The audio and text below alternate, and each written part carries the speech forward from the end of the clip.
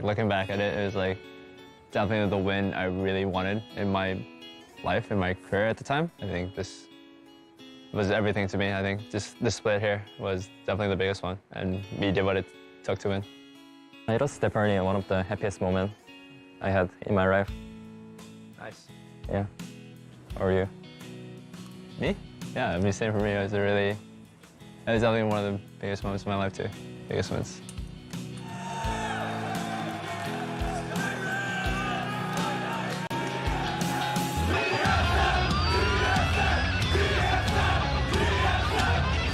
It's the summer of 2014, and the LCS has made its way to PAX once again to determine the next champion of North America. After bursting onto the scene just a year earlier at PAX 2013, two-time defending champions Cloud9 now find themselves facing off against TSM for the third finals in a row. In their first two clashes, Cloud9 left no doubt, crushing TSM in back-to-back sweeps. Cloud9 looked poised to make it a three-peat. But TSM had other ideas. After a late-season swap at support, TSM surged through the playoffs and set their sights on reclaiming the title in the finals. It's a back-and-forth series, one that will come to be known as the birth of North America's greatest rivalry, culminating in a winner-take-all Game 5. Then, a wild turtle appears. They said the world does not belong to you. It don't belong to you. It belongs to...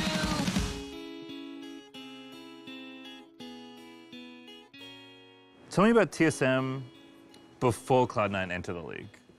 Even before the LCS, like, who are TSM? TSM was just like the most popular North American team. I think they just had like the most personalities. I think everyone watched their streams. They were more like a personality and lifestyle type of brand rather than just like a gaming org. But the thing about them too is like while they had all these personalities, they were just like beating everybody as well. When you're on TSM, you're always expected to win. That's just the expectation of like playing on that org. So I think we definitely knew we had to win. You know, you look at the black and white, the stripes, and they're like the Yankees of the league. You know they're going to do good, you know they're going to win, and you know they're going to be able to surprise you on the way that they do it. Because they all were kind of playmakers. It was team solo mid, as it came to it, but yeah, the whole team was just a powerhouse, and they were almost unstoppable until Cloud9 came along. What can you tell me about Cloud9 at this time? I think they were good. Good? Just good? Yeah, they were definitely beating us a lot. I think when they came on to an ALCS, they were just like sweeping the finals and going 3-0. Cloud9 with their eyes on the Nexus, their eyes on the Summer Split, completely undefeated in the series. Cloud9 does not drop a single game in the playoffs. In summer, I think it was the first time they beat us, 2013, and then spring 2014, they 3-0'd us as well. Cloud9, the best team in North America once again. They only died 6 times this entire series. 6 deaths total. It was kind of weird because like I was actually on that team before joining TSM, so I was already kind of friends with those guys. So I was like, nice, you guys got a trophy. And then after they kept stealing my trophies, I was getting kind of salty. You know, our second split was almost as good as our first one. We were still really dominant. Yeah, I mean, I think it just took teams a while to sort of catch up to what we were doing, because obviously it's a lot harder to stay on top than to catch up to the person on top, because if you want to catch up, you can just copy exactly what they're doing, and at some point it'll like start being effective.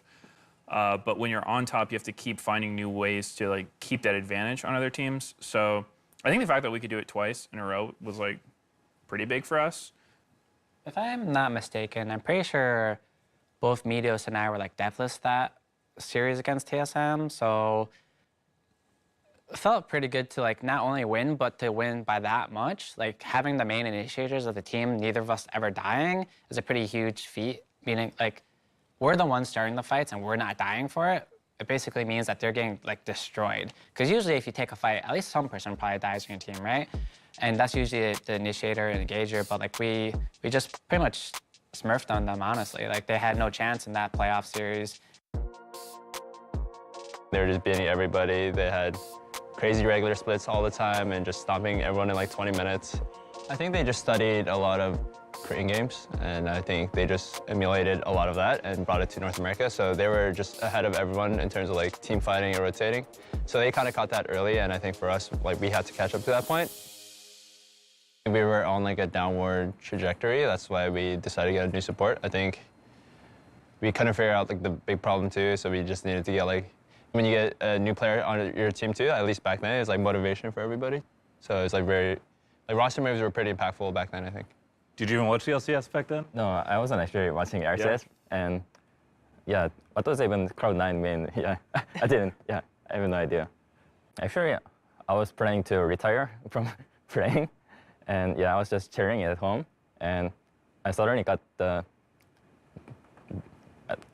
call from Loco, who was head coach at the time, and he was telling me, "I need you to be here like ASAP." I will explain later, just come. And I played like, how many scrims? Like 2 scrims? Yeah. And I got the pass, and I just booked the ticket right away.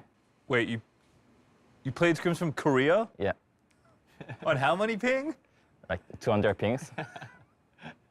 I don't remember them that well. All I remember was Lustboy's Nami being very good, because I don't think nobody played a very good Nami in North America. So I think when Lustboy played Nami, I was just like, wow, this guy knows how to use his abilities. On 200 ping? Lustboy was one of the first Korean players that was imported to North America, and you know, C9, we're all American. Like we hadn't really imported anyone, and TSM, they just seemed like too mad that they couldn't win, so they just started bringing people over from like Europe, Korea, whatever. Like, but Lustboy is obviously really good, and I think he was for sure ahead of, you know, just like what other people knew about support at the time, because, you know, obviously he's a good player, but he's also been practicing in Korea, where they're generally have always been ahead. Lemon took a lot of inspiration from Korea, for example. He always looked at the top players in there, see what they played, the champions they do, how they play. So a player coming from there, obviously, like, you know, like, he's like learning from those players, and for him to come over here is kind of like a different level, right? Turtle was always a really strong AD carry player, and when you have someone that can enable him, and also just like the way he played the map, his vision control, it was just sort of not something that we had seen before in North America. So I think he helped their team a lot as far as just like helping them understand how to play and just like taking their macro knowledge like up a level. There's not a single thing Glebe is better at than Lustboy for support, right? Like, no offense to the guy, but like it's a strict upgrade in almost every way, except for maybe English, I guess. Like maybe his comms are worse. Back then, I had a language barrier since I was not very good at English at the time. So, but my typing was not as bad as the speaking. Yeah. So I was just typing adjacent to how I wanna play the lane. Yeah. I remember we would talk about the laning phase before like the games, and then we would just type about the laning phase more so than actually like speaking about it. So it's like things we wanted to do. Yeah. So at the studio, everyone is wearing the headset and talking about the game, but you were just typing. That was useful. It was better, I think. When did he join? Do you know? I think it was like week 3 or 4. I think it was actually like week 6, 7-ish. Wow. It was really close to the playoffs. Yeah, wow. Yeah. We were doing pretty bad, I think. I think Lus definitely turned our team around. I think having him on our team really motivated all the other players as well. Everything switches for TSM there, and they won every game that they needed to from there on out. And being, what, 4th? A little 4th or 5th the entire split? All right, bring it to a 5-game final, let's go. That story itself just was one of the best. Welcome back to the North American LCS, coming to you live here from PAX Prime in Seattle. The crowd is fired up for our first game of the Summer Playoff Championship between the reigning champs Cloud9 and Team Solo Mid. It was like cool to be at PAX and play a finals at PAX. I think the crowd was really crazy for PAX Prime. It was just amazing, like a lot of energy there.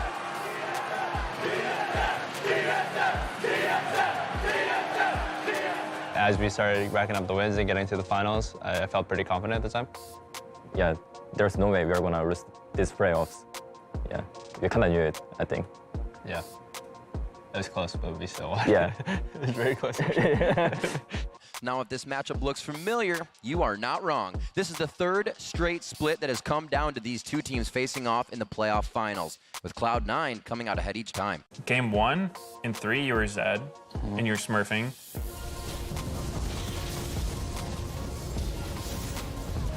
Game 2, you were Yasuo. You were in it down.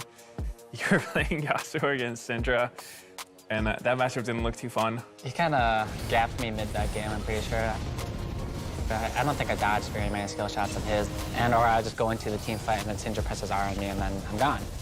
But at least I got to return the favor to him on a few of the other games.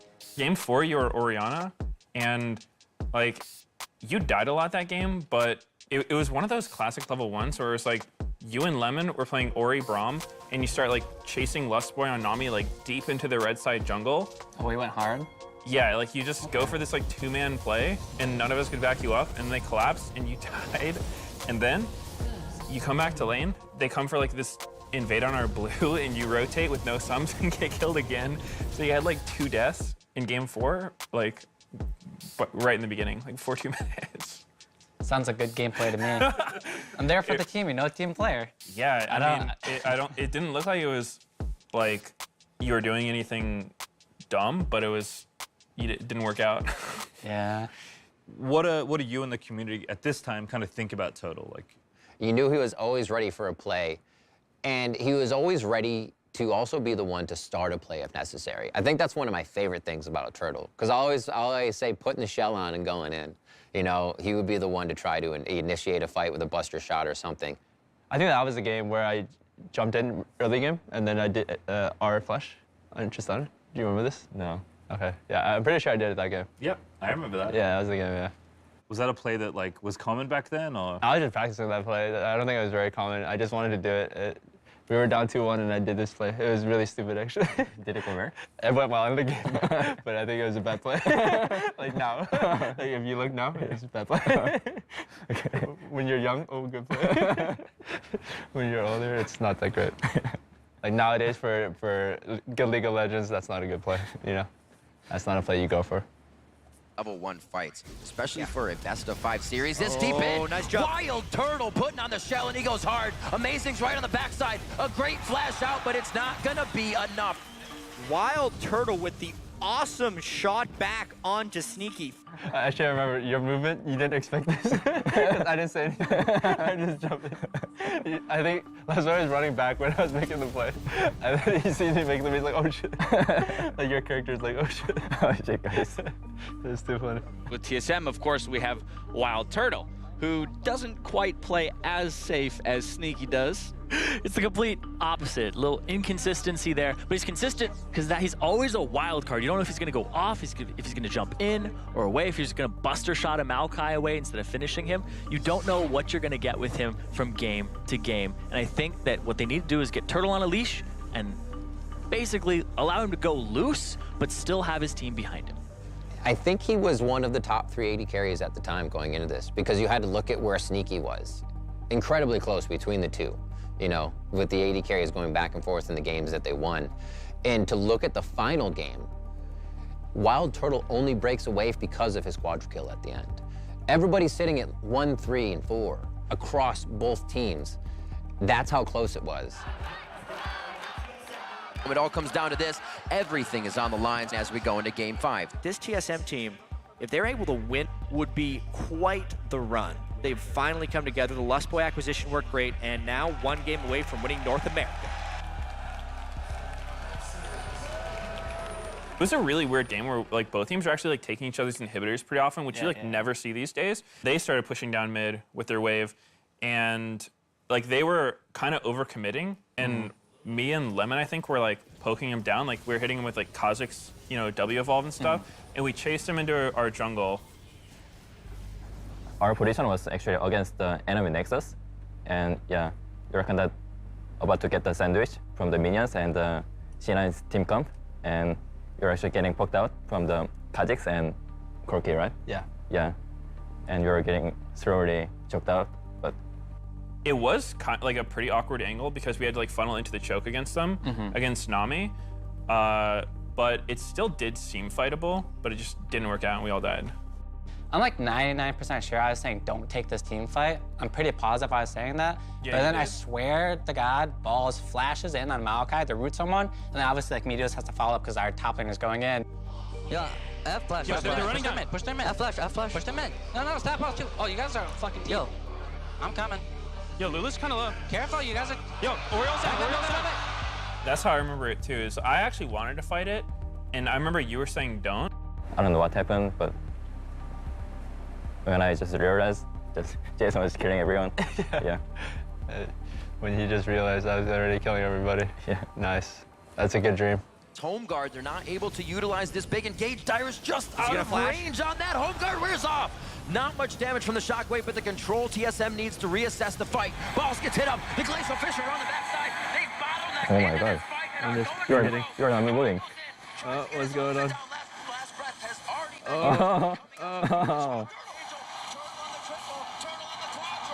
Nice.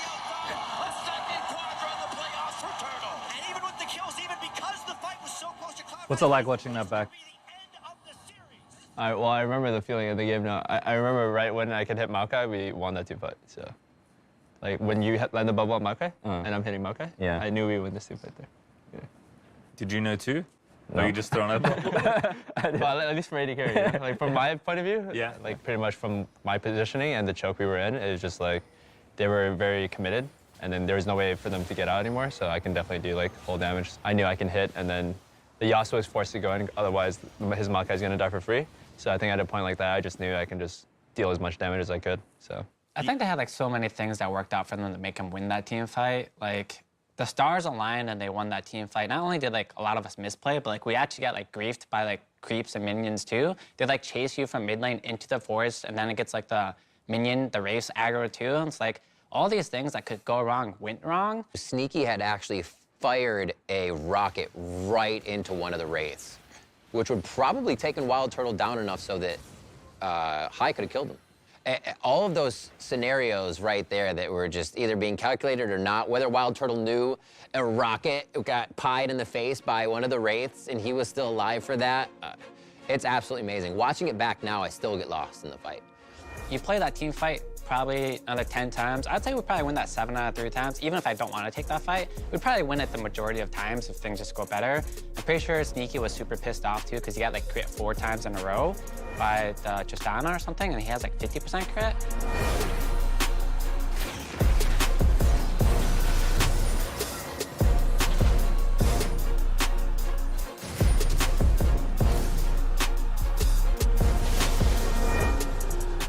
Flash the rocket and literally this is the flash forward for Turtle. He flashed into Sneaky's Corki, which is a death sentence in any other time because of the Sheen procs and the amount of damage Corki can put out instantly. But it was just after you'd fight a rocket. I think Gatling was down, the Valkyrie was down, so the flash had to be there for Sneaky. And he flashes over the wall and just 2-3 shots him. I guess from their perspective, it looks like Sneaky threw the game, I guess, because I think if he didn't get killed there, they probably would have had a much better chance. Yeah. Yeah. Yeah, big crit. Oh yeah, said big crit. Is there a reason? The scrimmage was like, Jason was gonna lose if he didn't crit, and he didn't have like 100% crit chance, and he critted. Yeah. Yeah, so I think we won the team fight of the crit. Getting the static shiv crit was really big too. I think that was a little bit lucky, but I did use flash to get the charge faster. Because if you use flash, you get the charge faster, right? Yeah, I mean, was it on purpose? Yeah, of course. Big crit? Of course, yeah. That was something I was thinking about a lot, just like using mobility spells to get your static shiv quicker. I think that's why Tristana uses that item very well. She can also just W and get it much quicker as well. So that's something that I always thought about too when I was playing with the static shiv champions back in the day. What if that doesn't work? How screwed are you using your flash to try and kill the enemy AD if somehow he gets away? I think we would just get another team fight because I think the map was in a position where we wouldn't lose the game, right? So maybe just another team fight. I don't think we're gonna lose the game off the team fight, were we? Actually, maybe you are, yeah. Because we had mid lane push. Back then, that timer was like years. Yeah, maybe. Yeah. You might be right. Who knows? That's not something we need to think about anymore. That's not happening. if it did happen and we lost that finals, Yeah, then I go back to Korea again. Departed. It's his trademark. It was his trademark. It is his trademark. Whether or not he's kind of kicked that from his system, if he flashes forward again, everything's recalled. And that's Wild Turtle. And it is, everything about it is wild. It makes you smile just as much as he smiles 100% of the year. Every time he goes forward, you know there's a big play. And in these ones, it's calculated. When it's in the playoffs, he'll do it in those intense moments that it makes or breaks a game. Do you think a different AD carry in North America at that time would have won the fight the way you did? Looking back, I don't think someone would play like this. I don't think like flashing over the wall into their team and trying to kill the Corki is a good idea for the most part. I think we would probably win that team fight anyway, even if I didn't do that, but it was just an angle I saw in the game, so I went for it. And in a moment like that, you kind of just, if you see it, you do it, right? It was definitely more intuition-based, and I don't think, it was just something, it's just my practice, right? I've been practicing this style for like a very long time, and I saw an opportunity to be good at it, so I did it. Why be so aggressive? Like, what about you as a player makes you want to do that to people? It just seems like the fun way to play the game. I'm just like, I think back then AD carry was like kind of considered like slow roll, you play safe, you just get items. I think this is like the role people thought it was like supposed to be played, but I kind of thought it was like, oh, if I get my items, I can like try to one-shot everybody before they can kill me. Like instead of the opposite where it's like, all right, I'm gonna play safe and deal as much damage as possible, which I still do sometimes, but I just prefer to play a little bit more risky. I think it stopped working very well for me in like 2015 just because I think like people were just punishing me much better when I try to do this, so I just had to like scale back on it. My first ADC, which was Captain Jack, who was considered as like the most defensive AD, we didn't really go well because of the game style, but yeah. Jason was the opposite, and yeah, I think we kind of liked it. Yeah, I think we meshed well together because of it, for sure. Not much damage from the shockwave, but the control TSM needs to reassess the fight. Balls gets hit up. The Glacial Fish are on the backside. They've bottlenecked into this fight and are going for broke. High goes in, tries to get his ultimate down. Last breath has already been used. Coming up with focus from Guardian Angel. Turtle on the triple, Turtle on the quadra. Meteos on the outside. A second quadra in the playoffs for Turtle. And after all the tension, TSM finds the fight, and Wild Turtle goes wild right there on that last fight, outplaying Cloud9. You kind of come to the realization that you won the finals, and it feels pretty good. Everyone's happy. I think as you can see, we're celebrating in most of these photos. Yeah. It was definitely a good moment, for sure. It was definitely a huge weight off my shoulders because I haven't won for 2 splits to these guys, and it was kind of frustrating me to this point, and to be able to perform like that in the final game was pretty good for me. I think I was not thinking about like anything except the game. Once the game was over, just everyone was chanting TSM, and yeah, it's actually really like warming your heart. Yeah, TSM, TSM, and yeah, that's the moment you know everything is over.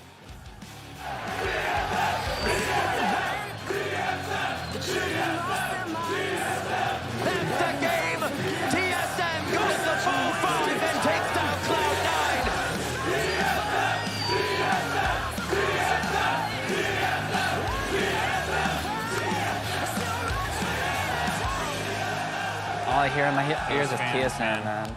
Yeah. It always felt so good when you play against TSM and like you hear the fans chanting like TSM in the beginning and it just like slowly gets quieter throughout and you're like, yeah, like. They know who's better. It's us. Like So, it feels like their hope's dying. But then when you lose to them, the chants are real loud and you're like, damn, that sucks. yeah. It's like you lose in the game and then you lose in the fan base too, so it's like a double whammy.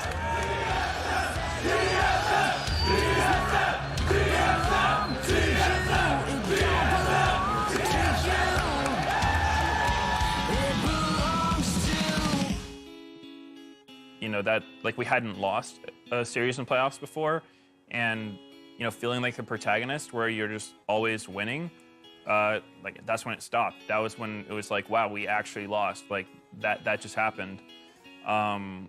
So it definitely felt like really bad. The moment they won, it's like finally, hey, they're actually our rivals. You know, they can actually beat us. Because beforehand, we kind of just like stomped them, right, and beat every team. It's hard to have a rivalry if the enemy team can't win. It's not a rivalry anymore.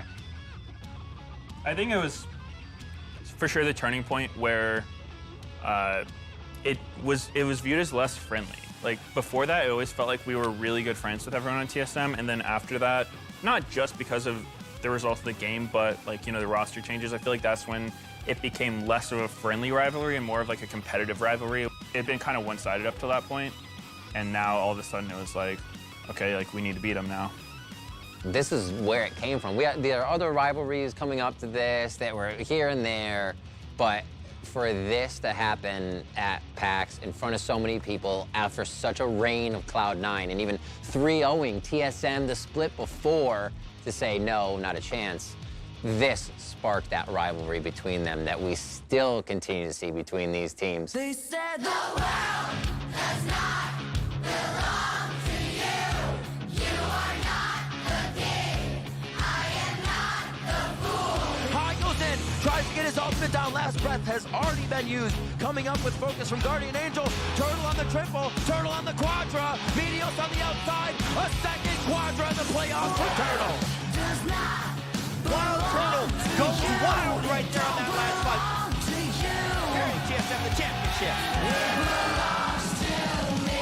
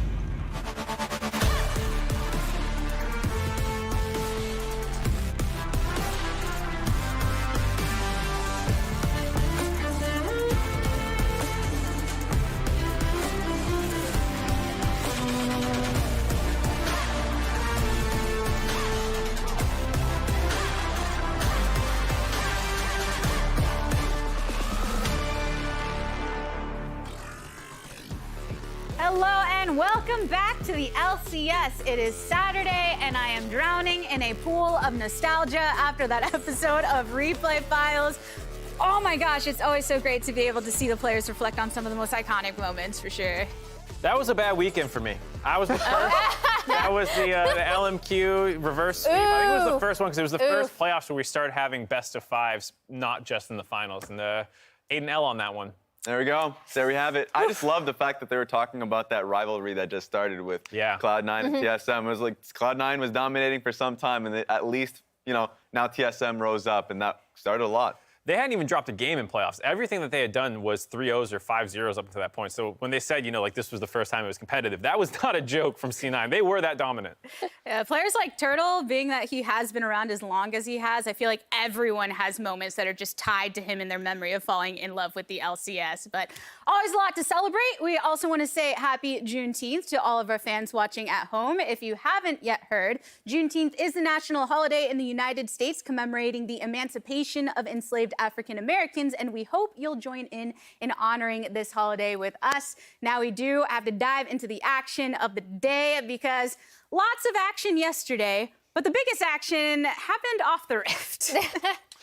Yeah, Dardoch sent to the bench again. Yeah, by their own words, they said that he is on the bench after the games yesterday, and it was, on the one hand, surprising to see for Dignitas, but on the other hand, not that surprising given that I don't think he's gone a full year on the main roster ever without having some situation like this. It's crazy, especially off of what was a successful spring split for this team, and no one really expected them to go as far. They have a positive win rate. They actually, of course, benefited from the summer split, keeping the spring split record.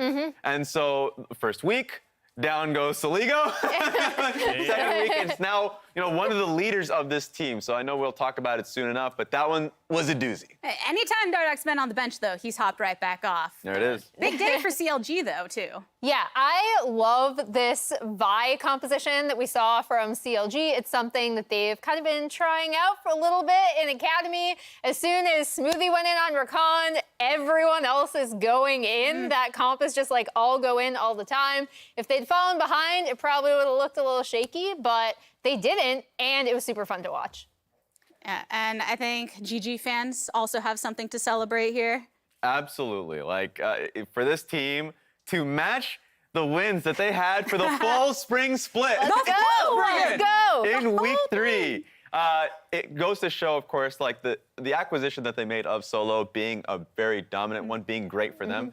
Even hearing all of, after the win that they had just yesterday, talking about and crediting, of course, a lot of the in-game calm nature to having Solo in the top lane definitely helps them. And there we go. I mean, they're on the right track. And we're saving the best headline for last. That's the base race by TSM yesterday. That was absolutely insane. Let's go! I did not believe that they were able to pull this off. I thought for sure, okay, Baroned Up team with Ziggs is going to be able to take this one, but Huni knows he's got it. These turrets were already low beforehand, which is something I think a lot of us forgot, and he was able to take this game.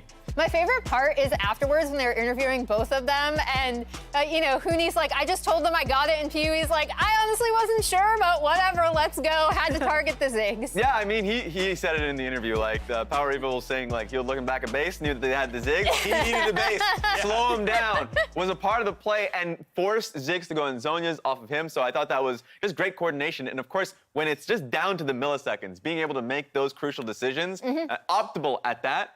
Great from TSM to really take a win off the jaws of defeat. Do I have my PoE pose right, though? Yeah, the laugh. I wasn't sure if he was going to laugh or cry. It was just between the two. But sticking on that game a bit, Emily, I think with such a close game as it was, there is plenty that Immortals can also be bringing in their matchup today against Cloud9. Yeah, so one thing I really like about Immortals that I've already called them out for is trying out some different compositions. And I actually did appreciate this composition from Immortals as much as I despise playing against Ziggs and Yuumi in my own games. I think this comp works really well together, and I do think they got to a point in the game where you saw Ziggs just chews through turrets. There was one turret, I think on top side, where I feel like it took 2 hits and then the turret went down. So that's also why you see PoE coming out and being like, I knew I had to kill the Ziggs because we couldn't base race a Ziggs. So even though they lost, I really appreciated this composition, and it really comes down to minor execution errors to close out the game. Yeah, and I love TSM's understanding. Of course, they didn't end up getting the early Drake, so they ended up splitting the first 2, which meant that we had a 30-minute game with a Yuumi, Ziggs, sprinkling a little bit of Gwen, and you just have yourself a late game demon composition. So like TSM recognized that, split the map, and just tried to play that. That's the sad thing, though, is that like when you look at the late game, they actually won a number of the fights, but they couldn't win the game. They were behind TSM. They started clawing their way back, and then this feels like a bit of a pattern emerging for Immortals when you look at some of their most recent games and the gold graphs that happen. It's like they're literally winning the game up until the moment that they lose the game. Coast. It's a huge tilter to see that happen when you end up seeing these games, because it feels like they're so close to being able to win. Oof. Woo! That's a big drop. mountain. Yeah. That's a Six Flags drop right there. Touches ground. Something happened here. That's a 90-degree drop. Yeah. Oh, man. You would think that one would be enough too, right? But It's the same picture. Yes, and those are the last 2 games that they had, and that must be really frustrating for Immortals that feel really good about these early games that they're getting. The mid games also like turning in, pretty solid for them, and then they find this one crucial moment in the specific game there. At the first game against Jenkins, getting picked off once, lose Baron, all these things happen. It's pretty tragic. But the thing is, when we're looking at this match, and yeah, there was a lot of unpredictable nature in Immortals' last matches, but C9 too. How in the world do we lock them down here? Well, it's tough to rate C9 for me right now, because even though they were 3-1 before or after yesterday, some of the games still look pretty sus. Like, they have this insanely dominant game versus FlyQuest. It's a perfect game. They look incredible. And then the next day against CLG, they should have lost that game. It takes a super long time for them to come back into it. They're able to still find that win, but it's very, very, very sketchy on them. It's a 42-minute team fight that feels like it could still go either way, that they end up winning. Yeah. And I think this consistency for C9 is clearly lacking. Yeah, and I also just think that the drafting from EG's side was just really smart, of course. Going the Rise into the Akali, of course, this is Jizuke's Rise, a great 1-3-1 comp that they were able to have. So it's just one of those situations that I think it's just trying to get the draft in order, especially going up against the teams that they're going up against. I think C9 is getting better and better at that. A lot of these teams, of course, in the LCS are just kind of getting a better idea of how they want to draft. You mentioned EG on the other side. All of those have to be bangers, right? You can't. Every single one. No smooth rides there. All right, we are going to find out if Cloud9 can find their stride, or if Immortals will come alive as we hand it over to Freak and Azael for the call. Thank you very much, the Tigers. Welcome to the caster desk. I am Freak. That is Azael together, of course. I thought you weren't going to say it for a second. I was like, oh, I'm so proud of you. What are we together, Azael? What are we known as? What is our hashtag? Freak and Azael. That's not true. It's hashtag Doug Duo. We are here. Hey, did you know Doug Duo, by the way, is not the name of a Pokemon? Because as Diglett becomes Doug Trio, so we are our own thing. Oh. So we're just like a mutated version? Well, no, it's more like the search engine optimization is only about us, right? Like we're not stepping on anyone else's toes. We are our own unique thing, right? It's when someone else comes in, it's like, oh, you're just a copycat. You're just that Pokemon over there. It's like, no.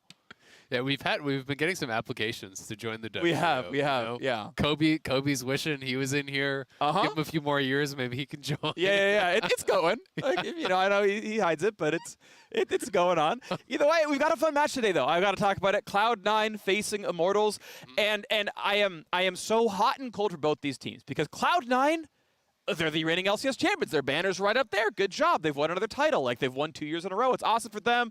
Perkz was outstanding in the finals overall. They won the Spring Split regular season as well. They should be amazing, and yet they're 4-3. And the 3 look bad. Perkz, he's had the 0-7-0 Renekton game, and then came back and, like, completely slapped on the block, and then looked like crap again. And it's, like, off and on and off and on. And on Immortals, like, they were solidly the 8th place team, and it's like, yeah, sorry, it's not the best roster looking. And then Xerxes been outstanding all summer. He's the best Rumble in the entire league. He's been looking great. The squad went to a 3-0 first week. I'm like, all right, I'm ready to go. That's sweet.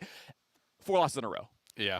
To be fair to them, they were that base race away, maybe one person basing to defend against Huni away from winning that game yesterday, and then they would actually be matching Cloud9's Summer Split record. So, I agree that there's different expectations, I think, for these teams coming into this split. Of course, Cloud9 further away from kind of meeting those expectations. I think, people were getting really excited about Immortals after the 3-0 first week, but if you were told that they were 3-4, starting the split, you'd be like, that's pretty good for Immortals. Yeah, sure. Around 50-50, I think, is above where most people would have placed them. Most people had them, down around 7th, 8th, 9th in that kind of range. So I think, they have made some improvements, and we'll see if they can build upon those earlier improvements that they had.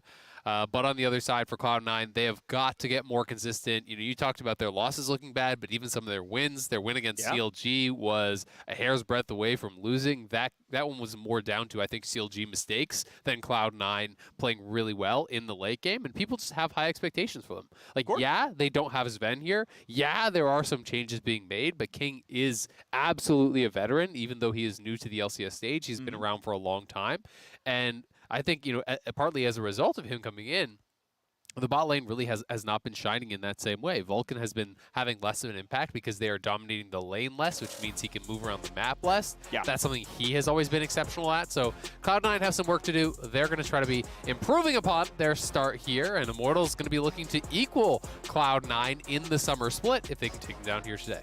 Absolutely. So Immortals right now doing their very best ability to sit right now in 6th place. There is a very large gap between them and 5th, as of course there's still plenty more games to play, but a lot of work to be had. Gwen and Akali dropped off. Certainly Fudge and Perks both generally up to the task to play very aggressive assassins. I think Rumble Ban is mandatory against Immortals and almost no one else, but I think it's very right that Cloud9 does that. Varus is believed to be the best marksman in the bot lane. I want to see if there's an answer there as well, or if they're going to let Cloud9 get the pick of maybe like an Ezreal or a Senna.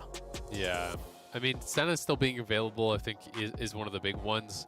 They do go towards the Zim ban, but you could already be looking towards, you know, Senna TK traded off for potentially the Ezreal plus double range. A lot of people like those matchups into that. Kai'Sa, another champion that is still quite popular in the LCS. There have been so many 4 melee dive compositions these days that Kai'Sa just really pairs well with that.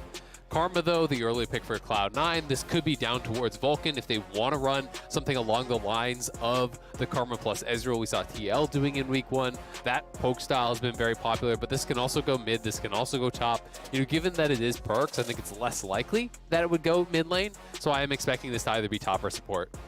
All right, waiting to see what comes through for the rest of the draft right now. Keep in mind, we did switch patches, I believe, as the start of this week. So small nerfs to Kai'Sa, small nerfs to Varus. Clearly, Varus still on the ban table. Kai'Sa right now being overlooked for now, as Tristana is locked in for Immortals. Insanity, I really, really like him on damage champions. I was a big fan of his Ziggs yesterday. I've liked his Karthus a lot over time as well.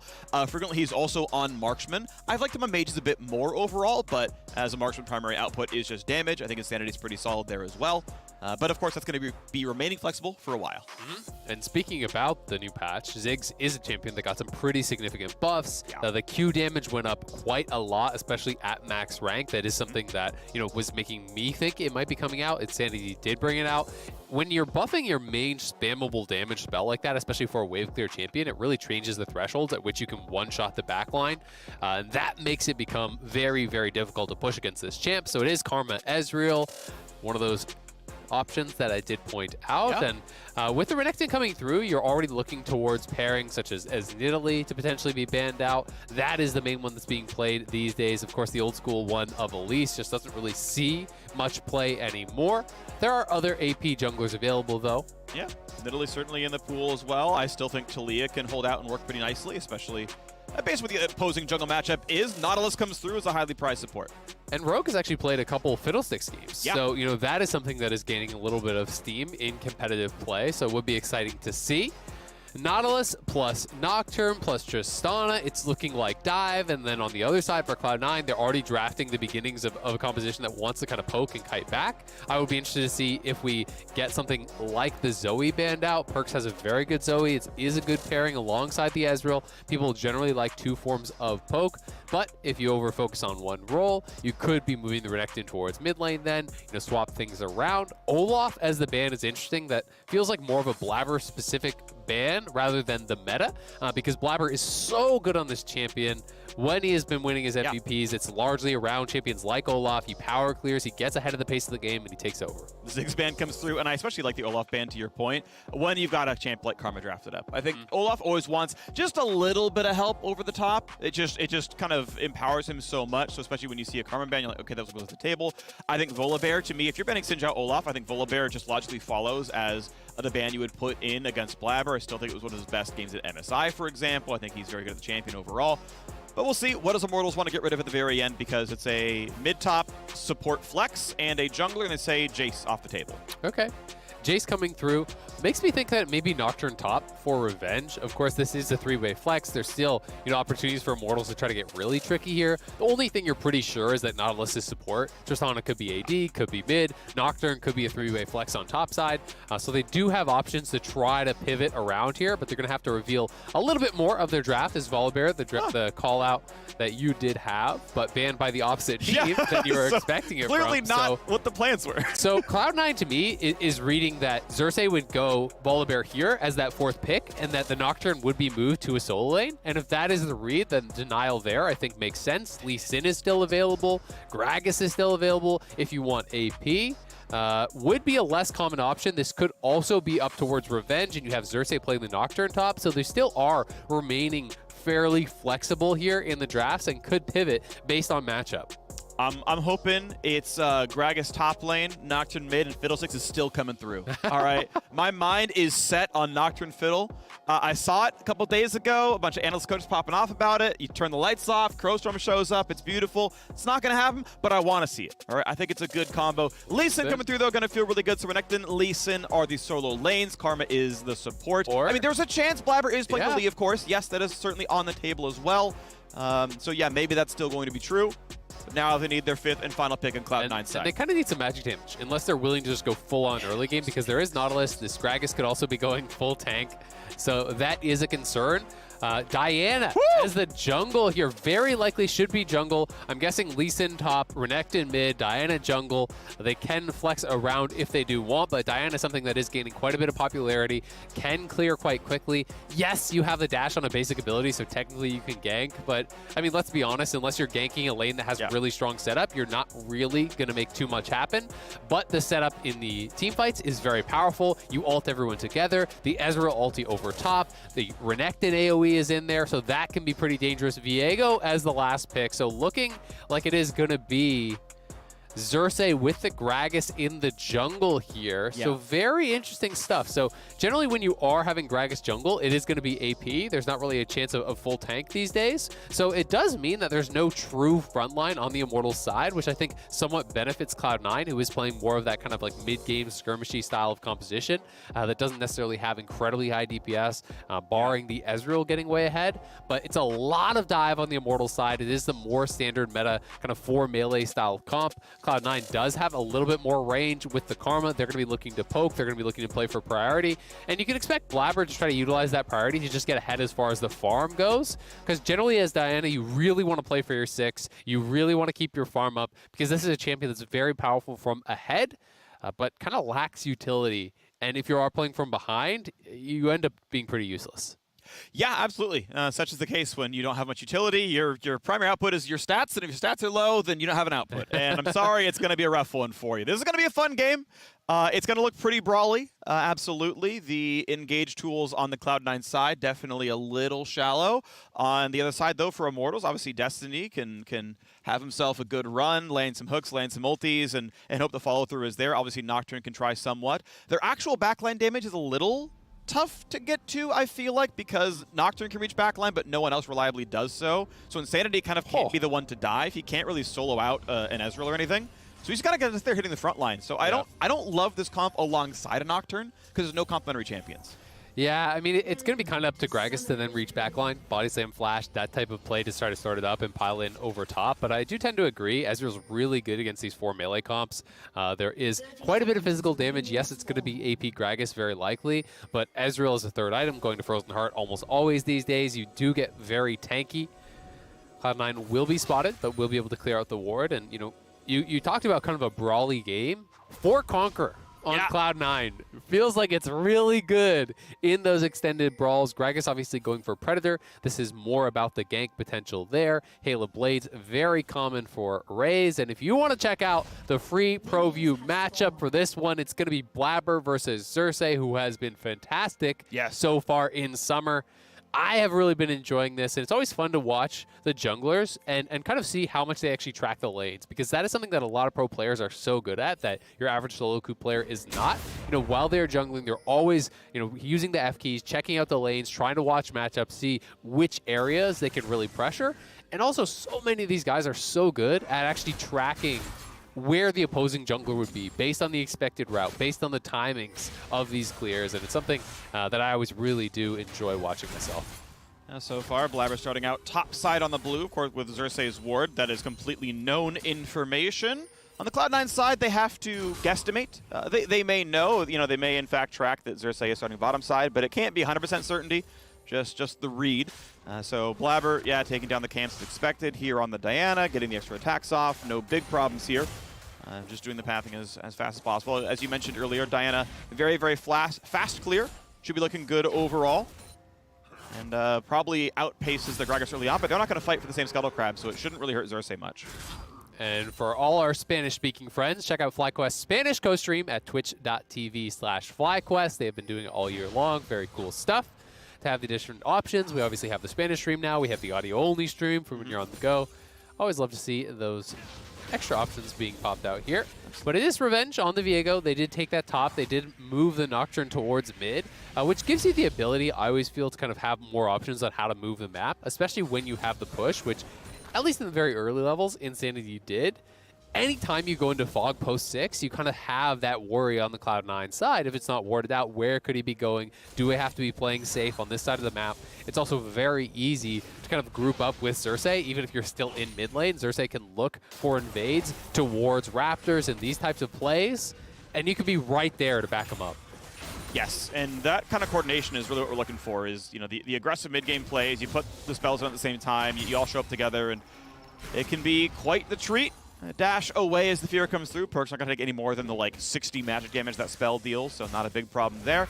Xerxes on 5 camps, skips Krugs, takes Scuttle. May look for the reset, may not. We'll see what happens. Bot lane looking a little bit ugly. Down 2 full waves with 4 waves completed here on that bottom side. This double range poke lane here getting very aggressive. You can see Flash was forced off of Raze, so I think that was off of screen. Vulcan also used the exhaust there. Had been a minute and a half ago, so that was right as lanes met almost. Maybe level 2 spike. It may be level 2. You just drop the exhaust on him, and he's forced to actually flash away, if he did not start Rocket Jump or didn't have that available. But they are punishing this lane very heavily, and it is expected to be in Cloud9 favor. When you're playing these double range matchups, it really hinges on, can you keep them low enough that engaging is too dangerous, right? Because if the Nautilus, if the Tristana are full health and just kind of chilling, you can actually find that hook, then you can look for the all-in. But if you don't have the ability to all-in, all of a sudden you don't really have any recourse in the lane. Yeah, it's actually sort of, you can spell it out to you by looking at the choice that Vulcan made in the early game, right? He went Relic Shield, he went Guardian. Guardian is the only keystone that'll save you as the enchanter. Aerie won't help with that one. And Relic Shield, so he doesn't have to play in the face. He can say, well, screw it, I can just last hit passively. It's less gold income. Like, if you believe you're never getting killed, you can spell thieves, you will literally just earn more gold. You're just farther ahead. This is useful. But, yeah, so level 1 fight comes in, but by the way, I have Guardian, I have Relic Shield, I'm not dying. Exhaust comes in, races get out. Yep. Nicely played there by the Cloud9 side. I think Destiny just kind of overestimating what they could get done in that situation. Yes, you land the hook, but as you say, it's Relic Shield, it's Exhaust, it's Guardian. Vulcan not panicking, doesn't exhaust the Nautilus or anything silly like that. Immediate exhaust plus the RQ onto Raze, and that just means, all right, fight's over. You got to leave. And just well played there. Also stacking the wave. This means Raze is going to get more behind off this, as this wave will push in and deny the Cloud9 minions. So King going to have about 2 full waves to farm and should extend his advantage to, I'm expecting around 15 or so CS in these next couple minutes, potentially. Insanity, though, has maintained the push. Does have a couple extra minions to farm, so the mid lane going very even. But he has had the shove, and Xerxes, as a result, is just kind of keep his farm up. But Blabber, who's only been power farming, is just straight up clearing faster. He did the 6 camps into the Scuttle, whereas Xerxes did not actually cycle his Krugs. He went 5 to Scuttle. That has kind of put him behind, and Blabber is going to hit his 6 earlier as a result, which is kind of concerning when you're on that Immortal side. Generally on the Gragas, you're more of the playmaker. You have more early options. Trying with the first stun. Insanity slowed down here as well. Root's going to come in afterwards. Finally, Spell Shields a bit of damage, and well, there's not enough follow-through, so he's fine, especially with the reinforcements right next to him, as both supports and both junglers are here with the squads. Bit of damage though, Insanity getting a bit low, nice anchor over the top, and now here comes what may be the team fight. Nocturne turns out the lights, maybe there's no TP to follow, and they will walk away safely. No flash is lost anywhere. Just a trade of ults from the mid laners. Perks pops his ult, so Insanity pops his, trying to dissuade any sort of engage. And up here on this top side, things looking very even. Fudge shoving this in. He'll get his first recall. It is the Iron Spike Whip helping with that wave clear, helping with the push, where Revenge going for more of that defensive option here with the early tabbies. You can see the CS lead maintaining, slightly extending from when we checked in last year for King, but they want to continue the push. They want to try to cash in on the turret plates. You know, so far, they have been able to extend the CS advantage, but they haven't actually gotten access to the plates, so it's not that concerning as long as Immortals can kind of keep this at parity from this point forward. Yeah, and ultimately, that's the threat you kind of have when you're Tristan and Nautilus and you're near your turret and you're full health. It's like, if you auto the turret, you're in range of my engage tools, and how lucky do you feel? Like, have you warded the Gragas? Do you know if he's coming over the wall? Like, you can't fight back. You're in turret range, and lo and behold, no turret damage. Plus, one of the things I'm always nervous about when I'm sieging on a Tristana is that explosive shot and an auto or two on range minions, the whole wave's dead, and all of a sudden the turret is hitting you, right? Then you get hooked in at the same time, and you can pretty much instantaneously go down. So to your point, you really have got to be tracking Gragas to be able to look for these plays. Blabber and Xerxes are both 6 now, so we could potentially see some jungle action. Going to be interesting to see if either team wants to try to start up this dragon. Neither of the junglers are amazing at soloing the dragon out. You know, Diana would do it a little bit faster, but no one has really made the move towards that first Infernal. You can see Diana, though, hovering mid, looking for a potential counter gank. I think he is expecting Perks to be attacked after he used his ulti. And Xerxes on the invade here. And not easy to lock down, though. Like, if Vulcan was Nautilus or Leona, I think maybe Xerxes can't even make that play, but he's like, what are they going to do to me? Walk at me on Renekton? Cool, see ya. Like, I'm out. Like, at best, like, Blabber flash ult and you flash response. You're like, all right, well, nice one, everyone. So, yeah, feeling safe. That is what a low engaged team will allow you to do. Ooh, but walk over control wards. Perks. Yeah, taking some of the gold, though, right now, and everyone's around to hold it.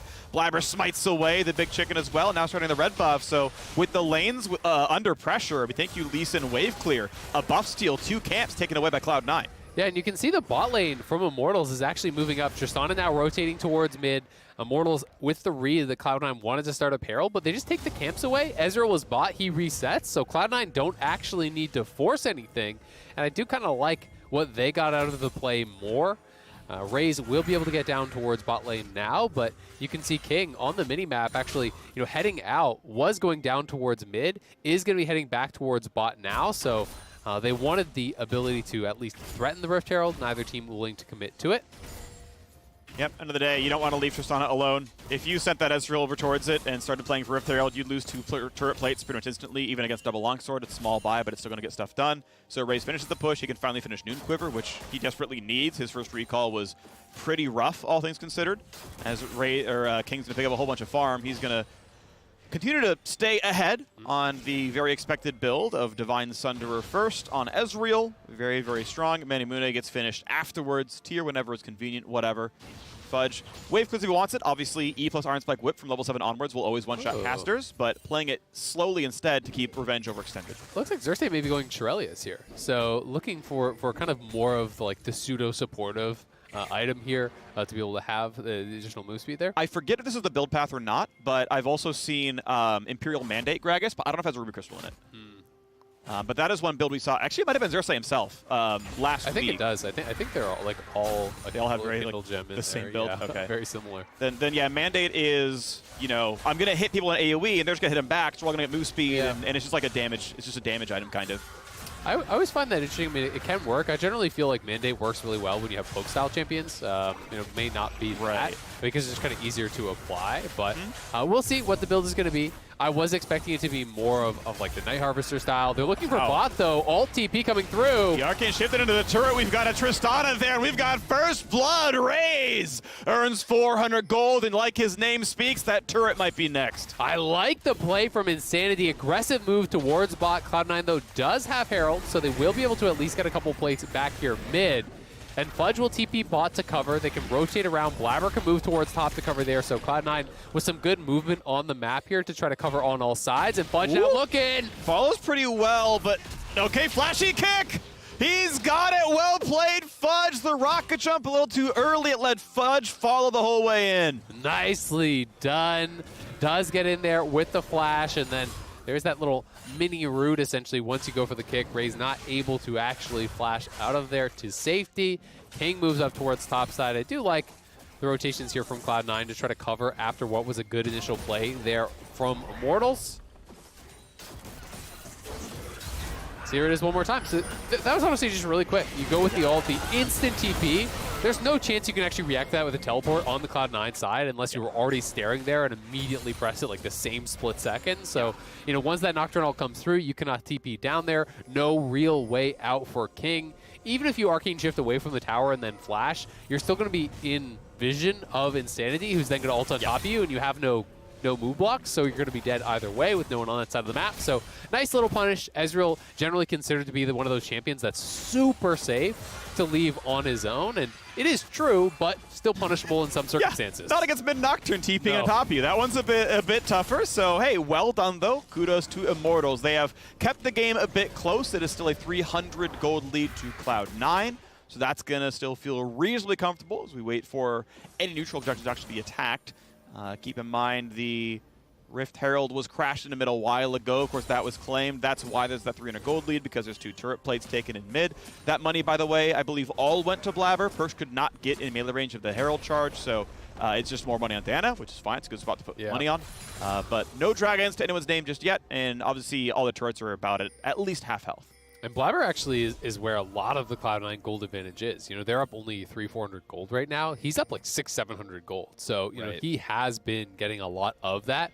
I do expect him to just go towards Night Harvester, go for that kind of bursty style build. There are other options, of course, but that is probably where he will go. And we'll see how effective he is going to be. His first Mythic should be coming along pretty quickly here. He did get Tier 2 boots, but has a lot of gold, has been power farming, did get those plates off of the turret charge. So it's been a very kind of calm game here for Cloud9. You know, generally you do expect them, when you're looking back towards spring, to kind of just be running away with games against some of the lower ranked teams. This has been one that has played at parity, and does mean that it's really going to be down to just straight up team fight execution. Who's going to play better around these dragons and these objectives when they inevitably come? Because so far, no one has gone for one. Even if Immortals get this is a 14-minute dragon. Soul is like a pipe dream. Yeah.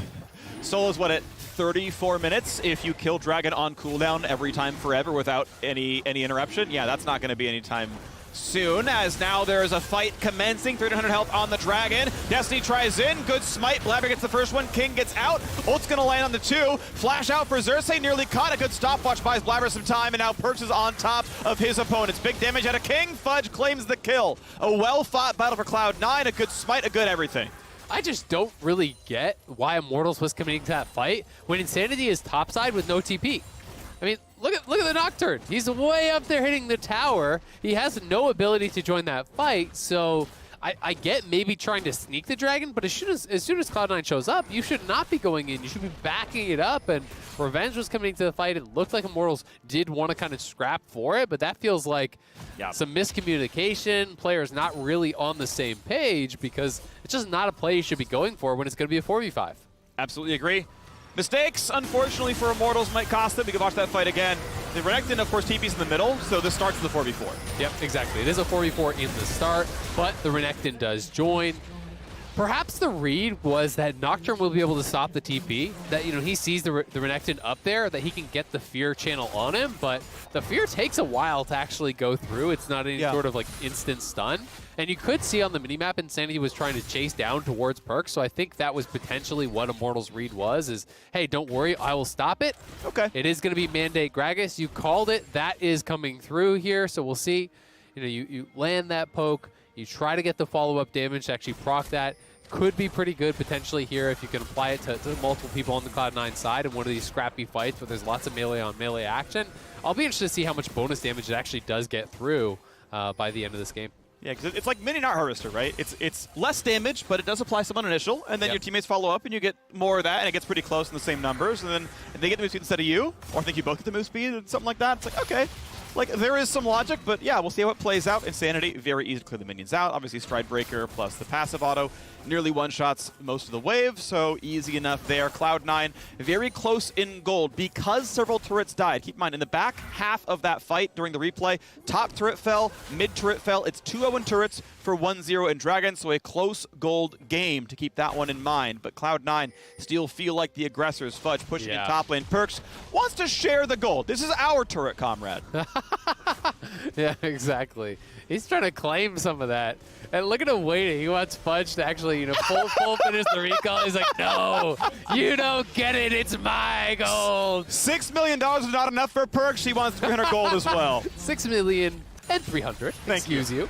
All right, so here comes the play topside. They know the Lee Sin recalled. No one from C9 can TP in just yet. Revenge is here wanting some from the last fight. They're trying to burn down Perkz. He's taken a while to kill, but they get him. And only now is Fudge in the fight. Kick, flash in. He's going to be feared, though. And he's just delivering money. He'll feed Perkz, and he'll feed Insanity. Oh, Perkz going down there. Overstayed on the turret. Could have actually just killed it together and then backed off. He wanted the local gold, wanted to deny every single minion. Overstays, dies. Fudge tries to TP to bail him out, and they give over 2 freebies. It will also be the Herald off of this, so that is sloppy stuff from the Cloud9 solo lanes there. Pretty costly deaths. Allows Mortals to have run of the map for now. And they're using Rift Herald with it, right? That's what they're getting. So, okay, we got the kills. We'll get the objective afterwards as well. Top's pushed in. Mid's okay. Bot is pushed in here as well. So the run of most lanes here as this fight starts again. Yep, it is the TP in from Revenge. Same time as Insanity goes forward. It's a long lane. The tower's already down, so there's not really any realistic way out here for Perkz. He does survive a long time. Fudge arrives. He knows to have any chance, he would need to get an insta-kill to start this off, and I think that's why he commits so aggressively. There's not really any escaping for him once he's committed into the play. So, flashing in, trying to get that execute kill onto Insanity, but is unable to do it. Revenge has the Renekton Ghost. He can land a stun. The heal comes through from the Vorpal Blade's passive, and just not going to be able to make it happen. I want to say, nice sidestep by Perkz. Very impressed by Insanity in that replay. He spell shielded the empowered Perkz W, which, that can only be a read. There was not enough of a telegraph. If, you have mechanics to just, W auto at the same time, humans can't react to that. So that was a straight-up read, Perkz will stun me here, hits a spell shield, got it right, and it's yeah, now the fight looks free. So I want to give a ton of kudos to the read for Insanity. That's why that fight looks so good, was a play that most players would not have gotten the timing right on. So that's impressive stuff. Very nicely done, and they're going to be looking to grab their 4th turret of the game here. Already knocked down all the outers. They're pushing in to actually finish off this bot one. Raze just used his jump. We'll get the reset, though, so should be fine. And Perkz taking a lot of damage on the way out. And the anchor catches Karma. That is absolutely a kill. Immortals looking to stop the losing streak, and they're ready to keep on going. Nocturne starts the dive. Insanity gets in. Explosive Cast follows up. There's the second kill for Revenge. Cloud9 scattered to the winds. They're going to lose their inhibitor tower. If not their inhibitor here, they're running out of minions, so Cloud9 maybe going to be able to try to defend, but they've called off the recall here. Fudge was recalling, does cancel it, so he's just going to try to trade towers. Cloud9 getting run over here by Immortals. They're getting these really aggressive engages, capitalizing on Cloud9, staying around in situations where they shouldn't. They punish them on the top side.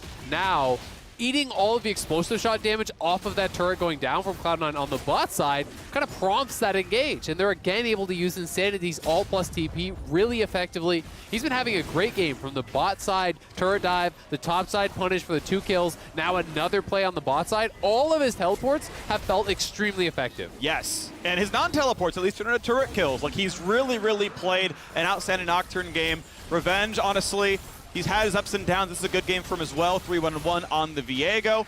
Doing a slightly more damage-focused build. We've seen Shield Bow into full tank. This one's Divine Sunder into what I'm still guessing is Shield Bow second. And you can see Immortals on a pretty solid gold lead right here. Viper flashes, but it still kills the Karma. And obviously, you are never living with an anchor toss into Nautilus ult. Yeah, everyone is there at the Nocturne ult plus TP was already channeled. There's no TP on Fudge. He's topside, so they cannot answer. They are the ones getting punished on this immediate follow-through. I like the confidence from Immortals, knowing, okay, Fudge has no TP, Karma's already dead. Yes, this is an inhibitor tower. Yes, this is 19 minutes into the game. But it's 5v3. But it's 5v3. We take this, and they go immediately, no hesitation. They get the kills. They knock down the inhib.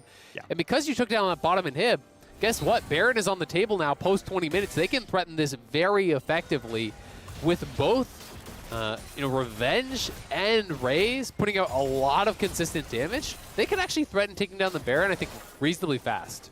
Yeah, this is looking good. I'm a big fan of Immortals so far in the back half of the year. Looking to go 4-4. If we're doing Summer Split only, they will have the same record as Cloud9, assuming they close the game out. Same record as the defending champions, feels pretty good. And keep in mind, like, 5-2 is the best Summer Split record in the LCS right now. Like, you'd be a game behind that. Like, that's pretty good. Obviously, still more room to make up. 11-15 would still be a sub-500 record for a while until you get a few more. But the Immortals are looking good, and we'll see how long they can keep this kind of performance. One where they are clearly outplaying Cloud9 and picking up wins as time goes on. So top being pushed and the rest of the team taking control of the Western jungle to make sure no one can walk in and check Baron. The longer they play in the fog, the less Cloud9 knows about, are they formatting Baron yet? Is it happening? What's going on? So far, it's just darkness. Absolutely. We also got to remember that Immortals has failed to close out a number of games where they've been in great positions, and the lead is still only 1.5K. We're 22 minutes in. It's even on Dragons. And Ezreal's going to be really difficult to deal with, I do think, especially now that we're getting towards the 3-item stage. When the Frozen Heart comes through, it's like, well, the Mandate Gragas probably isn't going to one-shot you. Probably not. But maybe Nocturne's going to try. They've jumped on, and Blabber just instantly gone like a fish out of water, and now they run right up to the Baron. And look at bot lane right here. The super minions are on the Nexus turrets at this point. King has to go back. He's got no TP. He's playing Ezreal. And that means it's just going to be an Immortals Baron. There's no chance you can actually contest this in a 3v5 with Destiny there waiting for you. So Immortals, this may be the pick that breaks the camel's back here. Have been pressing, have been finding better plays than Cloud9 throughout the game. And now they have Baron. They have the ability to really extend that gold lead here and potentially deal game-ending damage. Huge right now. How good's the Red Bull Baron buff going to be? Honestly, we're expecting a lot out of this power play here. They will have Baron during the next Dragon spawn. Sure, it's Dragon number 3. It's not going to be a ton, but that'll stack up as well, and I'm curious the number of turrets they get. Yeah, here it is one more time.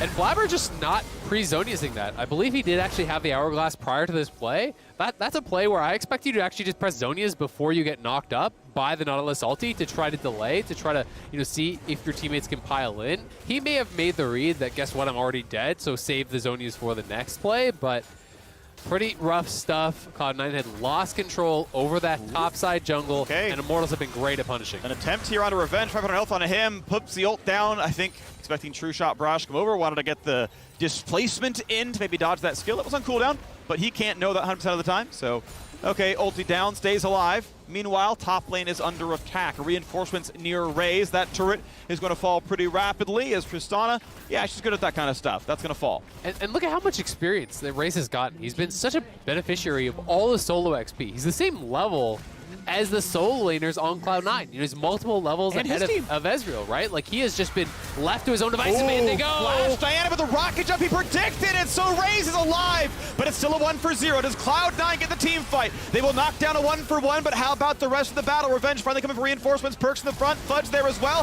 The flash in for the stun. Perkz knocked out, can't get much of a heal. Goes in for Raze, can't catch it, but King finds up the kill, and King goes forward. He's looking for more. King means he keeps jumping over more and more of the checkerboard pieces, and Immortals are falling to him. They're dropping over and over again. Insanity is going to fall, and from the deficit, Cloud9 get the Bud Light ace. Oh my God, freaking keeps happening. Immortals unable to close. They had the Baron buff. They had everything you feel they needed, but Cloud9 finally engaged. This time, Blabber going in, finding multiple members with the ulti, gets the Zonias off, buys a lot of time. And while he is buying time, Fudge and Perkz were getting work done. King was untouched. He's sped up by Vulcan, kept in range, getting that damage out consistently, and Cloud9 have just bought themselves a lot better options in this game. Alrighty, well, turns out this Dragon's gonna go Cloud9's way after all. A very small gold lead to them, and momentum based on the fact they won that last fight against the Baron buff. One that started, by the way, in what felt like a 4v5. Renekton was not in the fight at the start, and yet it still worked out. Yeah, here it is one more time. It's really about the engage. Catches 3. Raze has a nice buffer on the rocket jump, But the Zhonya's getting off was so critical because during this, Perkz is getting so much work done. Their front line is dying while he is in stasis. Yes, he goes down, but it means Immortals has to commit forward to actually finish off the kill onto Blabber. Fudge into the back line, trying to get in over onto Raze. The flash out there from Raze, but Perkz kiting back, catches the heal from King, and he is sped up by the Karma. There's just no escaping Ezreal at this point of the game when he's getting sped up consistently there.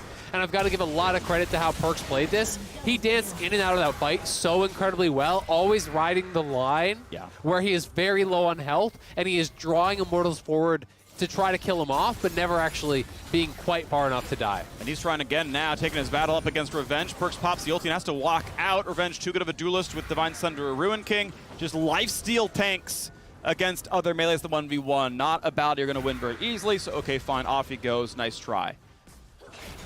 Equal gold, though. Up a dragon. Ray's going to get a little bit of money to himself. Rocket jumps away to stay alive. Oh, and King just bought a full Frozen Heart, so that's pretty big. That last fight that we saw, he didn't even have any components, and the Dominix came through from Raze, but a full Frozen Heart coming through means that Nocturne, Viego, Tristana, these champions are going to have a lot more difficulty now just trying to 100-0 King. And when you have that additional armor, it also is increasing essentially the effective health you're getting from the Karma shields. You know, that kind of makes it more valuable. It's just getting harder and harder and harder to burst this guy down. And generally, I do feel when you're playing with shielding champions, hitting that certain threshold where you can't get 100-0, sometimes it just makes it impossible to like ever die because they get to the second round of shields, they get to the second round of cooldowns, and that can be pretty intimidating for a composition like Immortals. You really can. And you got a lot of auto attackers here, and people are getting durable. As far as mages go, Blabber's looking better than Xerxes, honestly. I mean, I think Diana definitely is a bigger carry mage than Gragas. One thing I would like to see on the Cloud9 side, though, is some healing debuffs, right? You have Viego. There's going to be a tremendous amount of lifesteal there. Gragas obviously has a little bit. Insanity has quite a bit here, you know, as far as the passive healing that he's going to have built in. You know, multiple Conquerors as well. I do think it can be pretty valuable, especially for Viego, who relies so much on the lifesteal to really tank through these frontliners. Yeah, it's the lifesteal and the passives, right? If the battle starts going well, you cut him in half, not bad, because it's a lot of healing when he takes someone over. And sometimes you can turn those fights around after the resets, sometimes not. Yeah, and I mean, I also just think armor is super effective. So like Thornmail to be on Renekton just seems incredible here, right? Yeah. You know, you can easily apply the healing debuff with your W, and there are 3 physical damage dealers. HP is enough to survive through a Zhonya's plus Mandate Gragas. He's not going to 100-0 someone who has 4,000 health. Yep. So you don't really have to worry about building magic resist in this case for Cloud9. So, you know, moving towards Thornmail just seems super valuable.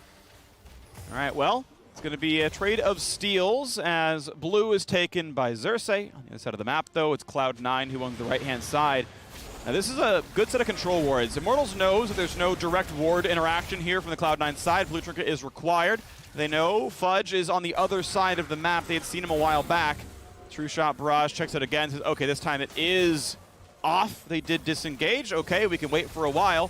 But again, Fog of War. But in transit, they were spotted. Perkz front lines goes right in, though. Here comes the battle. Destiny gets the Zhonya's. In the back line comes the Nocturne here as well, looking for damage. Flees onto one, but it wasn't on the King. However, Renekton has fallen, and it's time for Viego to pop off in Renekton's skin. Let's see if he can make it what happen. Diana's already picked up one, though. It's a 4v4 right now. Fudge going to be slow, going to be knocked down. Raze is alive. That's the important part. Viego right back in, but King so far untouched. Gets away from Gragas. 2 versus 3, maybe 4. Down to 3 as he takes down the Nocturne. Heroics from King. But 2 versus 3 on the map means Immortals can run right back in for Baron. And they have their Tristana, so that's really all you need here. Revenge can take this up. They're going to try to go over and poke them off, though. You hit a couple Qs here as King, and maybe you can get them off of this Baron. You've got to focus Xerxes. How can you kill Ezreal here?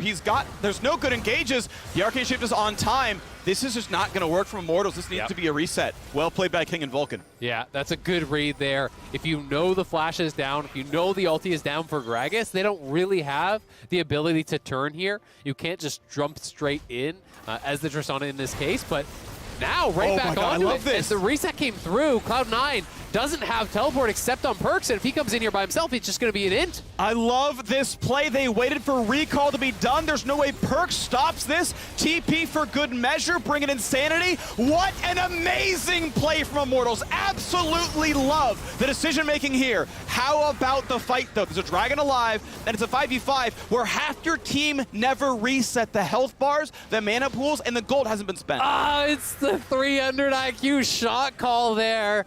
Cloud9 is like, good job, team. We got him off the Baron. All right, everybody back to base. Let's reset.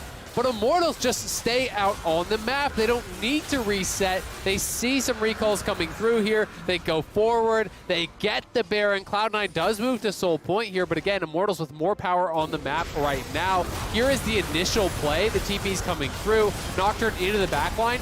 And I have to say, King was fairly ineffective for the earlier portions of this fight. Wasn't really on point with a lot of his damage. And on the other side, you know, Raze is getting a lot of damage out on the Cloud9 frontliners. They focus down Fudge. They focus down Perks. They take more out. And if it wasn't for Insanity going a little bit too far forward here on the chase, I do think that Immortals maybe even just instantly take the Baron. But it was a good kill for Cloud9, delayed the initial play, they pushed him off the Baron, but it was the shock calling from Immortals to stay on the map and take that delayed Baron there that gets them the big reward. Okay, well, Raze's rocket jump is down, still has flash, but you can see he has to kind of predict, when does Renekton go for the flash and power W? When does Blabber go for the E flash R? Because if I don't buff a rocket jump, I'm dying in the CC combo. Yep. He has been on point. He has dodged most of these engages very, very well. He's been a good AD carry. But now the kick flash brings in revenge. Ults over the wall. Does he get to safety? He has a blast plant, but the Lee Sin Q lands. Big damage and an even bigger chase. They will pop the Guardian Angel. Now the push is continuing elsewhere, though. Yes, Viego will die. He will not lifesteal long enough, but it will mean top lane tier 2, top lane inhibitor turret dropping as well. But you have to respect the 5v4 when eventually Cloud9 fights back. Nicely done, though, from Fudge. What a play there. Not only getting the kill, but getting the GA is actually so big for the next fights here. You know, if you're looking forward into the game, these 5v5s late into the game can be decided by GAs. I think especially if you're making the read, we are going to lose an inhibitor anyway, then doing that sort of play minimizes loss and allows you to be able to kind of stabilize, push out the wave. They did lose that top side inhibitor, which is more of a big deal because you're not playing towards Baron now. You're actually playing towards Dragon next. So we'll see if Immortals can take advantage of that. Looking for it. 25 seconds left on the Baron buff. That one's going to time out pretty soon. You can see the turret score is 8-4. The gold within 1,400. And now TV bottom lane. Fudge, we know he's flashless. This was known information. Sen can't ward hop. Kick buys a bit of time, but they get the slow out of Gragas. Willing to eventually ult as a Q comes in. There we go. That is a big shutdown. The Baron buff might be ending, but there's no turret here. This inhibitor is definitely gone. Now, how much happens in the 5v4? For 50 seconds, Fudge isn't here. Top lane, no inhibitor. That wave's pushing in as well. Nocturne sent to mid to clear it in. They're going for triple inhib. Yeah, they are going to be having the push here. This is really tough for Cloud9. You can see that Cloud9 is heading up towards that top side. You know, multiple supers coming down that top lane. You have the split in all three lanes right now. Viego pushing in bot side. Immortals able to find Fudge, punishing him there. After that great mid lane play, he gets a pick, he gets picked off. But Immortals looking for the triple inhib here. I'm not sure that Cloud9 are going to be willing to make a stand at this inhibitor with Revenge behind them. Cask buys a bit of space. Diana onto the front. All right, no one dead, but the health bar is getting a bit low. It shuts down Diana, though. Raze on a rampage. Revenge going to be fine. Cask actually up now. It was not that. It was just the easy barrel for damage, but Blabber's engaged. Did not find the target. Raze got out, and there wasn't enough follow through in all the melees. Fudge is up, though. So did he buy enough time to actually protect this third inhibitor? That would be big, but it looks like it's not going to result in them being able to defend this unless Cloud9 are really willing to go aggressive. King shifting in, but does have to back up. Yeah. Minion waves definitely help that, where now they can take the Mystic shots and Tristana can free fire. It knocks down triple inhib.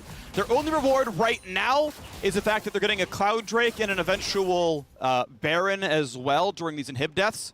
But you've got to reset and get back on the map soon, because anytime inhibs are down, yes, they're locked in the base, but they're just getting gold and XP that you are not. So Cloud9 in the current position of catching up until Immortals' next aggressive play.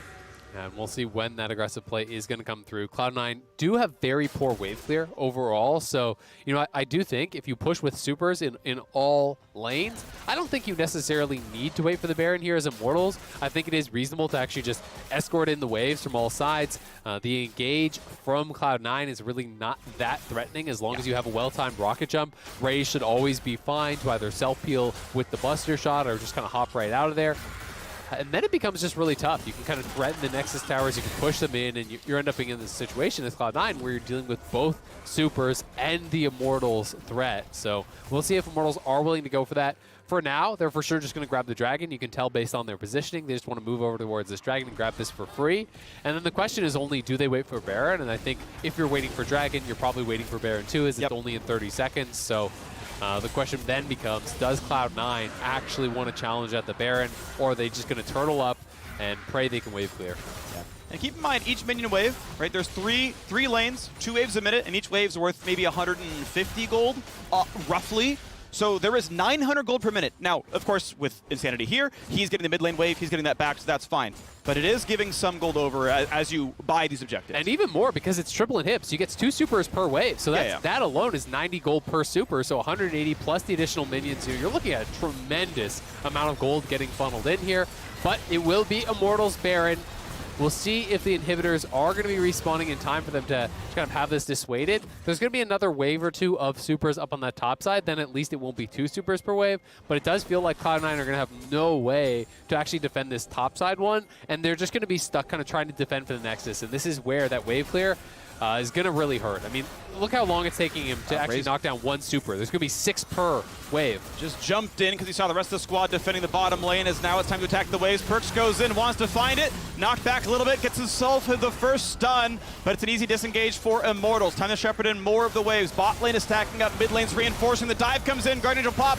Diana gets nothing, absolutely nothing caught out there by Blabber, as now we are looking at the back line. Raze barely dodges Sonic Wave, barely dodges the kickback as well, jumps in. We've seen Turtle make these plays, but stays alive as the kills keep coming in. 4v4 for now. King kiting back, staying alive. Guarding for Fudge, he stays alive as well. So it's still 4v4, but minions are the 5th man right now. TP right on the back line. Is Fudge going to get anything for this? He is left alone. Kills himself. The TPs come back, and it's time for Immortals to close out the game. It was a 4-game loss streak, and that ends today as they knock down the defending LCS champions. Huge win for Immortals, almost taking down TSM yesterday, and they do take down Cloud9 here today. They were so proactive with their globals. Really, I think Insanity is deserving of so much credit. Multiple plays across the map with the Nocturne ulti into the immediate TP. No hesitation on finding those dives. When you think back to the first dive on Ezreal bot side, the dive at the inhibitor tower in bot lane that got them that tower, that got them that first inhibitor, it was all off of those Nocturne plays and really aggressive moves here from Immortals. I think if they played a more passive game, they would have got kind of whittled down by Cloud9. They would have struggled to deal with the Ezreal, but they just never allowed Cloud9 to dictate the pace of the game. Yeah. Really, really impressive stuff. Obviously some good fighting, some good individual plays. You mentioned Insanity a few times. I want to know who made the call for that Baron, that second Baron. That was a thing of beauty. Hopefully someone sources this information, because that man deserves a raise. Regardless, that wasn't intentional. He was on my screen. I couldn't, it's just how your brain works. Homonyms, you know, what are you going to do? Either way, again, a really fun game. Super happy we got to be watching that one.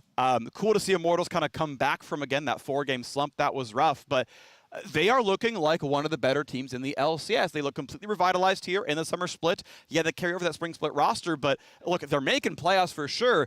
They are playing well, though, right? Like, they are legitimately a good team right now in the LCS, and I want to, you know, continue to watch that growth with interest, because the sky is the limit. I really feel for them. Looks like the votes are in. The player of the game is, yes, absolutely, I believe it, Insanity. in the mid lane on Nocturne, I thought he was outstanding. Yeah, I thought he was incredible. You know, I mean, I talked about it a lot, but the proactive plays around the map was very, very effective. He had priority in mid, really did play a very good game and kind of showcasing more flexibility as far as the champion pool here too. Mortals definitely a lot to be happy about. You know, are they going to be challenging for the top? Remains to be seen. They need to develop that consistency. I mean, you know, this was a great game, but you said it yourself. They're coming off of a 4-game losing streak. Right. So I'm not willing to put them, you know, up at the top with like the 100 Thieves right now who are still performing excellently despite a loss yesterday. Yeah. But, you know, they have improved leaps and bounds, and I'm going to be really interested to see if they can kind of continue to build on this. Will there be continuous improvement? Right now, you know, they were better than Cloud9 today, but Cloud9 obviously has a lot of work to do. They feel like a far cry from what they were in spring.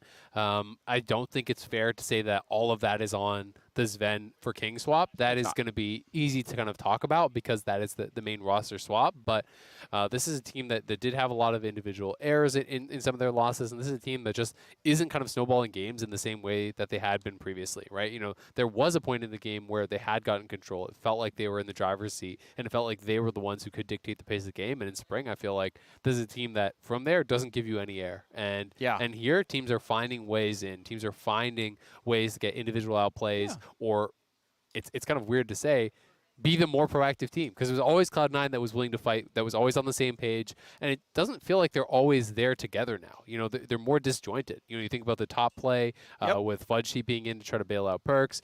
You know, it always felt like Cloud9 is that team that has people roaming up to join, but you know, now it feels like they're a little bit on different pages. Yeah, so we'll see if that can come together. There's only so many weeks left for Cloud9 to pick up all the pieces, but a 4-4 start is not what they were wanting after the first 8 games of summer. Now we are stepping away, but on the other side, Immortals head coach Giotto will be joining the State Farm analyst desk to break down that game. We'll see you there. Was it Coach Diff? Coach Diff, yes.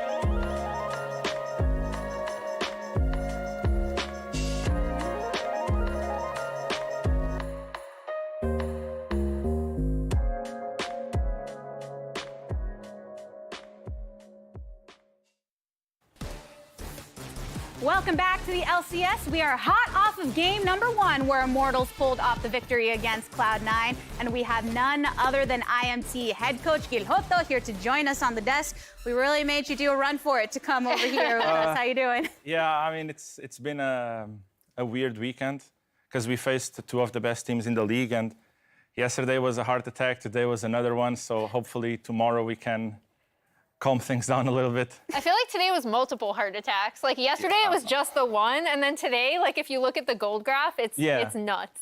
No, it was weird because I mean, obviously with losing a lot of games in a row, the team gets a bit anxious, and yesterday so close to the win, it goes a bit more. So some of our judgment has been a bit clouded by that, but hopefully this win can put us onto a similar form than week 1. Even having spent some time with XFK over on Origin, you still can't prepare for the backdoor. That's still an emotional call.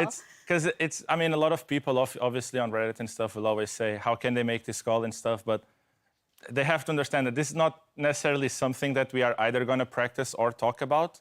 It's like, oh, in this situation, this is how we base race. The same way that we can talk about Drake or Baron setups.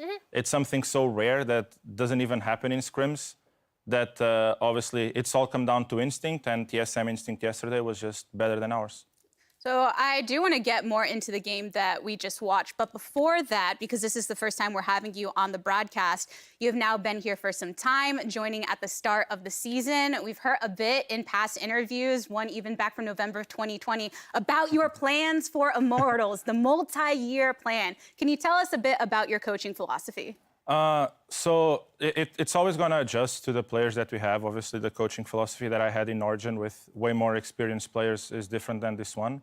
For now, the main thing that I want to focus is making sure that we can nail down the basic fundamentals, and that, for me, the most important thing will make the team work together before, or developing a working together system before introducing a lot of topics, because that just feels like it makes it easier. But overall, I for now, at least, the whole philosophy is just working a lot in our culture, making sure that we have a good environment, making sure that the things that we do is together. If we win together, if we lose together, things like if someone has a backstage interview, people just sit down on the chair and applaud for them.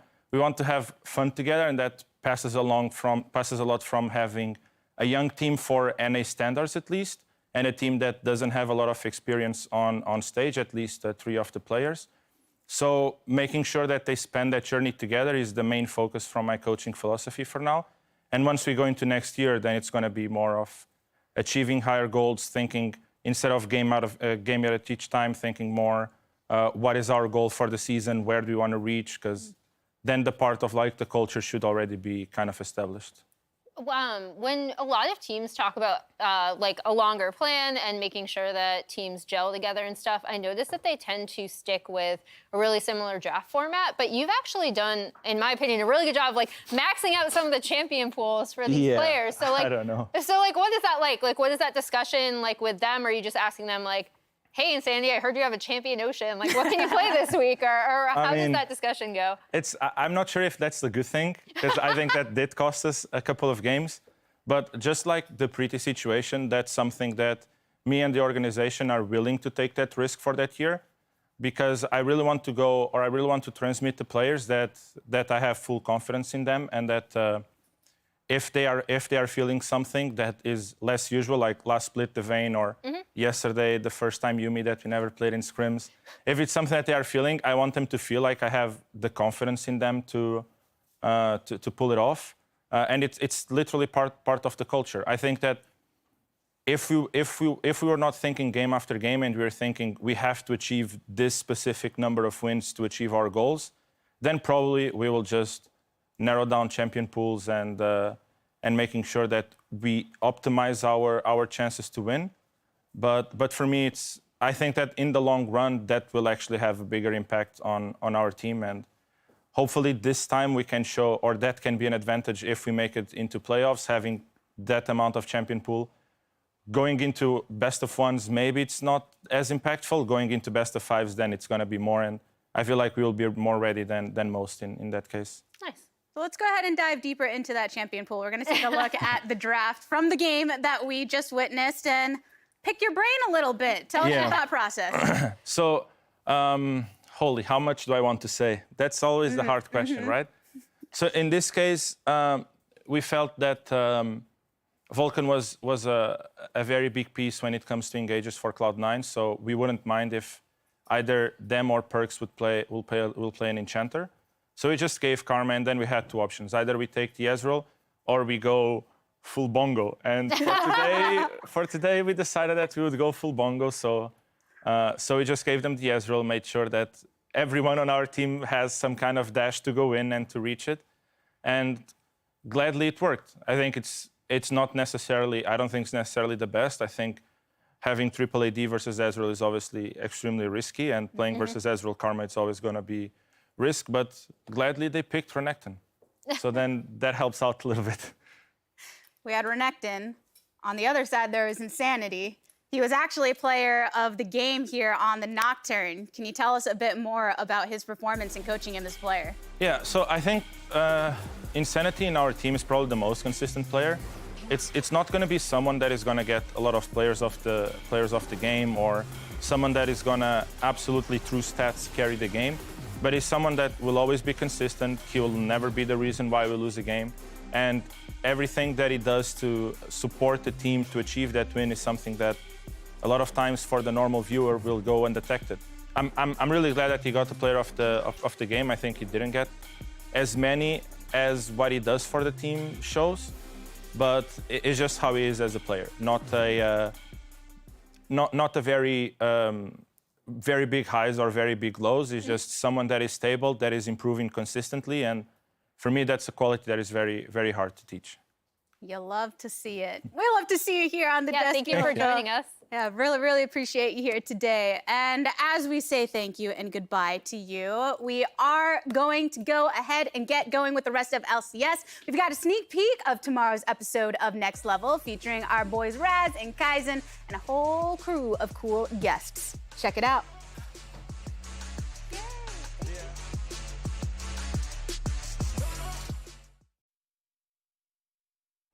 You remember that first studio, the brick one?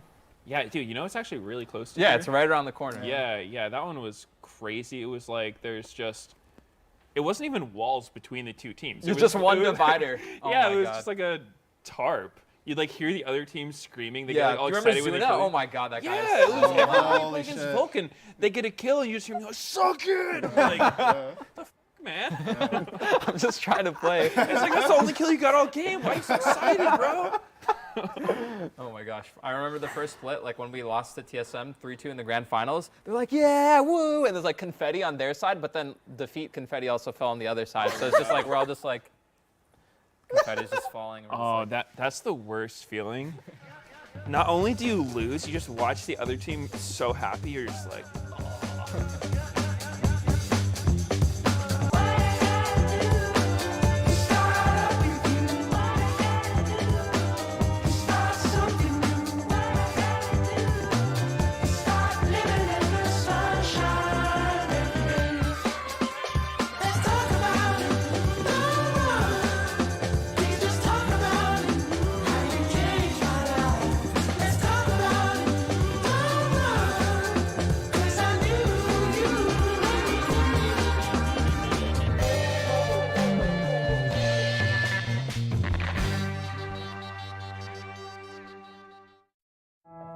We may be in a touchless world, but we can still touch people's lives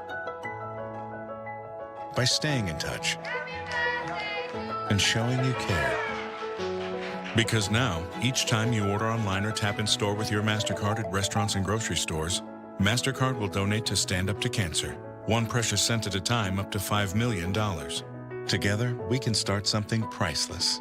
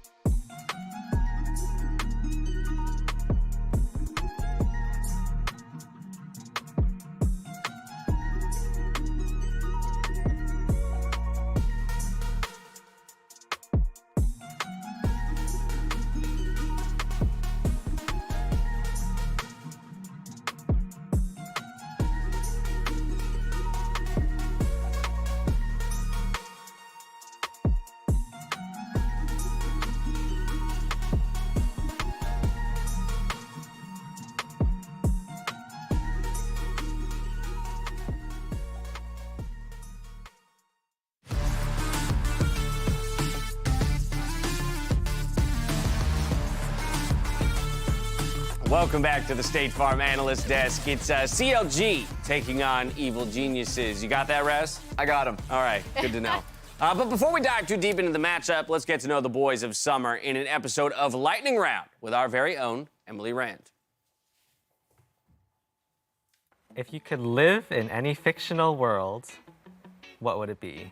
I think I'd live in the Frozen world from Disney. Oh, I think nice. that place is super pretty, and the castle there is like amazing. Maybe I'm not like a prince or a princess, but just seeing it would be cool.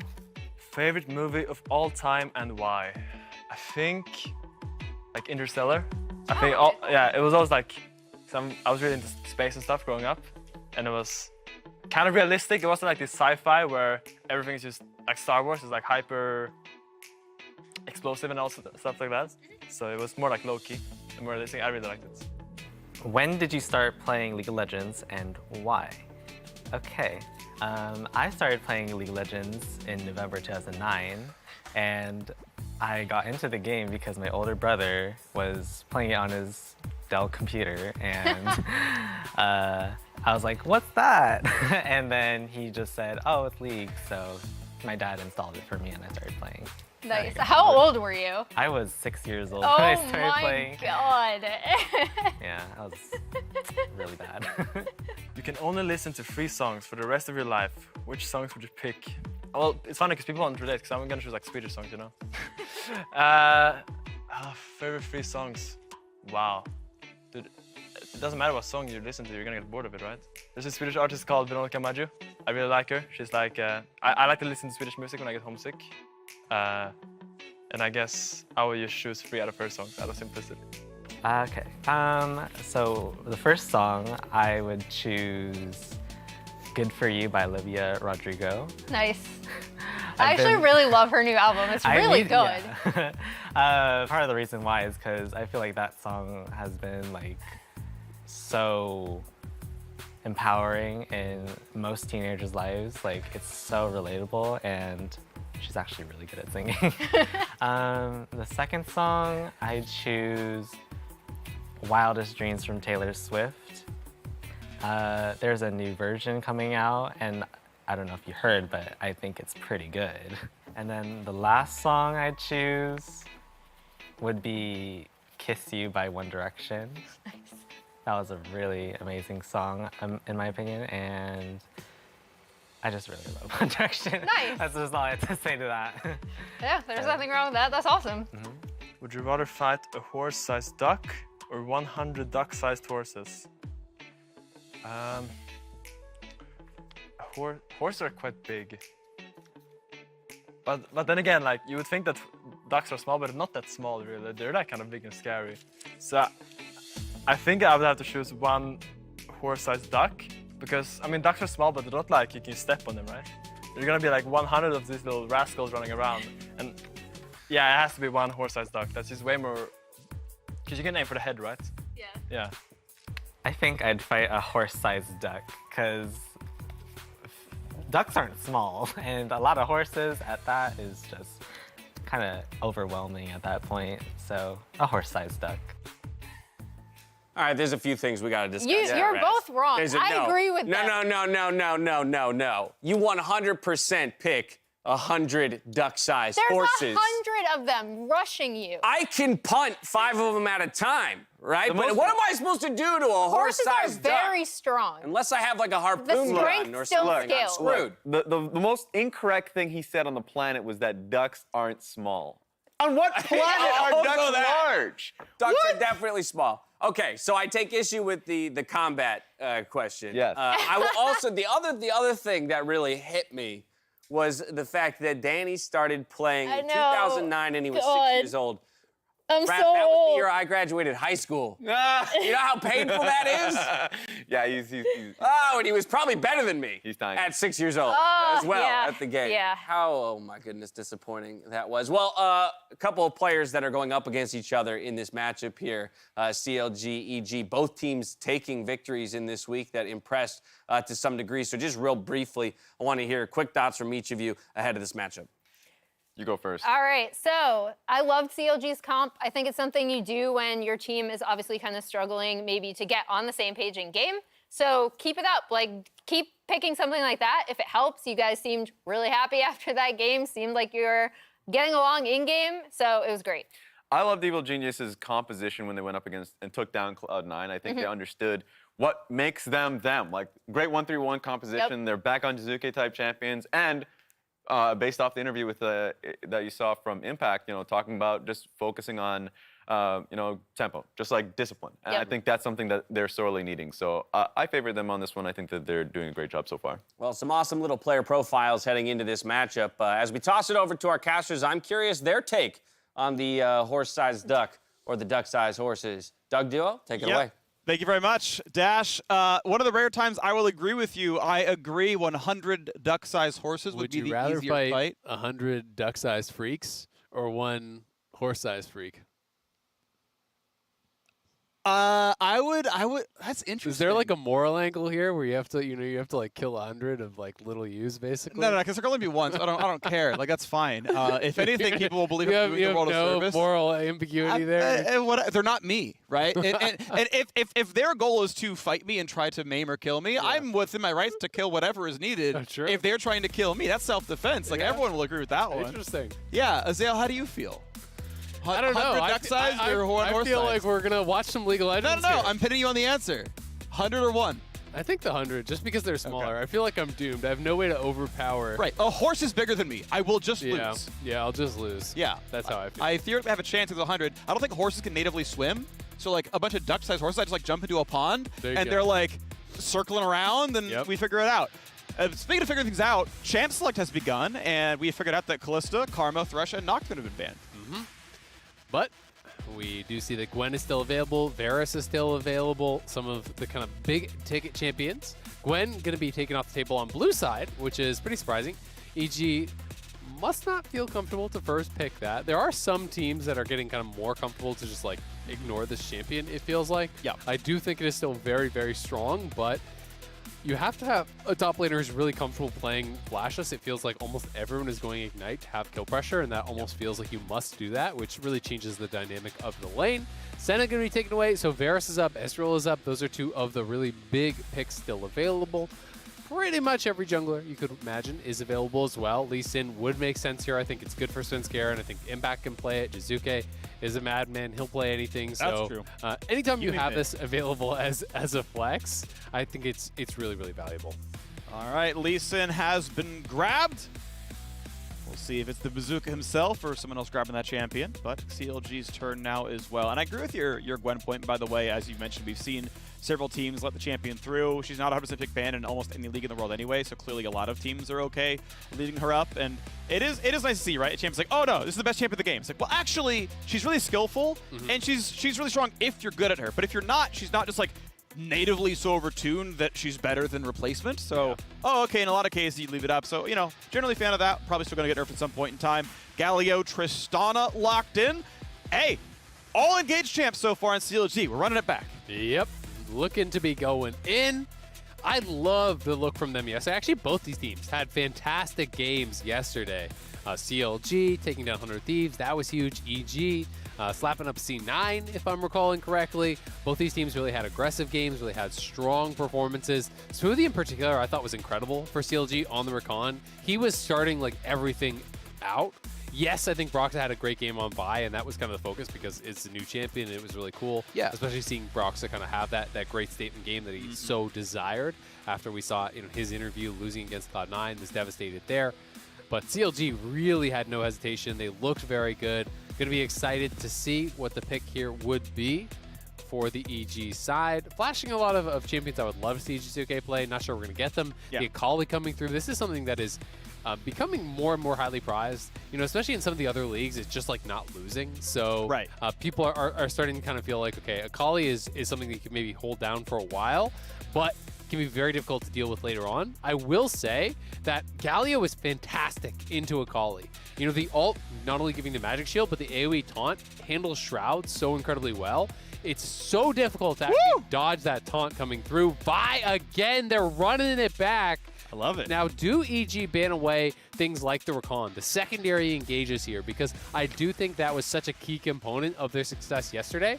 Of course, there are more than just Recon. You can look towards Alistar, you can look towards Nautilus, and some of these style of champions, but I'll be interested to see where they want to target because CLG was so effective with the hardcore dive yesterday. And banning out Ezreal makes a lot of sense here. Deny what is kind of the safest marksman. A lot of people, when you think of like self-peel marksman, you think of Triss and you think of Ezreal. Triss is taken away. Ezreal is banned out. Yeah. There are other champions you can go to that are like relatively safe. I'm partial to Xayah a lot. Yeah, the ulti I think is great, especially when it's multiple melee champions diving in. You ult, you have the feathers to pull through. Root after that, I think that would be a great choice, but they may be concerned about other picks instead. All right, Connor Doyle, Artemis, the man on your screen. What do you think is coming through the end of this one? Renekton banned away, waiting for CLG's final ban, drop one more off. Of course, we know Akali is flexible. We saw Impact play it very well last week. So Lee and Akali can keep moving around based on the matchup they need. CLG have their jungler. They have a bot mid flex. They have a support mid flex. And yeah, it does look like missed bans here. Time running low. I don't know if people are...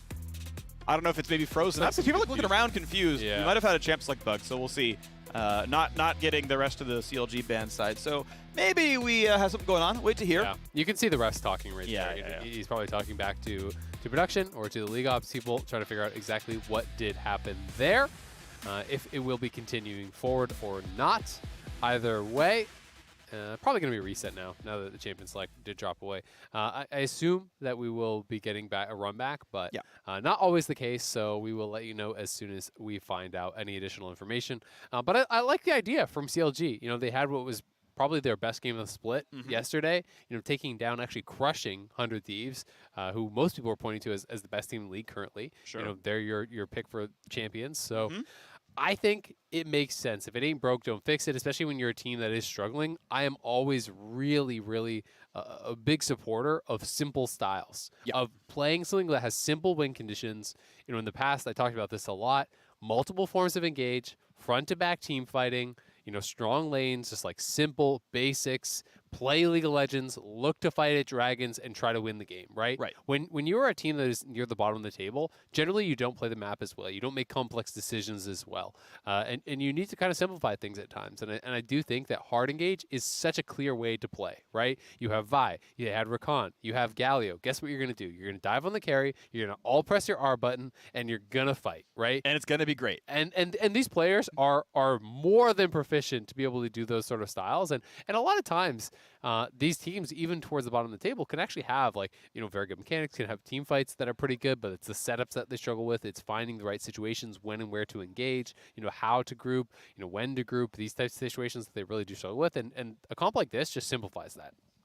It does, and we'll see if they can have the sort of same level of performance they had yesterday against 100 Thieves. I mean, EG should be a team that is beatable, but at the same time, at EG's highs, they look among the very best teams in the league. Yeah. Like if you take half of the EG footage, you're like, this is a championship caliber team. If you take the other half of the footage on EG, you're like, this is the worst team in the league. And obviously they sit here somewhere in the middle at 13 and 12, which makes sense because you take the best half of the worst half and you're ended up something in the middle.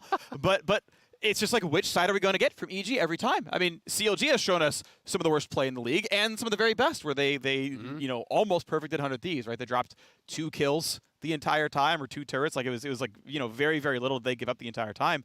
And so it's like, it's another situation where it's like, look, these teams have such highs and such lows, and I would just love to see them get on that half of it. Yeah, and at least for EG, I think their highs are much more consistent than CLG, and as a result, they're much higher up in the standings. 13 versus like 7, yeah. Yep. So the information I have been given is that some players were disconnecting on the stage, so they are going to be remaking Champ Select. Hopefully we'll be able to get into that pretty quickly. Players going to be trying to reconnect, and we'll see if we can get that moving along.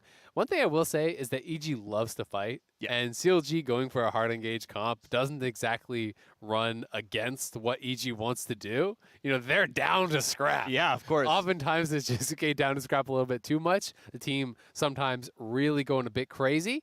But if you just draft similar kind of win cons on the side of EG, you know, they have generally been the more consistent team as far as the 5v5s.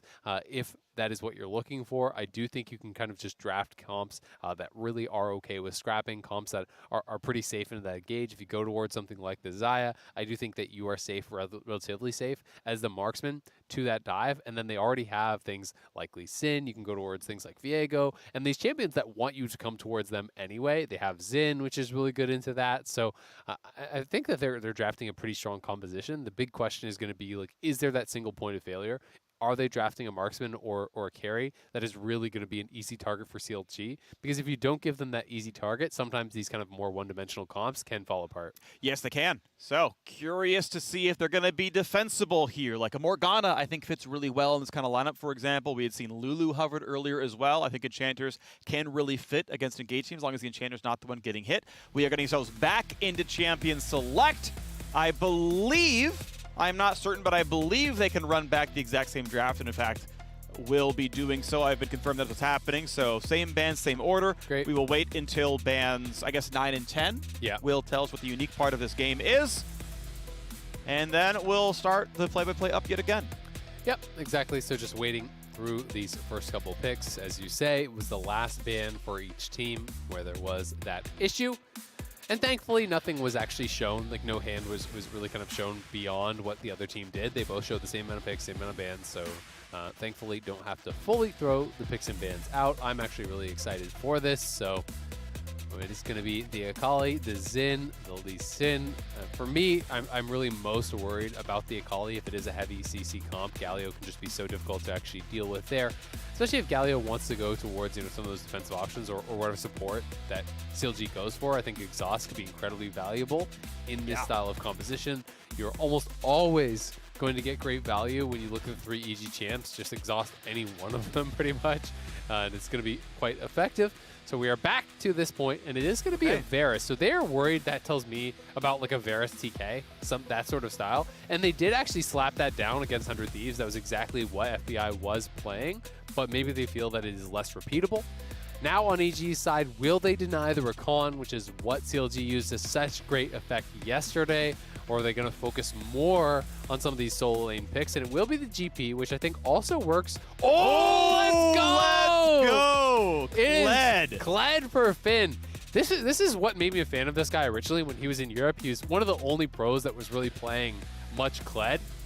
So he is very proficient on this. It's going to go to him. I would be shocked if it goes to Pobelt. There should be that Kled. This is that extra form of engage. He's also a very strong laner, great into Lee Sin, by the way. You know, when you do get that second part of your hook, the bear trap on a rope, you pull him in, it applies the healing debuff. It makes it actually very difficult for Lee Sin in a lot of cases to take those extended fights. You do have to be careful about getting poked off your mount by the E, because then you will get executed likely before you can remount. But Kled is such a great snowball champion. Additional way in for the team. It is the Recon. So the Kled ult is going to come out. That is going to give all the additional move speed to Recon, which makes the entrance even easier. Vi piling on top. Galio piling on top. This is even more go in than the comp from yesterday. But the Xayah pick that we had talked about, you called that out as a great defensive option. I am totally on board. I think that is one that maybe was overlooked a little bit by CLG.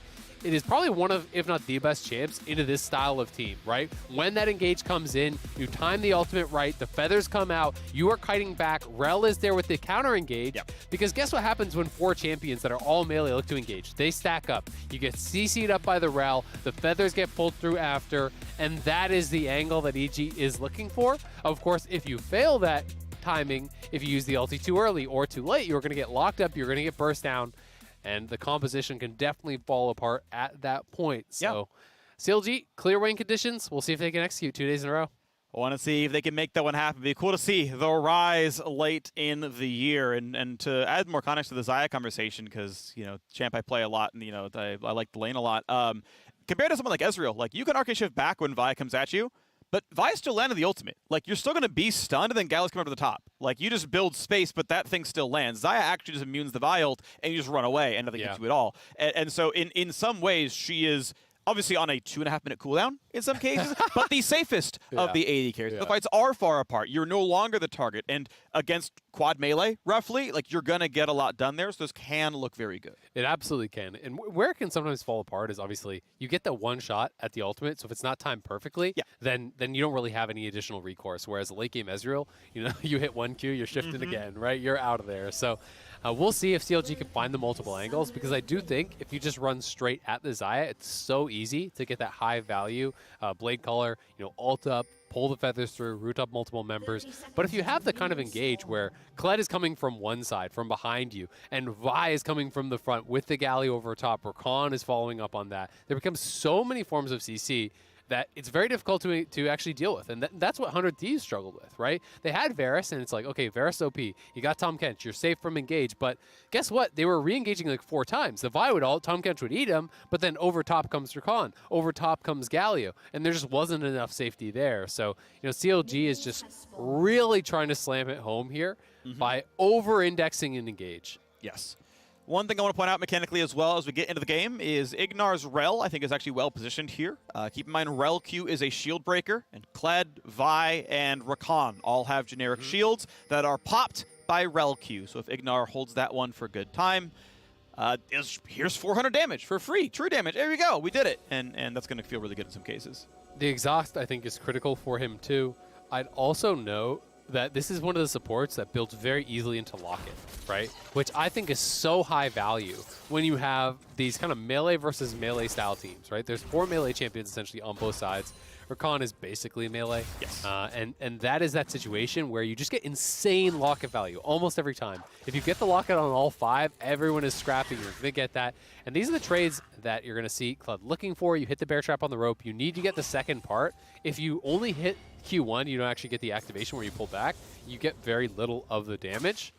You'll also see a lot of Kled players play really aggressively as they're approaching level 2 because they want to fight before there is the chance of actually getting burst down. You want to fight at the early levels, get a remount, trade heavily, and you can see he's willing to do that. So likely what he'll do is, you can watch his skill points, he actually won't skill up anything, and then when he gets the scrap with Lee Sin, he'll immediately skill up his W, which essentially gives you a one-time instant activation, and he's looking for the instant remount here. Auto.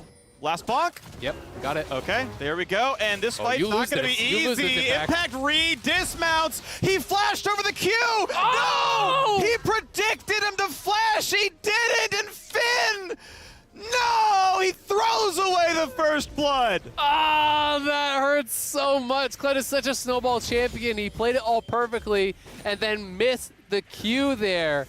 Holding onto the W, getting the remount. When Impact took that, I thought that was for sure first blood for Finn, because those are the situations that if you die now, actually just ult 4. Oh no, he's going to be slowed. Svenskeren can land the W. Does not. Okay, gets just enough distance that the Xin Zhao gank doesn't come through. But the wave is doomed. You're actually so screwed now. And now he gets dismounted, you back up, you know that Svenskeren could still be here, and your game is now not fun forever as the Kled, because you died solo, jungler came top right after the TP, the wave is frozen, and we gotta watch this one more time. When you take that in, he lands the Q, I think this is for sure over. Oh, yeah, it's the flash forward. I'm not sure if he was looking to anticipate the flash from Impact, or he was trying to flash point blank and get that Q where you do it from exactly melee range, and even if he flashes, you still probably hit. Either way, Finn going for the big play there, does miscalculate, unfortunately for him, gives over first blood. Impact gets a great buy. He gets nothing. The wave is frozen on him, so you got no farm. You're going to be down in CS, and this is a champion that has to play aggressive, right? You got to be fighting and scrapping and looking for remounts, and when you're behind, you just die before you remount, and that's the biggest problem. All right, gets the yoink back, gets all 4 attacks, doesn't feel too bad. Impact does not want to jump back into a stacked minion wave. He would lose the trade. Q is just not going to be enough damage for a rank 1. So it will allow the wave to push in. Look of course, at the farm. Yep, Sinjo has to go and get his stuff. Yes, obviously the farm looks really horrible. Nice root comes through. Damage on a wild turtle. Smoothie not going to find any Q healing just yet. Nice sidestep there by Ignar, and they continue fighting the bottom side. Knockup going to be found here. The taunt as well. Pretty good damage. Q and an auto and Jizuka. Going to have to walk away from POB. Yep, sent running there. Let's see how much this farm Impact can get. He's got about a full wave to that turret shot. turret shot. He takes Q. Follow.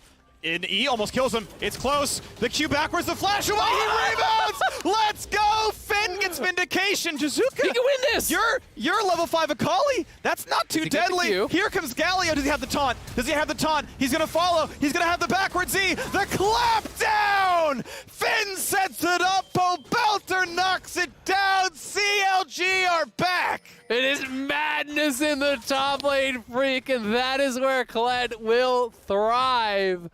He gets the remount this time. Impact thinking he would be able to burst him down, and honestly, I thought he was going to be able to too when he hit that Q, but the Kled gets the remount. Pobelter TP's back in, and he's able to arrive as well. So let's watch this one more time. When the turret does actually land that shot, you think he's going in for sure, but the Q back there and just didn't quite have enough damage. You know, the execute damage wasn't there. Finn kites back towards his minions. The minion damage helped a lot. He gets the autos in, lands the Q. Jizuke then flashing out after the shuriken flip, trying to create as much distance as possible, but just a clean combo there from Pobelter. TP's in, gets a solo kill, flashes out.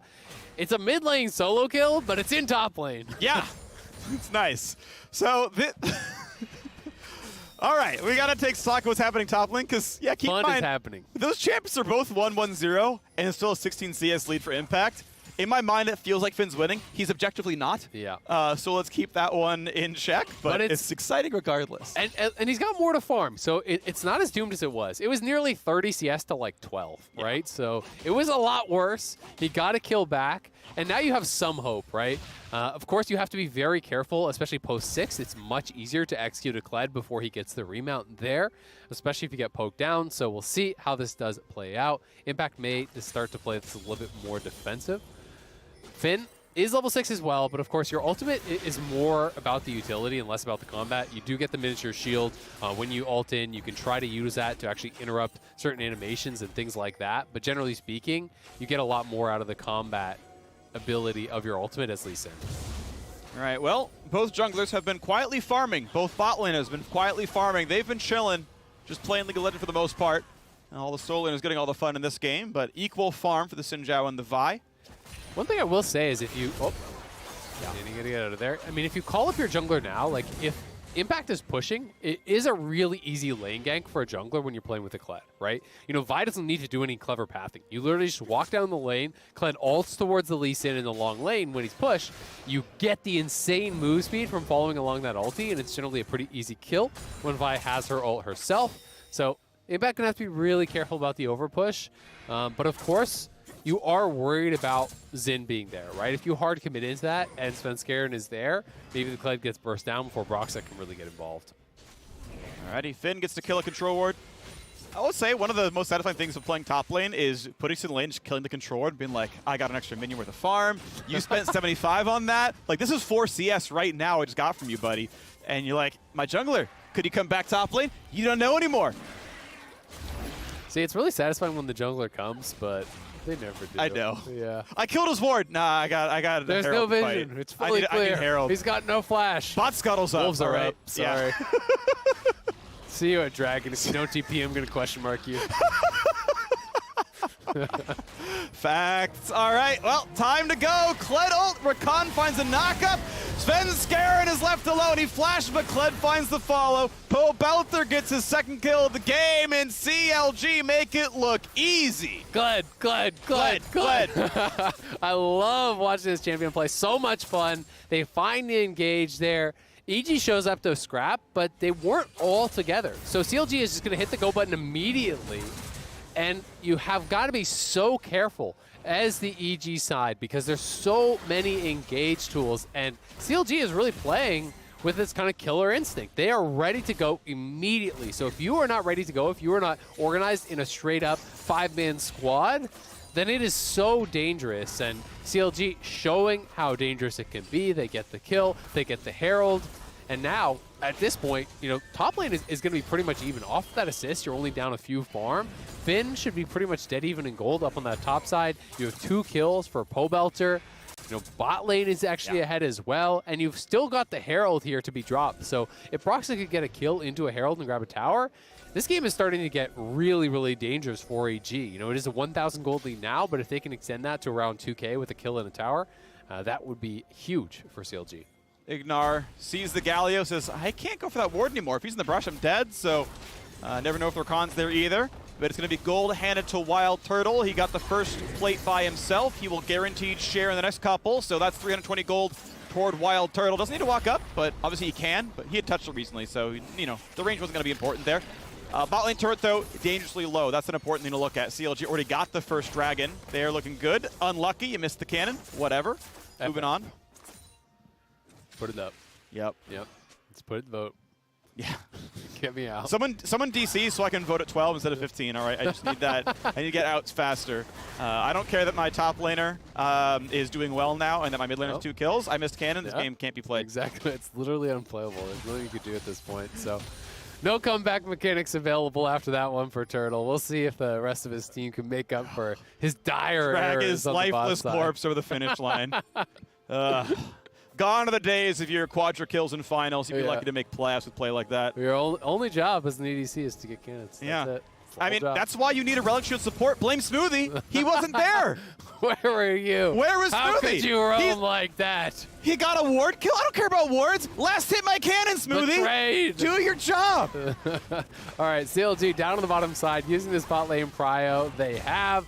Mid lane's winning as well. We have seen the beneficial trade showcased many times for Pobelter. I really think that Akali into Galio is just a terrible matchup. You've got to outplay so hard because of the AoE CC that Galio does bring. So, you know, as a result, Pobelter has played it well, has gotten kills across the map, and has just an easier job to execute on in the team fights. CLG also got 2 very early dragons, right? We're 11:40 in, there are 2 drags. Yeah. It's not like the last game where we saw where the first dragon was like 14 minutes. So, you know, they are on pace for an exceptionally fast soul, and they have so many tools to engage. So as long as they keep ahead of the curve here, they set up vision around these dragons, they are going to show up every single time and make EG come to contest. And when they do, they're going to engage. And it's going to look good because CLG have gold in the right places. They'll be the first to Mythic down in bot lane. Almost certainly, if Turtle can find the right recall timing, get the second most gold in the game. Pobelter has the most gold in the game, so love to see the Galio power spikes there as well. Looks like it's towards the Rocket Belt build, which is, you know, by far the most common. But we've seen other options. You can still play tank Galio, for example. Not this case though, and for good reason. Yeah, knocks down the wave, has enough AP, by the way, with the major components plus the 2 starting items. Actually can one-shot cast minions at level 9, so at least for now, he's going to have that extra bit of wave control. Jizuka just, less hitting in her turret. Now, less hitting well, right? He's within 1 CS in a difficult-to-play matchup, but it's always Pobelter who's able to move first. Yeah, exactly. And it's just kind of like, what are you going to be able to get done in the team fight, right? There's so much CC between Smoothie with the ulti charming you up when you're in the Shroud, getting taunted out of the Shroud. And when you get taunted in the Shroud, your character then goes to attack and you reveal and you just die, right? So it's so difficult. You've got to use stasis incredibly well. You've got to use the shuriken flip or something to actually dodge out of the taunt. And if you can do it, you can definitely make it work, but it is a very, very difficult job to actually get into the backline because you've got exactly 1 target as the Akali here. You can go for Wild Turtle, and that's pretty much the only thing you want to be looking for in a 5v5, and there's just so much CC and so much scrapping power between you and him. Turtle, maybe he shared 2 plates with the Rift Herald from Broxah. Every other shred of gold from that turret all went onto Wild Turtle. They have been winning bot lane by so much down here in a lane that we know has been uninteractive because the jungle's been busy looking at top lane. The mid laner's been looking at top lane. and they just straight up smashed the 2-on-2 by over 1,300 gold. Yeah, I mean, he's 1,500 plus ahead, I think, at this point. Already has the Kraken Slayer completed. Pretty ridiculous lead here. Double Gore Drinkers coming through, though, for EG, so they're getting their completions. The Kraken Slayer coming through for Danny as well, so of course he is behind the Tier 2 boots, the additional longswords. Broxa moving up towards this top side, though. The Herald will be up again here relatively soon, but still got some time, and I think he's more looking to find a play as you have Smoothie up here also. See if he can get into jungle, find anyone in rotation, maybe find the jungler to actually look for. Nice Squires movement to make sure you know what EG are up to, and you're like, yep, we see all your champions, your wards are gone, no big deal. We've pulled Turtle topside. Okay, the plates are gone, so I can't farm those, but it means the turret's a lot squishier, so maybe we make that one happen instead. And it looks like, yeah, shot's going to come out. Second Rift Herald spawns pretty much as early as it could have, and, well, it won't be the most deadly Herald because it will be a fairly early one, but CLG likely have all the control to claim that one as well and keep the pressure on. Yeah, and I just like them invading for these buffs, right? You know, just take away areas of the map from EG. You're farming away that blue buff, you're getting that onto Pobelter, now you're going over towards the Herald. EG is really having to respect the fact that they are both behind, and there are so many engaged tools on CLG, so you've got to be really, really careful on the EG side about where you actually move. You know, anywhere you go on the map, you've pretty much got to be willing to scrap or you can't go there. And that is a really tough spot for EG to be playing from right now. Watching Broxa just do some light PvE mechanics. Basically, if you run around clockwise or Q through, you dodge the big AoE swipe. And yeah, not a problem. Solos it, thanks to his team having the rest of the control. Finn playing pretty aggressively into Impact, but now Impact fighting back.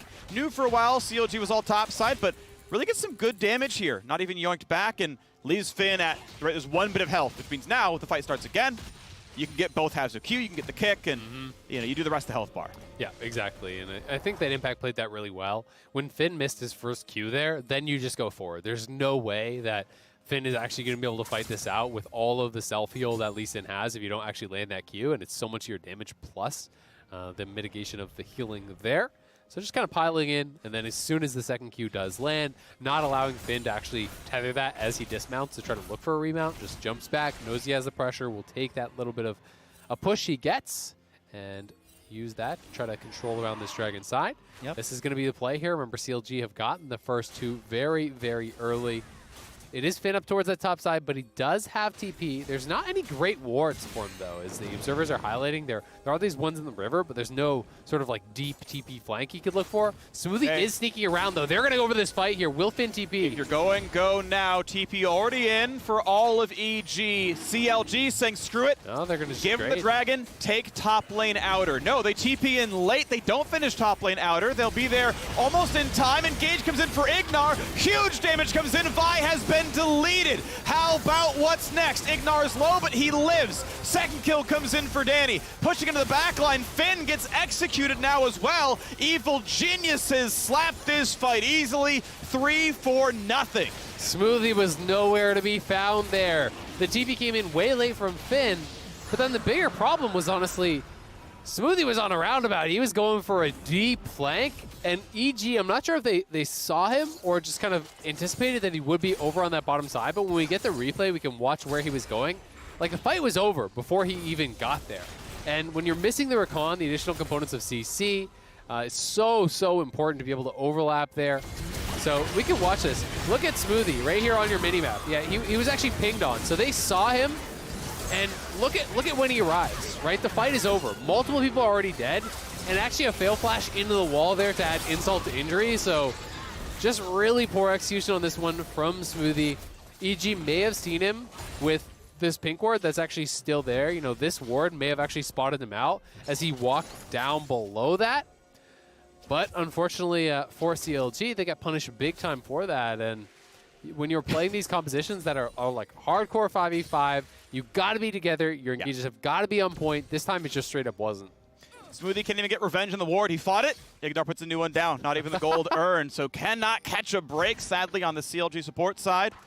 Gold is still in CLG's favor, but you got to feel EG averted a crisis with the fact that they got 3 unanswered kills, or at least 2 of them, 2-1, or 3-1, I should say. And then now they can start pushing into the top side. They got that dragon as well, so no easy Infernal Soul, no early Infernal Soul, and they can now push in top lane outer for some decent damage.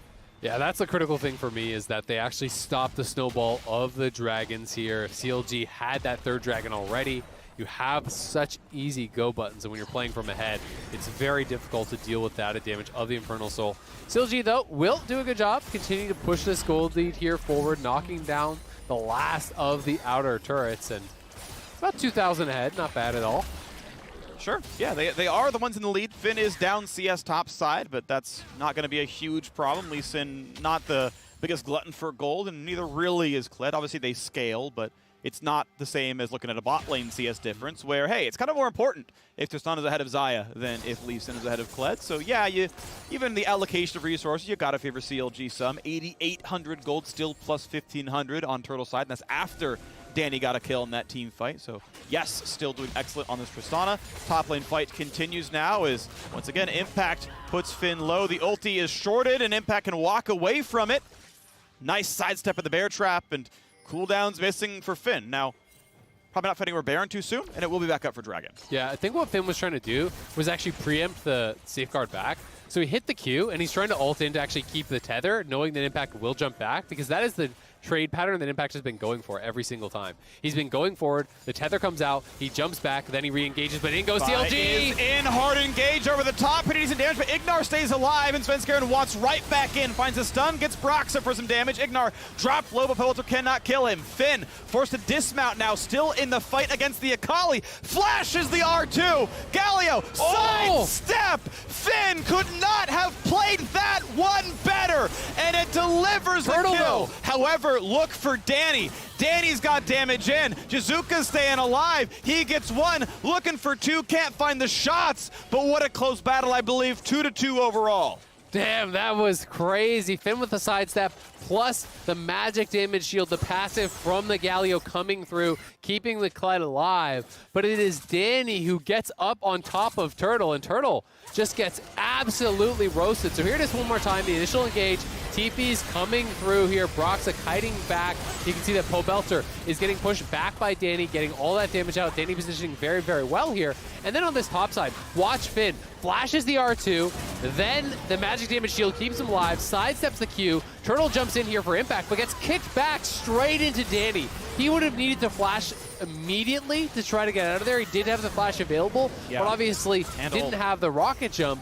Could have used a buster shot, had to react quicker, but that was really nice from Impact, putting him into the waiting arms of Danny, and Danny just had great positioning, and you can see the payoff. I mean, look at how much damage he got done.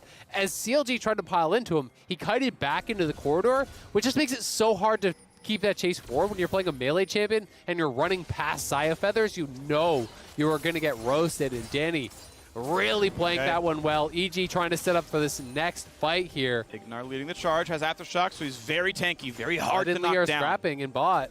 Yeah, he's like the one target you don't want to go for. As you mentioned, top laners are battling, level lead for Impact, sidesteps the Sonic Wave, and Finn not going to get too much more done as the second dragon of EG is spawning now. They own the river. Okay, the Scuttle helps a bit, but does CLG take the fight? If Ignar's in the front, so you don't burn him down fast enough, I think, realistically. Yeah, Finn is coming group with the team. I guess he doesn't want to actually flank with the ulti, knowing that Lee Sin would just mark him, and then EG could actually turn on him and try to burst him down. So he's going to group up with the team. We'll see if they do want to try to start this one up. CLG desperately want this dragon. Galio does have ulti to join. Here comes the play. Charm over the top. Galio there as well. Big damage. Ignar knocked in the air. They do kill him. And Turtle is alive, untouched, with a double kill. Svenskeren flashes. Rocket jump to chase. Triple for Turtle. Looking for the quadra. It's going to be a double instead. Oh my gosh. He gets the triple. Finn helps it out, but it's Broxa who smite steals the dragon, who claims the last kill, and it's a 4-0 team fight for CLG, and it's time to run to the Baron. They're gonna get so much off of this, and CLG with the confidence to engage on Ignar of all people there. The Aftershock was so delayed because Broxa hits him with the ult, they land the CC on Ignar, he eventually got the Aftershock proc, but it was so late that he was pretty much already dead right off the bat. I didn't catch exactly what happened to Danny, who went down in a hurry, but Turtle was free firing. CLG gets so much from that. They're now at Soul Point, nearly 5,000 ahead. Let's watch this one more time. I've got to watch Danny and actually see what happened to him in this fight, because when he goes down, you really don't have much of a hope anymore. And it's just Finn getting into the back line onto him, pulling him back with the rope. He's just stacked up on top of, and you know, Danny just wasn't in a position to really get a lot of damage out. His front line was burst down almost immediately. The CC coming through from CLG was impeccable. Vi goes in, you lock him up with the Galio to follow up, and Danny just really couldn't return fire there, while Turtle was going nuts. He was free-firing that entire fight, getting maximum value, even able to follow Svenskeren over the wall, killing off the jungler, secures the Baron for yourselves, and now the Tristana is so ahead. I mean, that's a full IE done. More than 2,000 gold up on Danny, and this Tristana is going to be impossible to deal with. If you cannot get that back line, somehow kick him in or do something, Turtle's just going to shred your front line. He is, and he's been doing so pretty nicely. Love this build. It's, you know, the highest damage build you can realistically do for Tristana. He's ahead of the curve. The only armor items bought are up-plated steel caps and a cloth armor. I guess there's 2 steel caps now. Sinja has one, but like, yep, this is the build. If you're ahead of the curve, love it. You know, dodge Lord Dominic's, buy that one later if at all. Just make sure all of your target selection is going to look good. And he's playing it safely though. Right now, he doesn't have the real control to go for any more than pushing in the wave slowly. And I really like the build from Pobelter, actually. You know, the fact that Pobelter goes for Zhonya's second, it's about playmaking, then picks up the Oblivion Orb. It's not about maximizing your damage here, right? It's about mitigating your opponent's options, and I think his build does that well. He can throw himself into the back line, zone Danny out, then if Danny is looking for the Blade Caller there, you pop the Zhonyas, you buy time, he still can't try to fight past you. And the Oblivion Orb to actually help deal with that 3-man kind of squad on the front line of the Akali, the Lee Sin, and the Xin, who all have a fair bit of healing there. Riftmaker, double Gore Drinker. Oblivion Orb is going to get a lot of value. And mid lane now under fire. Wherever Turtle goes, turrets fall. I believe he's been the core component of all 5 turret kills for CLG at this point in the game. Remains very rich. It still is ultimately going to rely on him. He is the primary damage source. Divine Sunderer into Randuin's Omen. It is going tank here for Broxa. As you mentioned, Zhonya second. We're going tanky for Pobelter. Finn, you know, down farm, lowest CS of any laner on any team, rivaling that of junglers. He is not the primary threat either. He can solo Danny. You know, class-wise, yeah, he's going to be good into Azaya. But it is about Wild Turtle every time in these fights. Absolutely. And likewise, it's really about Danny on the other side. Despite the fact that he is very far behind, he has got to have a great fight to come back, right? And he's working towards Lord Dominic's. Once he gets that, that is going to help him a lot. There's a fair bit of armor on the other side when you're looking at the Randuins on Broxa, who is kind of that front line of the Zhonyas as well. Some steel caps coming through. But I mean, if they can hold on, Ignar are going to get picked. Hey, he's going to be knocked into the air. That's an easy target from Vi. Yeah, it's easy. Good job, Broxa, to set it up. Good job, Wild Turtle, to get the gold claimed 6-1-1. And it's time for bottom lane now. Hey, Jizuka, out you go. I mean, the prayer for EG is you just turtle up, you farm up on the Xayah, you get to IE, and if you can get to IE plus your Lord Doms, then you can really shred through these people, but that is so far away. You know, he is got to get a ridiculous amount of gold in these next minutes to try to even get there realistically, and CLG are not going to give him time, right? They're going to force you to fight at the Infernal Soul Point here. That is in 40 seconds, so at best you maybe farm up an elixir or something like that. You try to maximize your damage for this fight, and you hope you can have that perfect setup, because for now, it is all CLG vision. You know, you look at the mini-map here, and it is just this line across the map. You know, this is all CLG area. There's really nothing out there for EG, and they're going to try to move into this darkness, but you know there are so many engage options for CLG Dragon Soul that it's tough to face check. But you can't give Dragon Soul away. It gets worse from here. You don't have better options than trying, so try they will. It's still going to be tough, though. Evil geniuses walk their way in. Impact going to play on the side. Doesn't find one in Tribrush with the Sonic Wave. They're going to start Dragon. Brox was waiting, though. Here comes Finn. He's going to find Svenskeren. Knockup comes in. Ignar gets deleted. The kickback nearly kills Smithy, but not just yet. The front lines, how long do they even last? The knockup of the Turtle doesn't matter. Stopwatch buys some time. He waits for the kill, and he finds the kill. Flash out for the front line. Turtle's in. Jumps right in, then he finds that next kill. Danny's days are numbered, and Danny's gonna die. a TP goes to the bottom lane. Finn trying to get everything all at once. Can Smoothie stop the recall? He will. Jizuka gonna jump away and stay alive. But look, there's only 2 members of EG alive, or really even just 1 with Jizuka. The respawns are coming in soon. But meanwhile, the bottom inhibitor, that's being attacked. The TP out. That's gonna be stopped. TP is burned. And they've got to wait for the respawns now. 10 seconds the minimum. Oh. Yeah, the kill comes in. Maybe more than Smoothie had to do. But still, Dragon Soul is on, and the bottom inhibitor is dead, and Baron's up in 40 seconds. Man, I am so impressed with the target selection here from CLG. Just actually recognizing that they are ahead enough that they can just kill Ignar before he can engage. And without the Ignar engage to set things up, EG doesn't really have any ability to make things happen in this fight. They're counting on this AoE CC, and Ignar is just getting roasted. I mean, it normally would feel kind of troll to actually be vi-ulting the support past the carry, but look at this. Look how fast he dies. Wild Turtle jumps in on his head. The CC is there to follow up from Smoothie, and they're just instantaneously killing off the Rel to start every single fight. The front line dies, everything goes into disarray, and Turtle, as a result, is unchecked. He's able to jump forward, find multiple kills in these fights, and CLG are playing with no fear. You have gotta love it if you're watching this as a CLG fan. Back-to-back days, they're having really great games here. They have the Soul, they have the Bear, they're 8K ahead, and they're looking for blood. Jizuka is going to be found. Oh, that doesn't get vision. Okay, doesn't track a Fog of War champ, or held off to the side long enough that he wasn't going to be in the target selection, so is able to live. Good job with the ulti to get even farther out, but now it's just wave clear. It's slowly trying to get a bit more gold and hope and pray that you win a tower dive. Yeah, I mean, it's going to be so tough from this position. Bad goes to worse as Turtle now. That key target has a stopwatch even. The death cap's almost done for Pobelter.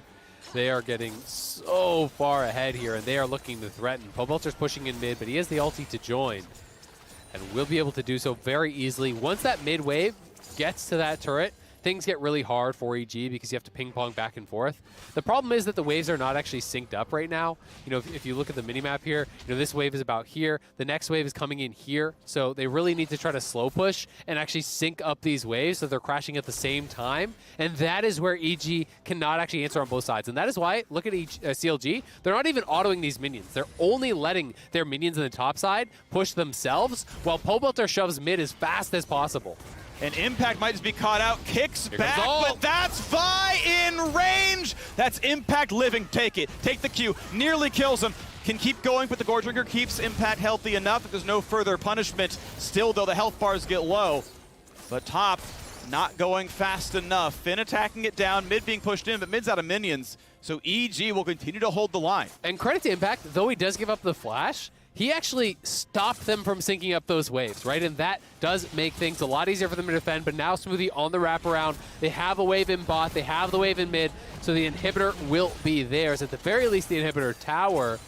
The Baron buff still has a minute left on it. So I do want to see them try to push forward and knock down an inhibitor here. But Galio will return. He has the death cap. Okay, this is probably signaling they're really trying to push the game through. Smoothie actually the one helping bot Triple to push waves. in.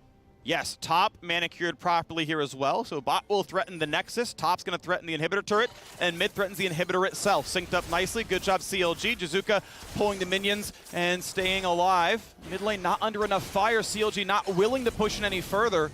Any farther as the feathers are on the ground and they're afraid of Blade Caller. Turtle only puts in a couple of autos. Shrelia's pop. Smoothie wants to go in, finds the charm, finds a knockup. Ignar dives in. Big damage on a Broxa, and Vi is gone. Stun comes across, but Rel is traded back out. Danny barely alive, running away. Gonna stay up though, as Svenskeren is low. Blade Caller finds not a whole lot. Xin Zhao drops the chase in for Finn. That's gonna be an easy fight onto Danny at the very end and knocks him down. So now it's suddenly just Jizuka against the world, and he can't get a whole lot done. The ace comes through, and CLG win that fight 5-1.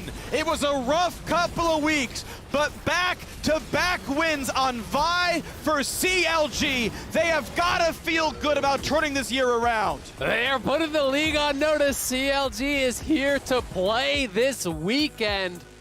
They got the Vi back-to-back games, the Galio, the Rakan, the core of this composition here, all about the hard engage, and I love the confidence that they are showing. To me, it's more about the fact that they're playing with this killer instinct. That they are not hesitating at all to go in. When one of these teams actually shows up and is even a foot too far forward, they're immediately engaging. They're not allowing their opponents time to actually set up their battle lines, to properly manicure the fight. And CLG is just playing with a confidence that we haven't seen from them in a really long time. And it's impressive to see, because I know it's so easy to feel defeated when you lose and lose and lose, then you almost win and still lose. And you're like, we can't do a single thing right. But whoever set up the practice plans last week, if that's Galen, formerly Moon, whoever else it is on CLG setting it up, new week for CLG. And okay, yes, they picked up from where they were before. We're like, they had nearly beat Cloud9. So like, you know, the tools were clearly there. But to get the rest of the way over and be convincing against 100 Thieves, and pretty convincing here against EG as well. Like, double thumbs up, really, really well done. This week of practice clearly has paid off so far for CLG. Absolutely. And the question for me now is going to be how many other looks do you have, right? Because I love the draft. I love that you're giving them simple, easy to play compositions. So many forms of engage. It's clearly about overloading the back line. This wasn't just 2 forms of engage. This is like 4 good forms of engage, right? You have Galio, you have Rakan, you have Kled, you have Vi. Even the Tristana can follow that up. Now, what happens when tomorrow Galio is banned and Vi is banned, right? You know, can they make this work with other champions? Do they need that core to really facilitate this? Or will they have other looks? Will it be like Malphite and Alistar and whatever? Because right now, I think this looks amazing, but I also think that because the success has been so tightly tied to this core 3 champions of Vi, Galio, and Rakan, I still need to see what they can give us once that's taken away. Right. What happens when on, you know, your first draft on red side, you just take Galio support and you're like, cool, we took one from you and we have a good counter engage champ, so when you dive in, so we can just kill the Vi every time. And now it's looked like CLG. And hey, we'll have to see, right? Yep. So that's going to be up for the teams to do their prep work, to actually look at the tape and be like, okay, look, we actually need to counter-strat CLG. Because before, like, they kind of looked like a free win, right? They had the least wins in the league. Like, at least Golden Guardians were starting to turn it around like a little bit earlier. Like, they were 3-4 heading into the day. But CLG now are a real threat. And you've now got to do your homework against CLG. You've got to have the draft plan actually ready to go and take them seriously, because they are taking down serious teams at this point in time. So I am glad that the league is certainly more competitive. I am very, very happy that CLG are on the upswing. I'm glad they have their own style. I mean, that's a huge fun thing as well. I mean, Brox has always been a delight to listen to and watch play. I'm glad he's found a champ pool that he likes, right? Where he's on like Lee Sin and Vi and stuff, and those champs all look good for him, because no one else really plays Lee Sin jungle, not much, and no one plays Vi. So like super awesome for like that innovation as well. Absolutely. And I'm also going to be so interested to see not only what teams do against them, but like how this shapes the meta in the rest of the league, right? Because I think very clearly this is a strong composition. It is. The fact that it has actually worked against a lot of the marksmen that are considered like the safest pairings. It worked against the Tahm Kench with the Varus. It worked here against the Xayah. You can argue that the teams didn't play perfectly against them, sure. But it also forces mistakes because you have so many engage options and it's so fast and furious that like even if other teams don't want to make this their whole identity, being able to mix in compositions like this is so valuable for a lot of teams that are trying these types of things. Like you look at a TSM who is trying some of these hard engage comps for melee, and a lot of other teams in the league are doing it too. Yeah. For all of those teams, mix this in every once in a while. That is tough to play against. Right. You look at the draft, the first 2 picks were Tristana, Galio. A lot of comps can start with Tristana, Galio, and it's like, oh, by the way, Vi on 3, and then if there's an Ocean for top and support afterwards, like that is always a draft you can flex into. So curious a lot for what the future is for CLG and other teams around the league. Now we are joining Latagris on stage with Pobelter for the Verizon post-game interview. Thank you so much, Freak. Got to talk to Pobelter after that game. We just heard so much talk from Azael about the composition that you brought through, another Vi and Friends comp. Were you surprised at all that you were able to run it back to a degree today? Yeah, we thought after having such a good game on it yesterday that they might leave it open and feel confident playing it against it, or they might ban it out. We were prepared for both situations, but we were able to pull it out again, and I'm happy that we were able to succeed again on it. Yeah, another phrase that was thrown around by the casters too, and being able to succeed, was killer instinct. CLG looked like you were always trying to gun for the play. How much of that is setting yourself up with a comp that is perfectly equipped for team fighting compared to just the mentality you have right now? I think part of it was the team comp. We have a lot of forms of engage. You know, Galio, Kled are great at engaging. So is Vi, so is Rakan. I think besides the comp, though, I think we were just feeling a lot more confident in ourselves. I think in the past 2 weeks, we weren't doing that well because we were actually doubting ourselves a lot when we had favorable situations in the game. So I think it's partially the comp, but also partially us being able to recognize those moments better in the game. Well, let's talk about your Galio play because of that, you have been named player of the game here today, and you're saying how you're feeling so much more confident as a team. Tell me about how confident you're feeling in this pick performance. Yeah, I feel a lot better, a lot happier now that we were able to get 2 wins. I was feeling like super pressured, especially after last week because I felt like I was playing pretty poorly. You know, we had a bad spring split and we started out summer pretty poorly, so I was like, you know, damn, it sucks. Like, it really sucks to be losing. Yeah, I think these wins are really important for us. Well, even in those moments of doubt, a lot of your teammates still commend you as being a leader here, being able to make the calls. Do you feel that that synergizes at all with the type of play style that comes with picks like Galio, where you can so effectively just be across the map? Yeah, it feels a lot easier to be, you know, part of the game and like helping set up plays than if I was on a control mage pick or something like that. Yeah, it feels really good in the game right now. The game is just flowing very well right now. I don't think there's really one leader or anything, but we're just all moving in sync. Well, you as a team in sync have set yourself up for the potential of a 3-0 week. Dignitas is your next opponent. Thoughts on that matchup? Well, they subbed out their jungler for Acadian, and as far as I know, they don't have too much practice with him yet, but I'm not sure. It's best of ones. Anything can happen. All right, Bovelter, thank you so much for stopping by. Best of luck to you and the rest of the CLG fans out there supporting you.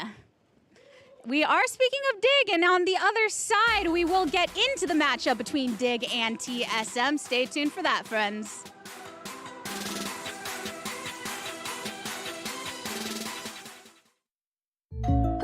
Hey, I didn't order any pizza. Dig from State Farm.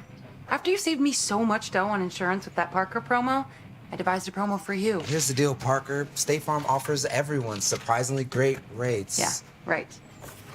Pepperoni pockets, an atomic brownie, cuckoo crusties. There's no promo, it's just great rates. And a cider ranch. You're the man.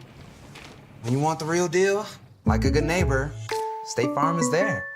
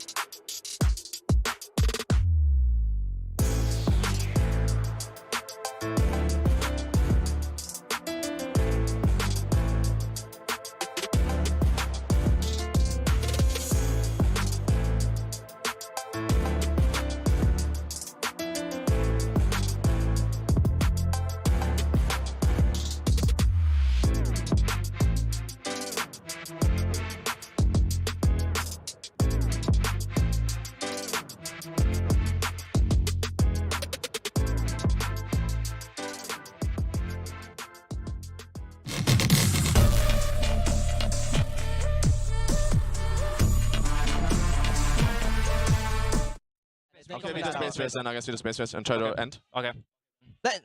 We try to stall them. That was stall. No, Jace can't end by himself. No one here. I can stall real easy. Just don't die. Jace can end. No, they won't end. I'm coming. They won't end. They're trying to end. I killed Ziggs. Ziggs 1 HP. Ziggs 1 HP. Yep. I'm looking for Israel. I kick Ezreal away. Kill Ziggs. Oh my god.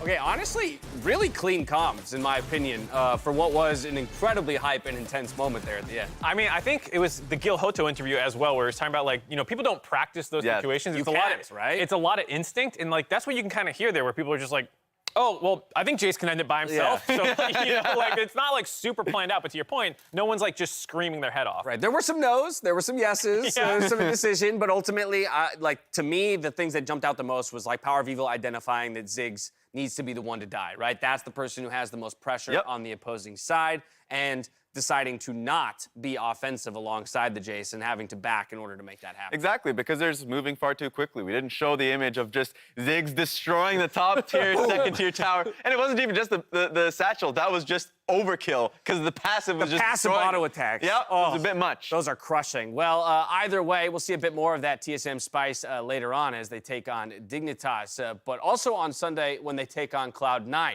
A couple of big matchups for them this weekend. But after snatching victory out of the jaws of defeat right there, they're definitely riding a high when they come into this matchup here against Dignitas Quantum Pay, who, of all teams, made a very surprising announcement just last night. Raz, Dardoch is out. Yep. I remember when they made the announcement that, not only are they bringing back Aframu and Dardoch, these are the team leaders. Right. These are the guys we're building this team around. And they came in with a damn good split, too. What happened? What happened, Mark? What happened? I couldn't tell you from the outside, but I can maybe speculate a little bit. We love speculation. All right, Get in there. I'll give you a little bit of speculation. On nearly every team Dardoch's been a part of, there has been a period like this. There's been one instance in 2018 where he played there at the whole year for Echo Fox. But other than that, there's been these kinds of moments. Yeah. And so I would speculate it's another situation like that. Maybe they're on a 4-game loss streak, I believe, or maybe it's 1 in 5 or 1 in 4 in the last 5. Yeah. So a bit of a downward streak after starting the week 1, 2-1. So I assume pressure's building up, expectations are starting to come down a little bit. It's a long summer split, and you're looking down the barrel of losing a bunch of these games. Emotions start to run higher. Yeah, and so there are two ways to think about it. It's kind of crazy, right? Because you're starting off with a pretty damn good record from the spring split. One way you can go about it is just, okay, we're solidifying this team and we're going to figure out the problems. We have time. Or we have time, we can make changes and figure this out. I think that's what's weird for me about Dignitas. I'm not exactly sure what the team's end goal is, because it's like, is it just developing talent and like trying to put your best foot forward this year, or do you really think you could have made some noise in playoffs and exactly what they're trying to go for, even going back to the Yusui-Soligo swap? This is my issue, because Soligo is doing right now a pretty damn good job in academy, but like if we're talking about development, right? Stick with the player for the full year. That's my thing. Unless if something drastic is happening internally, those are the type of things where I was just like, you're not going to learn as fast as you would want to if you're making those swaps. And to continue the train of speculation then, that the point you make there, Raz, is exactly why I do think it has to be something outside of the gameplay itself. Yeah. In my mind, because otherwise you would give the team continued time to develop. This was the pleasant surprise of Spring Split, was the Dignitas roster and how much they showed up with how little time they had to gel as a roster of 5. But already now we've seen 2 different substitutions here for Dignitas in summer. It speaks to something going on behind the scenes. Now, all that said, with Dardoch out, I do think we need to talk about the replacement coming in. It's none other than Acadian, a man who's been around the block here when it comes to the LCS, all the way from his TSM days to now here at Dignitas. Yeah, that's a good thing about Dignitas right now. Much like the teams, like Team Liquid, like C9, when you're making these swaps, you have someone behind them that is actually good. Is LCS ready? Academy's been there before, and watching his games in Academy, I've actually been quite confident. Of course, right now, they're tying a lot. That is possible. They're best of 2s right now in Academy. But he is a person that has veterancy. He's generally a calm person in those moments. If you have losses, a lot of the time, he's going to be the calm person in a room. So it's just one of those situations where at least they're not going to have another added rookie. You still have that added veteranship that can work with Aframu to kind of go through post games. And I feel like it's a good meta for Acadian too. He's always been a little bit better on the scrappier picks, you know, like his Rengar heydays where he was the first Blood King all the way back on Echo Fox a long time ago. Like, he is someone who I think right now, looking at a lot of the current junglers, should be able to play a lot of them since they're pretty aggressive. Xin, Diana, Rumble, whatever it is. But do you think he's really that much different a jungler than Dardoch? I've always kind of looked at them in a similar camp when it comes to style of jungler. Yeah, I think that personally, I would say Acadian's a little bit more of a facilitator, but he's grown to be more of a person that he knows what he wants. So if he does have a matchup that works out really well for him, an Olaf or something to that nature, he's going to call for pressure, much like you would expect for Dardoch. But we don't know. It's one of those things with these changes literally happening mid-week. It's like, I doubt he's played a game with them in That's a good point, right? This wasn't necessarily, well, we don't know if it was a planned thing coming out of game one. It makes it feel like it's not, right? And so, It's been planned for months.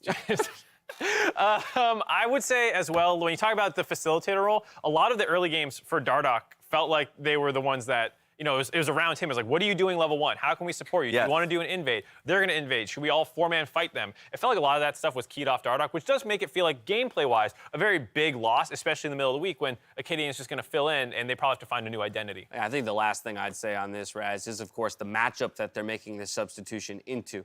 TSM, no slouch of a team. Yeah. Right? So this is, Acadian's revenge. Right? Sure, whatever. I mean more on the record front, right? You got a 17-8 team against a 14-11 team. This is no slouch of an opponent that Acadian has to now walk into with little to no practice. Exactly, and so that's what's going to make it really tough. And that's why I challenge everyone at home and the coaching staff that are making these decisions to look with a closer eye at his performance and not base it off the W's and L's.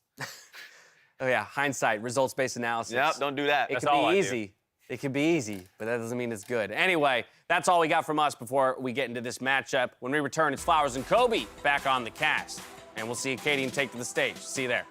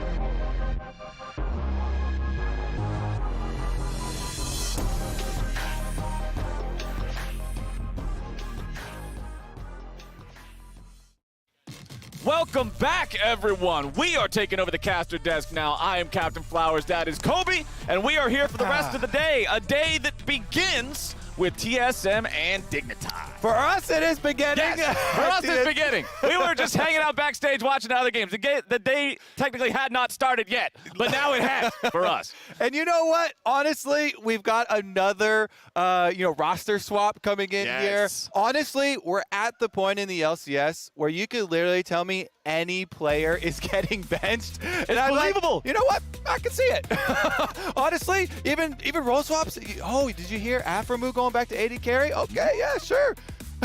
Honestly, let's get right into it, though, here. Acadian is in for Dignitas versus TSM. See if he can pull off a big upset for him, because currently TSM are alone in first place after Cloud9's loss. And if they win this game, they will retain sole possession of that first place. If they lose, of course, then they get dropped down to being tied with Cloud9. And for Dignitas, who are a couple of wins below that pack at the top, hey, grabbing a win against one of those teams in that upper echelon means a lot. Catching up, making sure that you can go toe-to-toe with these guys. So Kalista, Karma, Lee Sin, Nocturne, and Lulu all banned away. So definitely the high priority on taking the enchanters away still remains, but leaving up either the Viego or the Gwen, I would have to say Power of Evil's Viego was definitely one of the better executed Viegos that we have had in the LCS. And Dignitas now kind of contemplating which of these power picks for mid lane do you want to give over. Akali seems to be one of the most dangerous, but it does mean that now you have the choices there with Gwen being dangled up in front, as well as that Viego, and they actually go for jungle first. Yeah, they want to prioritize the jungle. They want to have that rumble there for Spica, which means there are still plenty of those powerful picks left open. Gwen is still on the table, has not been banned. Dignitas are allowed to go for that if they want. Instead, they will prioritize the Lucian and Diana here for themselves. That's what I wanted from Acadian. Immediate lock-in here. Probably going to be Diana jungle. One of the strengths of the pick, of course, is that you can flex it around. Could still be a mid laner for Yusui, but expecting it to be jungle Diana. He's played it in Academy several times, carry champion, wants more of those resources, and as the desk alluded to, Acadian has always been at his best with damage-dealing junglers, with carry-oriented junglers. Meanwhile, on the side of TSM, it is just going to be the Victor locked in there for PoE, one of the goodies, but old but good champions for him. Definitely the classic AP scaling for the control TSM. Yeah, I would say they're shifting through a lot of other AP champions, but they're pretty much full on AP, okay? If you have Rumble jungle and a Victor already locked in, no more AP should come through. You don't want a full AP top side of the map. It's ridiculous. So all these, hovers over Echo and stuff like that, just throw those out. Locking in the Ezreal for bottom side there for Lost, though, does complement it. And the only thing now that TSM are going to look for is some CC, some structure to the team fight, because you cannot really play Rumble and Victor as your big AP carries without other forms of CC on the team to really set them up and hold down stuff like a Diana. Yeah, these champions that they have so far on TSM, they're difficult to engage on, but they don't have a lot of engage themselves. So we'll see what that second half looks like, because we're talking about engage. We're talking about Leona here locked in for Dignitas. So I like this pick. Always enjoy seeing this champion. And now the second half of the band start rolling in. Braum will be the first one banned away by Dignitas. I already said how good TSM's 3 champions so far are at counter-engaging and disengaging. Braum is another one that works excellent for those ideas, so they're going to remove him. And what will TSM's ban be? They know that Leona's going support. The other two have flexibility. Tristana banned away. I like that because the AD threat there still very relevant. If your bottom lane of Tristana and Leona gets through along with Lucian, there's so much early power there, and your AP Diana has a lot of easy routes for the early game. Bottom lane would be extremely volatile there, even with Ezreal being the AD carry on the TSM side. So protecting a little bit there for the side of TSM, and just more engagers and more of those CC options banned out from the support role here for Dignitas. Rakan pairs better with Ezreal than Nautilus, and especially if you're into Leona, can be definitely dangerous. Yeah, that's one of those things I was thinking about. Leona is one of the picks that in the past has worked against Rakan, but you're banning for the whole team comp instead of just the specific lane matchup. And ever since multiple tenacity options got moved into runes, the matchup got a lot better for Rakan because if you invest into yellow and green tree tenacities and you just go in with all of this flat tenacity, it allows you the time reducing the stun from Leona's Q to be able to jump right back out, and it's so much less punishing for the Rakan, yet you still get that lightning quick engage option. There's the Viego that we were looking for a little bit earlier, is on the side of Dig here, and so it's going to be the Lucian and Viego solo lanes for them. We're expecting a different AD carry, although they could theoretically put Lucian bottom side. Wouldn't make a lot of sense or get much out of it, though, so definitely should be a different Neo champ. And we have the Nautilus picked up now for TSM. We know that one's heading into the support role, so Nautilus Ezreal down there in the bottom lane. What will our final pick of the draft here for TSM be? Remember, we're still mostly looking for a top laner. Rumble is almost assuredly going to be, or not. The Huni Rumble! Catch myself potentially being wrong. All right. Huni Rumble in the top lane. It'll be Svenskeren, or not Svenskeren, excuse me, that was last game. Spica in the jungle with the Xin Zhao this time around. Honestly, it's fine, because you could go through half of the junglers in the LCS right now. And at they jungled on TSM at one point. At one point they did. It is going to be the famed Huni Rumble, though. For those who don't know their history, especially for LCS, Huni's Rumble and Gangplank, the two most talked about champions for him throughout his career.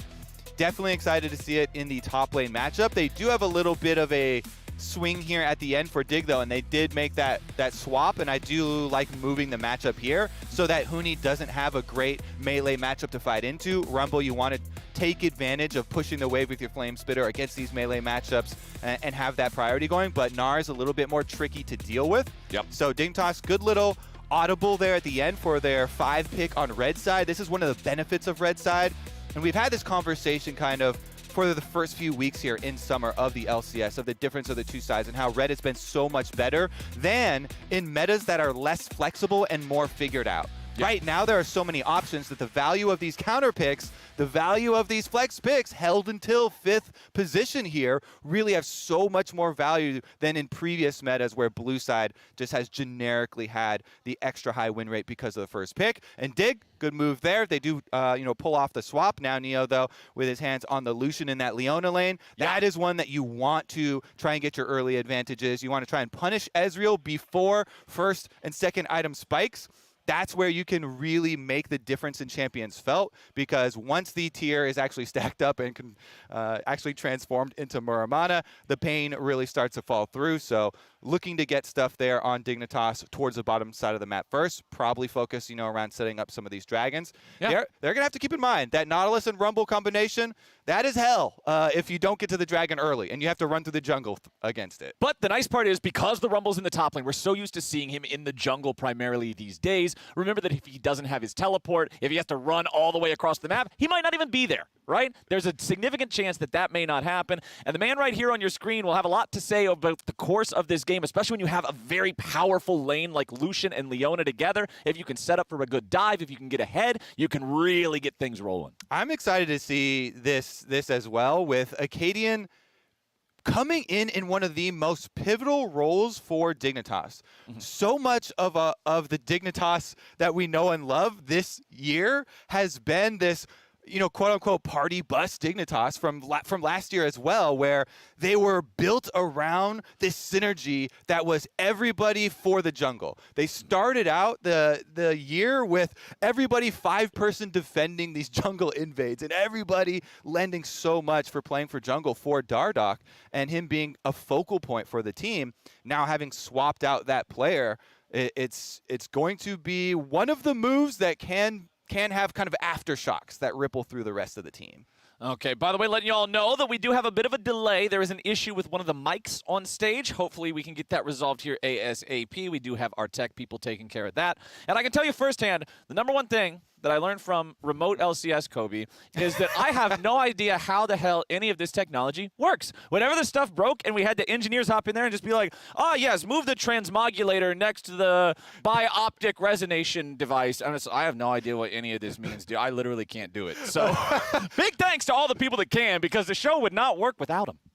It's not as simple as just unplug it and plug it back in. Man, I wish we it figured was. it out. Honestly, that did come up in some of our home checks, though, for working from home. Funnily enough, the biggest thing that I learned from remote workflow is that if you can't see your other caster, then audio delays are the biggest hindrance that you could possibly have. So all these teams figuring out the audio issues first here. Before we get right into it. And communication, since we're on the topic of audio, is one of those ripple effect possible changes that this change of a jungler can have. Because you interview pro players from almost any team. Pretty much every team will at least say that their jungler does part of the early game shot calling, if not all of it. Yeah. So that is one of the roles that has one of the biggest impacts on especially your early game, because so much is determined by their pathing and working with their laners. So very excited to see how it actually plays out here with Acadian. It looks like they're all smiles still on stage as they wait for it to get figured out. Yeah, you got to have the good comms, right? You can't have this be like a public match lobby in Valorant where you try to queue up. You got your mic on, you're like, okay, guys, let's get some clean comms. Two guys aren't even talking. Third guy's comm banned. Fourth guy, every time he presses a microphone button, you just hear music in the background. That's not going to work. Not in coordinated play. We got to see everybody on the same page, communicating the important details, clear comms all the time, especially with these roster swaps, man. You said it at the beginning of the day. LCS is currently at a state where, oh my goodness, any sort of roster swap is believable at this point. Yeah, I mean, honestly, we are. It's definitely kept it interesting for the beginning, and I am curious to see if there's any more twists down the line. I definitely expect more down the line, as this summer is a very long set this time around. 3 round robins fully played out, 27 games of LCS, and every single one a banger. All right, no more stalling from us. We are back onto Summoner's Rift, and it is time for the teams to take the field. TSM on the blue side, Dignitas on the red. That last swap there, putting the Rumble up there in the top lane, having the Zinj out in the jungle, and then the response from Dignitas responding with the Gnar. Pro view, by the way, my friends. Remember, if you want to learn how to support like a champion, you can check it out here this game. Our free matchup is showcasing Sword Art versus Aframu there in that bottom lane 2v2. So check that out if that piques your fancy. And hey, if you're out and about and don't want to miss out on this match, an audio-only cast of the games is available through League Day, our official audio-only LCS partners. So be sure to check that out as well, in case you're stuck in a boring work meeting and you can't actually watch, but you'd like to know what's going on anyway. I made that pitch yesterday too, and it seemed like we had a lot of takers on that one. Another learning from remote workflow for everybody over the last year. Honestly, if you turned into that pro view, though, and you were in there early and you see the flashes being traded, one of the biggest discrepancies here is that Aframu on the Leona has the Hex Flash, whereas Sword Art does not. I guess Hex Flash is allowed to double check. Yeah, as of it's right re-enabled. now, It's re-enabled. Re-enabled real quick. Got that one fixed up. So that is going to be a bigger deal for the bottom side. You know, as we said, from Champ Select with this role swap here, or just Champions lane swap of the Lucian going bottom, Aframu has the options of channeling the Hex Flash from these brush to really set up Lucian. Obviously, they're going to fight over the level 2 first. Aframu, you see him just retaining that brush control that he is so famous for. And worth pointing out, too, Lost does have the cleanse. Pretty much every AD carry takes this against Leona. Neo still having the heal, so a bit more just direct combat power, particularly to save his support if Aframu gets targeted here as well. So Dignitas are backing away right now with those waves being cleared out just about even, but a slight lead for TSM. And Sword Art, 100% accuracy for hooks on those minions. I think it was expecting it to take a tiny bit more damage first and die first, but is going to be no damage dealt in the end. You see, Lost was actually doing a very good job in the opening here in targeting Aframu very frequently with his auto attacks, trying to chunk him down and burn through some of these health potions. When you have these melee support setups on bottom side, very critical there. Also, he has not started the tier. Sometimes we have seen the Ezreal start with tier. I'm definitely not a big fan of it because you're looking for your mana transform as your second item power spike so much later anyway. I find that starting with Dorian's Blade gives you a lot more capability of fighting over that control on bottom side in the early stages, and then getting your tier a little bit later doesn't really have an impact because it does stack pretty quickly and the timing lines up anyway as far as when you have enough money to finish that item right after your Divine Sunder. And back here, you can see the solo lanes are both just sort of not getting into a lot of scrapping early on, mostly just about pushing the waves, getting control here. First, Scuttle Crabs are up and active on the map, so having priority in these lanes will mean a lot for the junglers and being able to secure those. But those junglers are on opposite ends of the map. Spica will be taking the top side Crab, bottom side, it's Acadian, will be able to have access to that, as Huni has the wave all the way shoved up here in the top lane. He's got his own jungler nearby, just in case a gank is coming, but you and I have perfect information. We know that's not happening. Yeah, and they also have close to perfect information right now as the Xin does sweep the Tri-Brush ward there. This is the exact play out of the matchup that we were talking about in Champ Select, where the Gnar doesn't have to play up into the Rumble like a lot of the melee matchups. You have this default defensive play that you can go with Gnar, spamming out your boomerang, just looking for that CS. All you have to do is get your ward to watch for the early dive on the triple push on the wave. Fake God does that. He does lose out on a significant amount of the CS, though. Yeah, about 2 waves. As you saw, Huni doing a very good job on harassing him, playing very up into the wave so that he actually didn't get access for his short auto range. Did you know, by the way, that Gnar's auto attack range for mini form actually has to scale up similar to Tristana's? It starts really, really short, and so early stages, the difference right there can be made up with the deceptively long distance that your Flame Spitter can actually cover. So good positioning by Huni to actually take advantage of some of these early stages and force Fake God to only grab CS with the boomerang, not getting many there with the autos and having to play real safe. Yes, sir. In a game state like this one where we're not seeing anybody make those big plays, big ganks, trying to get the PvP type of action rolling nice and early, the farm is the name of the game. You can see it is dead even there in the mid and bot positions. In the jungle, it is a slight lead for Acadian. Of course, Diana will be able to farm faster than Xinjiao will in general, but it's Huni's lead up there in the top side that is the most prominent thus far, as they'll just continue those trades back and forth. Again, no junglers even up here, though. They've both gone back, they've reset, they've picked up their first purchases, and they're just going through the next clear. Yeah, the jungle clears are very, very interesting with these two champions, actually, and very close, because there is some nuance to your spell usage, whereas honestly, a lot of junglers is kind of, brain off and mash all your buttons. Exactly, yeah. Let's be honest here. A lot of them are just mash all your buttons on the PvE camp and then, kite the camp close to the next one and walk over. But with both Xin and Diana, some of their damaging abilities need to be used sometimes on the cooldown for looking for your dash to the next camp.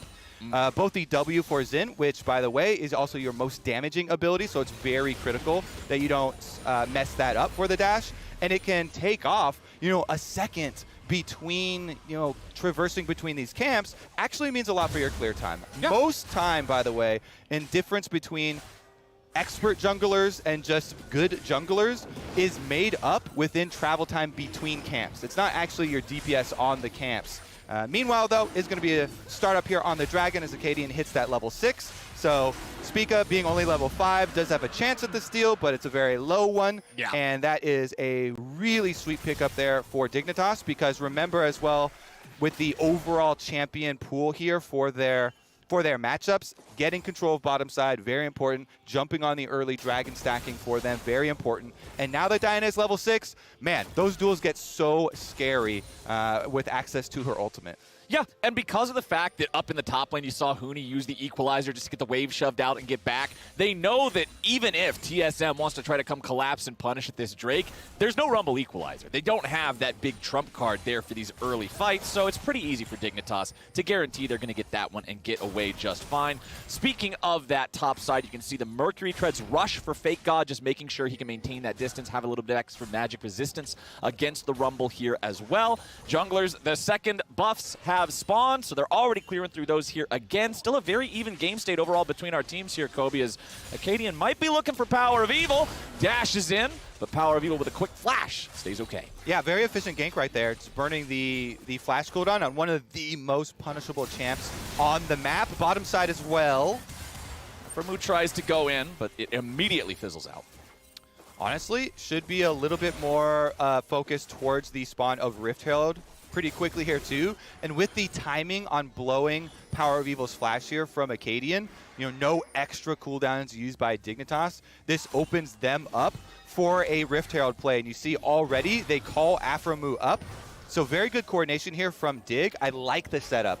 Burn mid lane flash first. You have the priority here. Afromu makes the journey. They just allow Neo on bottom side to stay there, catch the wave, so they're not giving too much up. But now you see bottom lane from TSM getting here. Can they finish it first? Bottom lane's almost up to mid. Oh, well, we got the equalizer summoned up. Rift Herald is taken very low. Acadian's got to stick around to grab the eye, and he's got it, but now he's going to burn if he's not careful. Flashing over the wall, 100 HP.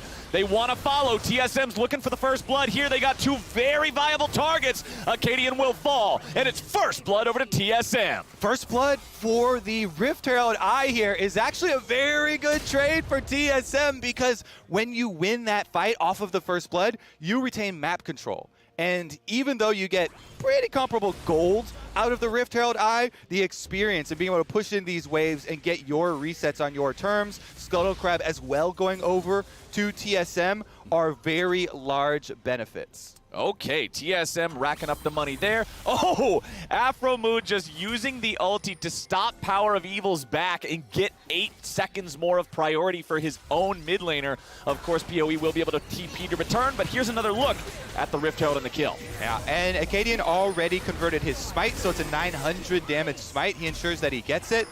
Walking back in to get the eyeball means that Sword Art gonna get over here, as well as Lost, who can just E right over the wall, and they finish off the first blood. Again, now you look at the minimap, deep vision through the Raptor camp there for TSM, also going to be another side benefit of that little skirmish. Bottom lane was pushed up there by Neo to the turret, but he didn't get any turret plates off on the bottom side of the map in the 4v5 scenario. Ooh, okay, we got a little bit of a face check here from Huni.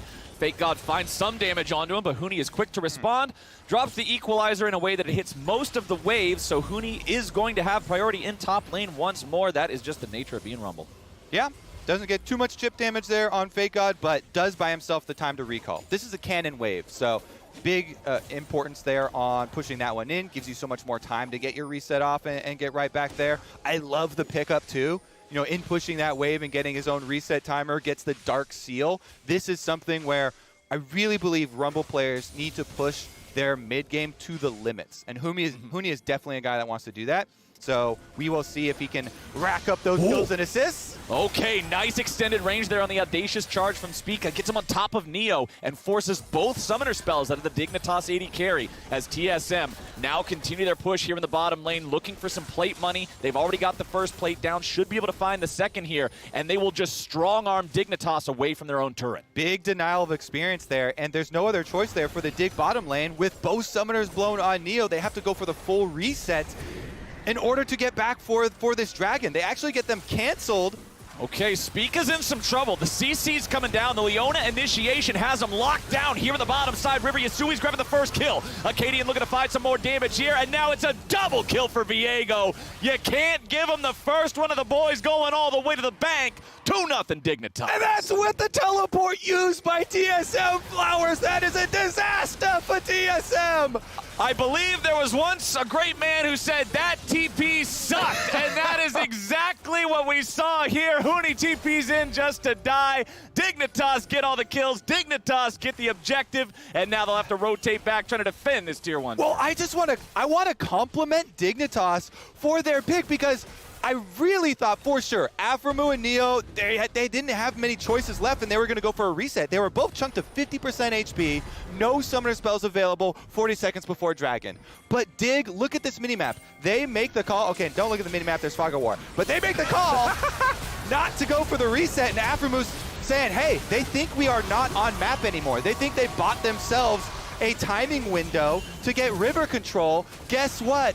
Afromu makes the call, they stay in there, he goes for the initiation, they immediately jump and 100% to zero their target. So huge change there for Dig, the shot calling on point, and this coordination, as far as being one of the things we were curious about maybe changing, maybe having an effect.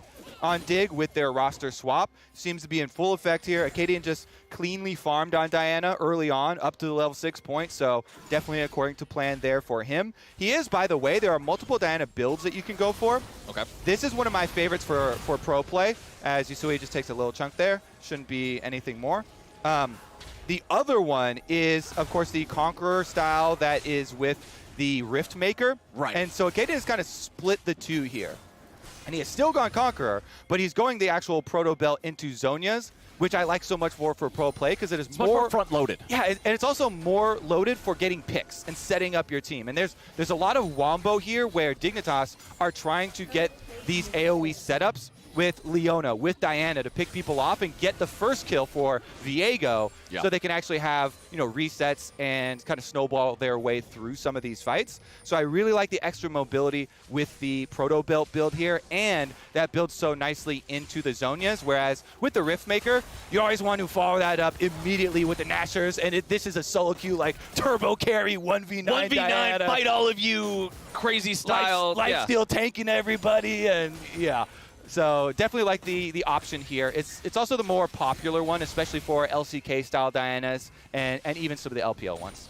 And you can see here, I also like the Immortal Shield Bow on Viego. Of course, he does have a couple of different options in solo queue environments. This is my favorite item to see him build as his Mythic in pro play. Still giving you the offensive capabilities as well as that shield when he's taken low to guarantee that he gets that ever so important first reset. But the other thing that I'll be keeping my eye on here, we only got about 2 minutes, Kobe, until that third Drake of the game spawns. It will be a Mountain Soul this time around. Dignitas currently has those first 2 already secured for themselves, but the gold is close enough that TSM can challenge in neutral territory if they're feeling it.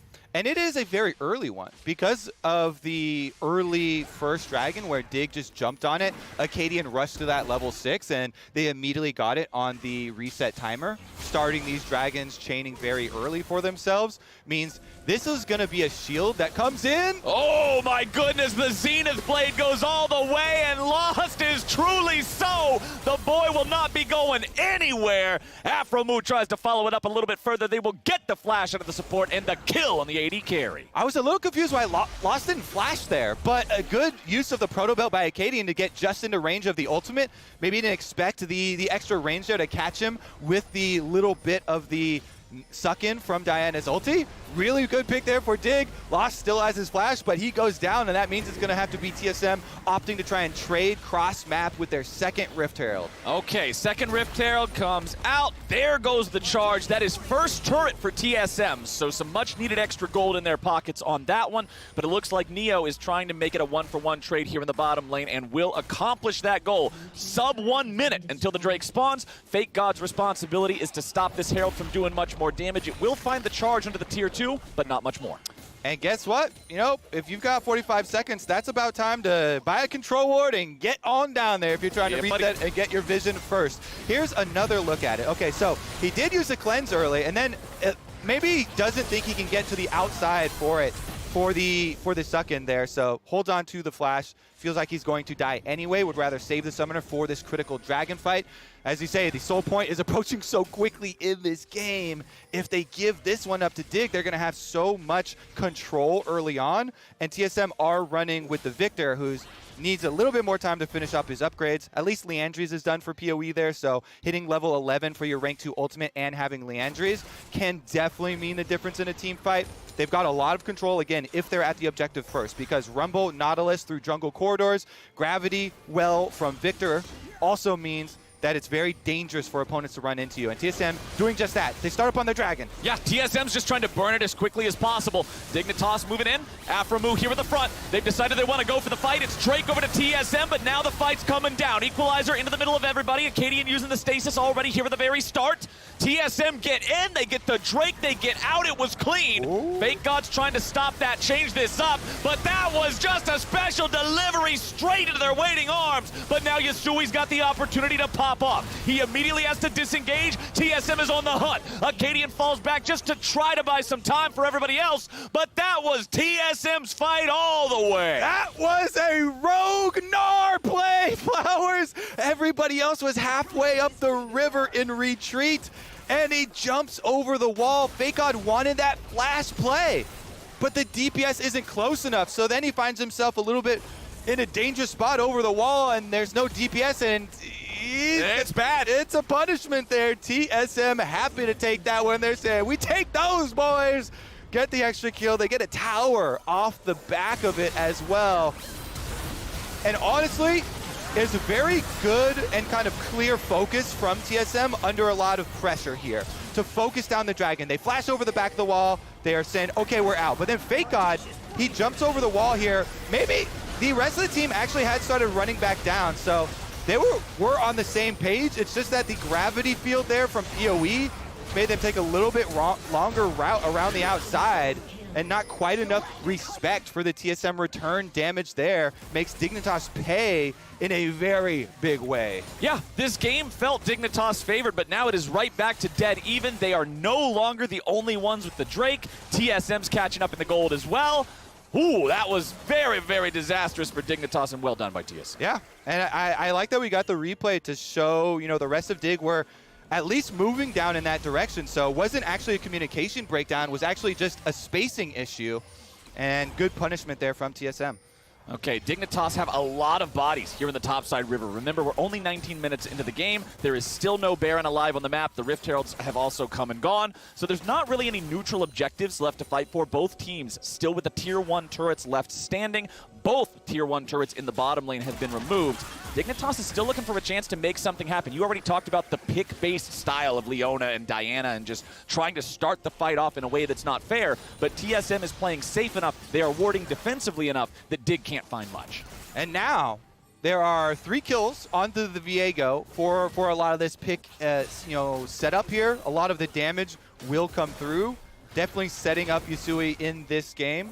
See if they can actually make it work, as bottom tower was already taken and they need to actually have a bit more room to work with. Now TSM, though, sweeping through, clearing out all of this vision around the Baron before spawn here, 20 minutes into the game. Plenty of pick potential on their side, too, especially if they can find their way through these smaller corridors where they get so much more value out of that gravity field, out of that Rumble ultimate. Yeah. And again, since it is a solo lane Rumble here for Huni, you know, he's got the 2 stacks with the Sork Shoes and Riftmaker done. Early investment into the healing cutting for a lot of these Conqueror plays, and especially for Viego to be able to cut that down and hinder some of the reset capabilities, some of the pop-off capabilities there for Yusui, for the 3-kill carry leader on Dignitas. Full investment in control wards as well for TSM off of their reset. And Power of Evil on this Victor will just be more than happy to sit mid lane, clear out the waves. It doesn't matter how many Dignitas players are nearby. As long as he's aware of that, he will be able to play defensively and stop that. Dignitas still continuing to look for opportunities, but again, none are presenting themselves. Just about 1 minute until our next Drake is alive. And Dignitas should have it fresh in their minds how badly the last engage went. TSM had priority. Dignitas weren't able to find the follow-up, so I want to see them approach this next one differently. Or, if they don't think they can, don't approach it at all. Fair enough. I think they definitely can approach it, and Fake God's got his flash, so I'm hoping that they can just coordinate a little bit better, because I think the idea was sound, and it was just the execution that was a bit lacking for them on the previous round. Now, you, again, even though you have flash, still have to charge up your Gnar Rage Bar, so he's going to have to hold that and be in position for this fight, trying to get some of that rage off of this mid wave preemptively. 25 seconds should be enough time, and he's got a pretty comfortable amount. Okay, Scryer Plant finds a couple of the Dignitas members that were already in plain sight, so it doesn't accomplish a whole lot there. Shows them where the control wards are at least. Dignitas are in much more even ground compared to bottom river priority this time around. Fake God, the only man in the river right now. You don't have all the TSM players with priority and control over those brushes, with the ability to throw down the gravity field and the equalizer as Dignitas approach. Dignitas want to get their guys in here. One of the biggest things can be, if Diana gets to go in first, just charge in, use your ultimate to try and pull them against a wall and set up Fake God for the flash play. Yeah. He is Mega Gnar right now, so it's timing out, and TSM trying to wait it, but the Dragon's going down so quick. Yeah, Dignitas know they have to go for the Dragon now because Fake God is about to turn back into Mini Gnar. Gravity well thrown down, Equalizer with a follow-up. Fake God is surely to die, but he flashes over the wall to stay alive. Dignitas are on the retreat, and Huni is on the chase. He finds the Electro Harpoon. Neo's trying to continue to get himself away, as Afromu will now be the target. Fake God isolated from the rest of the team. 4 Dignitas players are safe and sound. Fake God very much not so. Run, little guy, run! He's going through the jungle as the rest of TSM are turning their sights around Baron. Maybe they actually let him go. Is this going to be the day that Fake God sneaks his way out? Recall completes. Baron is started up, though. Yeah, Dignitas had a lot of injured health bars. TSM trying to burn through this Baron, take a very early powerful objective here. Afromu's gonna get caught. Afromu dies. Dignitas again. The spacing on everybody isn't right. They're not all in the same place. And TSM's got the punish. Sacrifice there from Afromu. Gives his life to stop the Baron, and they do delay TSM, keeping it off, but a little bit of extra gold given over. On the flip side, though, it was still now Soul Point acquired by Dig. Yeah. The previous one was denied, and TSM did a good job rushing that one down. And you know the difference in shot calling this time. TSM made a clear choice. Hey, this is just Soul Point. Now we're 5 more minutes into the game. Let's actually go for the fight. And you saw the difference in timing of the Gnar Rage Bar versus the health of the Dragon. They made the choice not to all in for the steal and fight before Gnar went back to Mini and just charged in right after, almost getting Fake God, but they couldn't quite keep him within distance. Yep. And Fake God got enough distance there with the flash, was able to get out despite Rumble ultimates, despite Nautilus ultimate there. So good escape from Dig, and they keep it extremely close while setting themselves up for the Soul Point. Right, but now TSM don't have the luxury of being able to make that same call next time because it gives away the Mountain Soul. So that's the story of these Dragons moving forward. Yasui finding Huni here in the bottom lane. He's got Blade of the Ruined King completed as his second item. He does a ton of damage. And say goodnight to your top laner, TSM Dignitas, with the new man in the mid lane here, 4-0-0 on Viego. Yes, sir. He does use his flash to do it, and he's very glad to do so. Huni has a stopwatch, but nobody else was close enough that using the stopwatch would actually buy enough time to change the outcome. Yeah. So goes down there, means bottom side is pushed in, and Dignitas now with the power play looking to finish off the last outer turret. They've got the 5v4 advantage. The gravity field will not do enough to hold them at bay. So Dignitas get themselves a little bit of a gold lead here back again. Huni will be respawning in a couple of seconds, so they can't really push this any further forward to look for much else. They don't even have the time to stick around and clear out that control ward because TSM is ready to move. I do want to point out the positioning of this control ward too, because it doesn't have the vision coverage that you normally sweep for. So even though they can't kill this control ward you see in Baron, they place their little remnants of vision in a decent spot for themselves that still sees the entrance to the Baron if TSM decide to force anything once again. That also does mean that they give up control of their jungle, and you see TSM setting up for a brush play.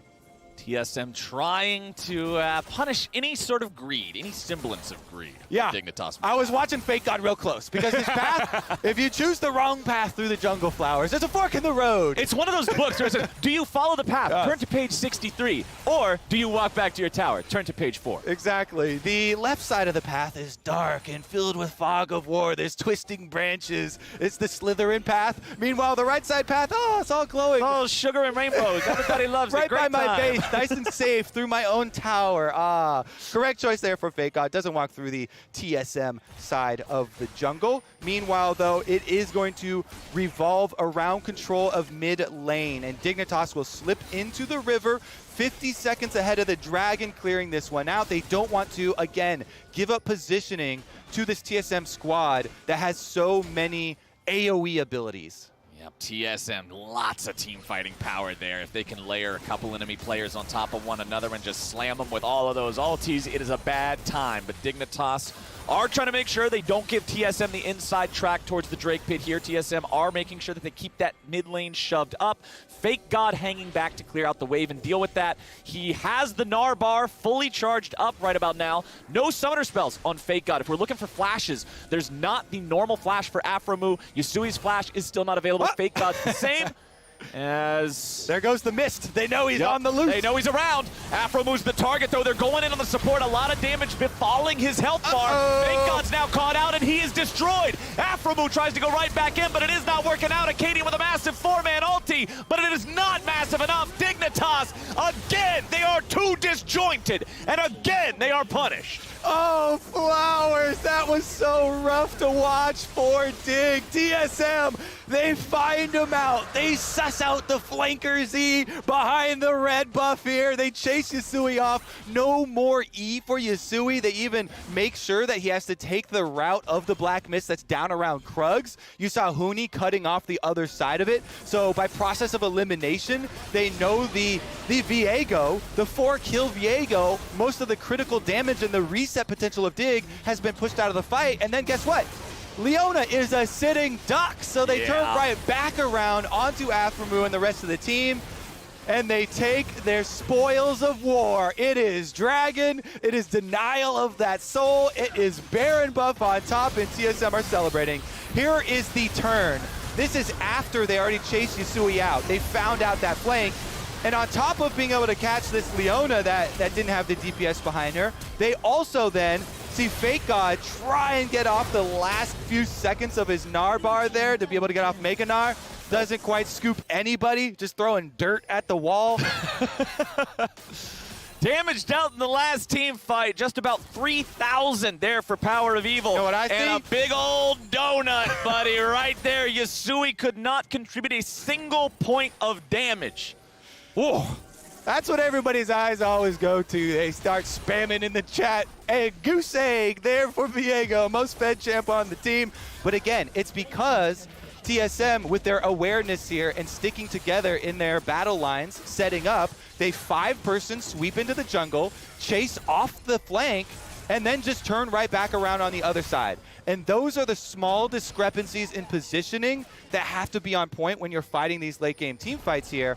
If you're a little bit too disjointed and then the other side of your threat for your team gets turned on, it's disastrous. Here's another attempt at a flank. Okay, also worth noting, everybody on TSM has either Zonias or Stopwatch. The entirety of TSM can go golden at the same time if they want to. There is a lot of aggro drop here, and Dignitas will have to play the fight very correct if they want to have any sort of a chance. The equalizer's already down. With Afromu and Neo both at half HP, Dignitas has to retreat and heal, and that means Inhibitor goes the way of TSM. TSM reminding me of a herd here. Safety in numbers, where all these Dignitas hyenas are circling around, picking and pulling, and yet nobody breaks from the line. There's no deserters on TSM. Nope. Flowers. Everybody on TSM is holding the line, stick as a group. They can't scare anybody off, and so TSM just face both sides of the flank. They turn around, they get this extra chip damage onto the Leona, they force them back, and they're right back into the base. And here we go. They can just strong arm this one down too. Goodbye, second inhibitor turret.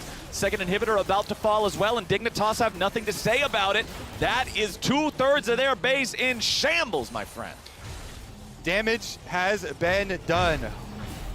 Look, just even go way back, go 4 or 5 minutes back, and look at how much TSM got off just the one play of looking for that flank. Always trying to mark the last member of the opponent team. They denied Soul, they got Baron, and off of that Baron, they got 2 inhibitors. That is just such an insane power play out of the last few minutes, and there you go. Yeah, Gold look at the graph, man. We got this little puddle of red for about 30 minutes or so, 27 minutes or so there, and then it's all just the blue mountains rising up here. So the thing I want to ask you, my friend, you're Dignitas. You're losing control of the game now for the past 5 minutes or so. What's the plan to get back in here? Because it just seems like TSM is a more coherent unit right now. I never like farming in these situations. You see some of them right now trying to collect some remnants of gold off of the map. I say, since your chances are so low at winning the game, everybody run and look for a brush. Go for a classic Fnatic brush play late game where you get 5 people into one of these unsuspecting brush. Try and jump out, surprise them. You know, you get some snowball kills. Maybe you can reset. But honestly, now all the variables are accounted for because you are pushed into your base. There are super minions running down both lanes. Here is the deep teleport, and it's on Vision. It's very, very far away. He'll be up here eventually. All right. Look at your watch. You know, taking snooze here. He's making his way up there. He's on a ward. He's like, oh, I've been seen. Making his way downtown. Walking fast, having a blast, and he's homebound, but he's not going anywhere anytime soon. No, sir. That's about all I have to say about that, because the turret will go down before he's able to make it into the fight at all. So TSM's like, all right, cool, we can just push up in here. They're going for the Nautilus ulti onto Diana. Acadian using his stasis to avoid that. Yusui throws out the mist around the left side. Stay together. And TSM, the pack stays together. It doesn't matter if the strongest hyena is coming around, prowling around in the savannah. They don't care. All of the TSM Zebras walk away together. Yes, sir. TSM Zebra gonna get a dub here, it looks like, as they pick up another dragon.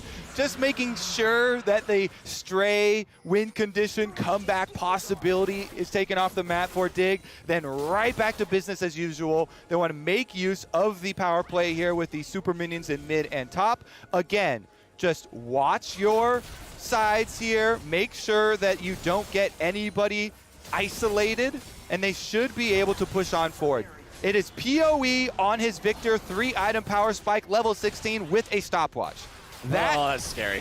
Oh, but they're going in. Afromu's already found a target here. They're looking to just burn through TSM. There's the stopwatches, keeping them alive. Speaker's about to fall. They've already lost Wall. They've already lost Power of Evil. Dignitas is just cleaving through everybody. It's Afromu on the go button, keeping Dignitas in the game. And he barely makes it out alive. Dig pull it out. Huge engage there, Flowers. They get PoE at the backside. Both carries right into the Wombo combo from Dig. That's the hard engagement they were looking for, hoping for at the last Dragon Soul fight. They do make it happen here as Afromu goes right onto Ezreal. They slam all three into the wall. Look at Lost health bar.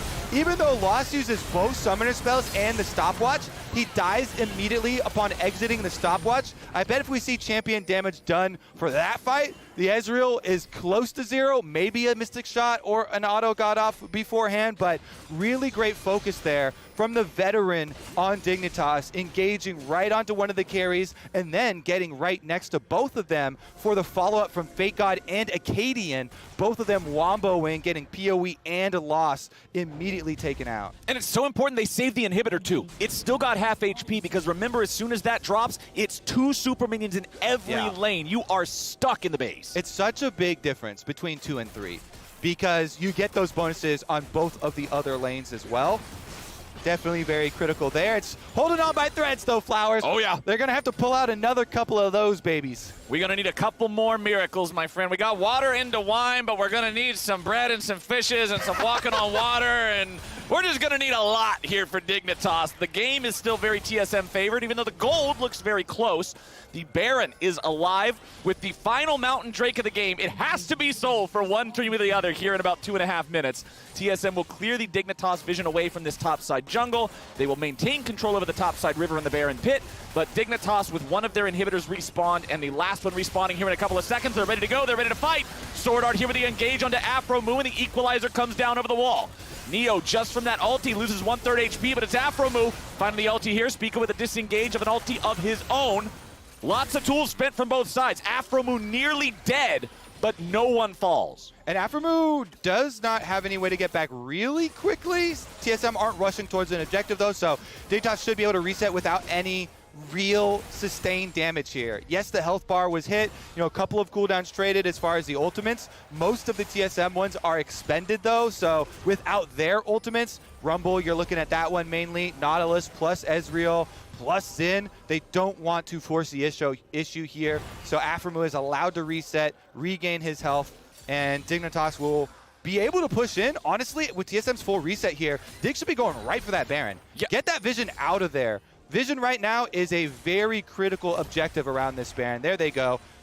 Right into the river, should be able to clean it back out and set it up for themselves. And Yusui on this Viego with the Wit's End completed, has the stopwatch. He's so strong on this champion. The Baron is about to die. Equalizer comes down. True Shot Barrage is going out. It's Neo picking up the objective, but now Dignitas have to escape or just turn it right back around, but Neo's stuck over the wall. The calling comes out, but the health bars are disappearing. Dignitas again! They're not on the same page, and everybody dies! In the Baron pit, Dignitas get roasted, Captain Flowers. They make the call to go for the turn, trying to use use that Gnar ulti against the wall, and yet TSM, they lose the Baron, but they win the base. That sucker is wide open, and Neo's gonna have to dodge a lot more than bullets to save this one. Yep, Neo might have his summoner spells. He might be the only man alive, but it's 1v5, and I don't see it happening. TSM throwing out the equalizer to get him back into the fountain. Sword Art wants to go in with the dredge line. He won't find it, but it won't matter. Neo's alive, but the Nexus turrets are not. The Nexus is singing its farewell song, and TSM retain control of first place. It's an old meme, Captain Flowers, but it checks out. The Dig Baron. The Dig Baron. Coming back from the grave. Honestly, I think they discussed it and they could not have every member get out. We'll have to look at the replay. I believe they didn't have enough flashes and dashes maybe to get over the wall. Right. And that's why they make the call to say, hey, we're going to turn on this one, try and hit our wombo. As TSM are flooding in, they won't expect this big turn from us. And yet, Acadian's nameplate was the first I saw, flash up there as getting 100% to zeroed, and Dig still lose the fight. I don't think he got off his ultimate. Yeah, that was a very, again, I would love to go back and look at the flashes just like you're talking about, kind of see what the truth of that situation was. But whether or not that final one was determined by that, there were so many moments in this game that to me could have gone differently if Dignitas had everybody a little bit more coordinated. If players were a little bit closer to one another, if they had the timing better, if they had better recognition of how good TSM's composition was at zoning them away with these different area control tools, and it just felt like TSM was able to come out on top because they had a better recognition of the state of the game and what they could do. Definitely a close one here. Exciting on a couple of these objective fights for both sides. Hi, guys. It's actually so surreal, by the way.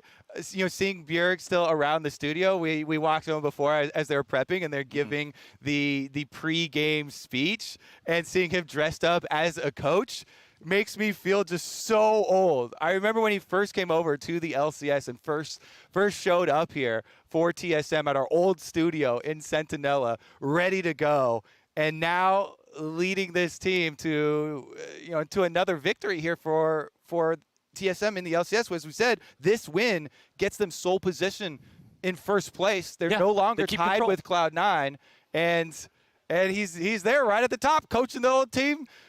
Just as successful as when he used to play mid lane. And the LCS is crazy right now, man. We got all these swaps around. We got everybody beating everybody. So TSM being able to keep control over that can mean a lot down the road. We don't know what things are going to look like in week 9 when everybody's fighting for those spots. So every single one means a lot, especially, like I said, Dignitas is one of those teams. Their record's only a couple behind everybody in this clump at the top.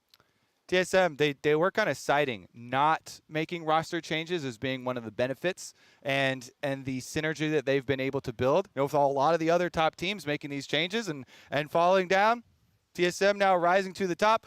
Player of the game, though, is Spica from the jungle. Give this man some credit. I think all split long, and last year especially as well. He's done so much for this team. This was the player that they kind of rebuilt around as they brought in everybody from across the globe, and he's really been performing. Also putting up the fun content as well. I heard the meme video was all his idea. Acted in it, directed in it. He's a triple threat. He does it all. And now we're going to head on over to the stage where the Tigress is talking with Spica in our Verizon post-game interview.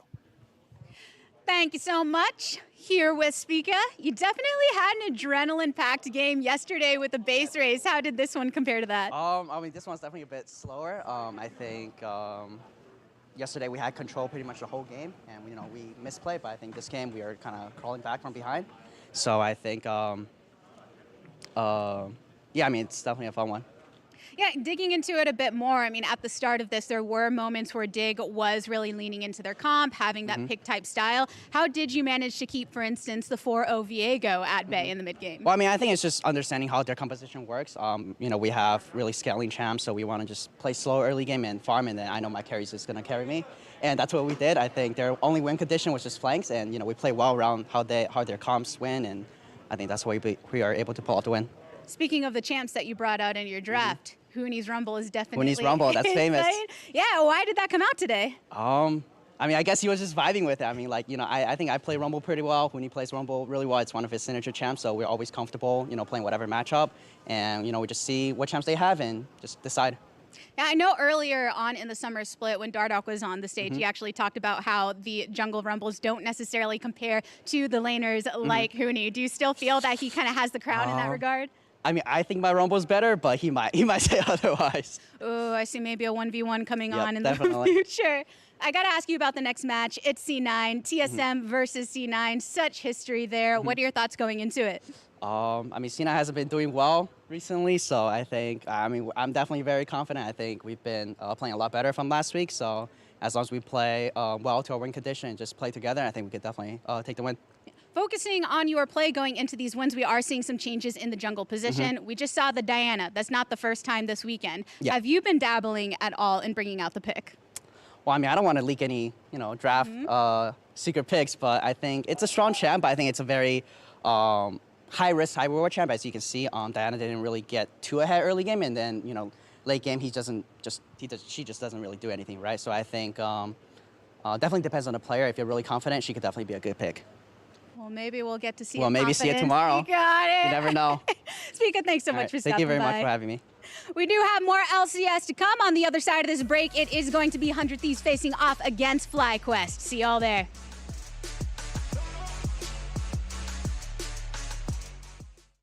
It all comes down to this one last dragon fight to call the whole game.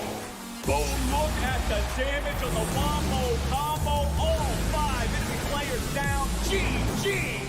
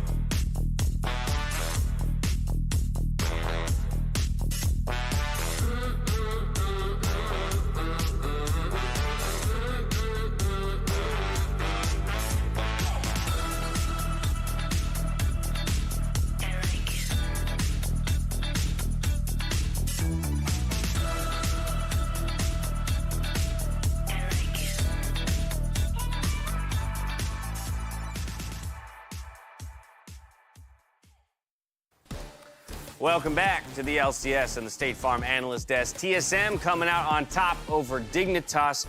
Got to be honest, when looking at the schedule for the day, felt like this was going to be the closest of the series and in some ways maybe the most action-packed. Didn't necessarily feel like it played out that way in terms of the level of competitiveness at the end of the day. Yeah, it was a weird game in that sense because, like, there was a decent amount of kills. I forget what the end score was, but both were around double digits for both teams. You know, it was back and forth. There was 7 dragons. Like, it was actually a game where a number of things were close, but because of how the comps played, I always felt like it was still in TSM's favor. Let's talk comps. Yeah, so looking at this draft, there basically becomes a point in the game where it is almost impossible for the team on the right to win, in my opinion. I think that with the scaling you get from Victor, with Huni on the Rumble, and then obviously the Ezreal, which we've already talked about how strong of a pick it is in the current meta, this team comp for TSM is not only something that is incredibly strong in the meta right now. We've talked a lot about TSM and whether we want them to keep experimenting or whether we want them to return to something they're comfortable with. This is an insanely comfortable team composition for them as well. So we know they can execute it. And your point's backed up by Spica himself, who in the interview just now, talking about Diana, said, okay, it can be a powerful pick in the meta, but it is very, you know, sink or swim, and it has to get ahead. That didn't happen in this game. So you saw what, you know, how hard a position Acadian was put in when he doesn't get off early. It's not just Diana, too. It's the entire team comp for Dignitas. It's basically for melee when you take the fact that, you know, Gnar wants to be Mega Gnar for team fights. So then their whole thing is about getting wombos. Diana sucks everyone in. You get some AoE down with Leona ult and stuff, and then you have the Gnar following it up. When you get that off, or when you're ahead, you can kind of brute force those. But because Dignitas never effectively got a significant lead, more than like 1,000 or 2, they could never actually just brute force these fights. Things started pretty close between the two teams. Like Dignitas was able to find a couple kills, but they never snowballed it into a substantial gold lead. And it also felt like whenever Dig, for the most part, except for that one team fight that we'll probably see later on in the top side, whenever Dig did try to go for these plays, it would be really difficult for them because, you know, Rumble will come in and separate the team, or you have the Mega Gnar coming. Don't do it! You Don't know, do it, he's thinking about it. He sees that Gnarl in his head. You know he does. And the rest of the team has already been separated off, so it just doesn't end up happening. And a lot of these fights are going to look pretty tragic on the Dignitas side when their engage isn't super clean. But to be fair, that's what TSM's comp wants to do. It wants to punish you for not having clean engages. You drop the gravity field behind, you drop the equalizer on top. You have all these zoning tools. So when it's not super clean, they die. When it is super clean, this is what you want. And so it's a little unfortunate that the one time Dignitas pulled it off was like 30 minutes in the game against a Baron outside their inhibitor turret. But hey, you see the idea. Yeah, and I mean, this is kind of where you can see the team composition work, but at the same time, we already talked about it just because of the scaling. Because Victor can go in and just lay so much damage. Neo is already separated off this fight anyway. Like, even after that top inhibitor fight, I was like, TSM still have this. Oh, absolutely, absolutely. And so again, I think it always comes back to composition, but not just composition, it's the players piloting those specific champions. And you called out the Huni Rumble. I mean, this man's on another level when it comes to Rumble. This was his 69th game on the champion across all 3 of the leagues that he has played in. He's 51 wins, 18 losses. It's just absurd numbers when it comes to a win rate, but also the statistics within the game too, right? Tell you that he is actually applying that kind of pressure that really puts people on the back foot. I mean, you look at that one replay. It was one of the Dragon fights where he's like flashing forward and just with his Rumble Q on, just burning everyone down. He's such an insane Rumble. Spica still said, you know, he doesn't want to believe he's the best Rumble on the team. I want to see the Rumble 1v1. Let's go. I would put my money on Huni. I would 100% put my money on Huni. I think that's the problem. Who's putting their money on? Are they laning or are they jungling? I think I put my money on Huni in either situation, to be honest, because when they finally meet, at the end of the day, it's going to be the person who's got the better Rumble mechanics and understanding of the, you know, the generation, the heat generation, things like that. Acadian, tough spot to be in, I think, right? Because that's what we came into the matchup talking about, was the Dardoch sub out and Acadian in. I don't necessarily feel like he was given the fairest shake here in game 1 of the summer split for him to really evaluate how well he played and whether or not this substitution is a good one. Yeah, it's a situation where obviously midweek substitution, you're not going to have a ton of practice. Diana has been played a bunch more in Academy, and we're starting to just see it emerge. But, you know, this is pretty much a comfort champion for Acadian. picked a pretty simple comp that, like, if you get to go in and kill them, you win. It's not quite CLG face roll easy, but it is at least like a, pretty much a dive composition. And they fell behind, couldn't get their leads. And to be honest, TSM tied or number 1 now in the standings. It would have been a tough battle no matter what. Yeah, I feel bad because you obviously can't pin this loss on Acadian, right? But in a lot of the losses, even when Dardoch was out here too, some of these wins for Dig were coming off of this insane team fighting that they seem to have as a group. Like, they just all seem to mesh well with that team fighting. And this is not Yusui's fault either, but since Saligo was subbed out, they haven't had that same team fighting prowess. And now with Acadian joining, they still didn't really have it, especially in a composition that could be easily punished by TSM when everything isn't lining up. Yeah, Dignitas still on the struggle bus after 2 changes very recently. Jury's still out on who will be hitting the stage tomorrow, but you at home already know that this summer we're bringing back MasterCard card on file. During the 2021 Summer Split, use your MasterCard to make a purchase from the in-client store and save your card on file to be entered for a chance to win a trip to a League of Legends event or a set of this summer's Player of the Week statues and MasterCard prepaid card. Take the first one. Yeah, I was gonna say. Take me what to would Worlds. you take? I mean, I guess do I get to go to Worlds, like, for free? Well, do you have a MasterCard? I don't. Have you? Well, then no, you do not get to go to Worlds for free, Emily. That was a very easy answer. Follow the instructions. All right, from here, we're heading to a break. When we come back, it's 100 Thieves versus FlyQuest. We'll see you there. Go get a MasterCard. Buy I know, something in the apparently store. I do. Save it Also on not file. going to Worlds.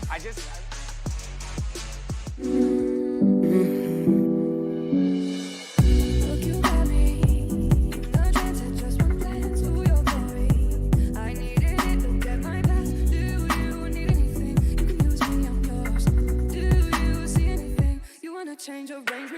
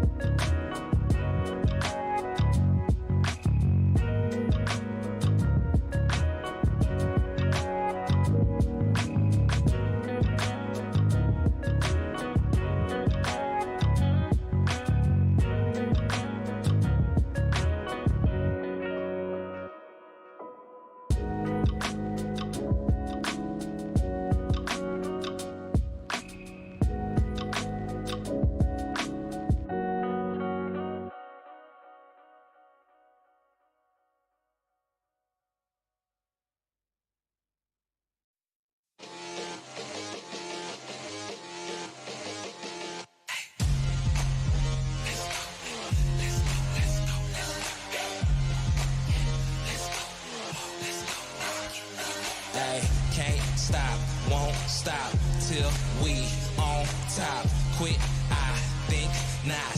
Coming hot for the #1 spot, yeah. No key, got the game on lock, ayy. Big threes when I take my shot, ayy. On the rise and we ain't gon' drop on the grind. It's our time, just watch. If you want it, you can get it. Life gets hard, but don't you let it get you down. Go get the crown because our time is now. Ayy, we gotta get it. Gotta get up, gotta go, we gotta get it. Ayy, they won't forget us.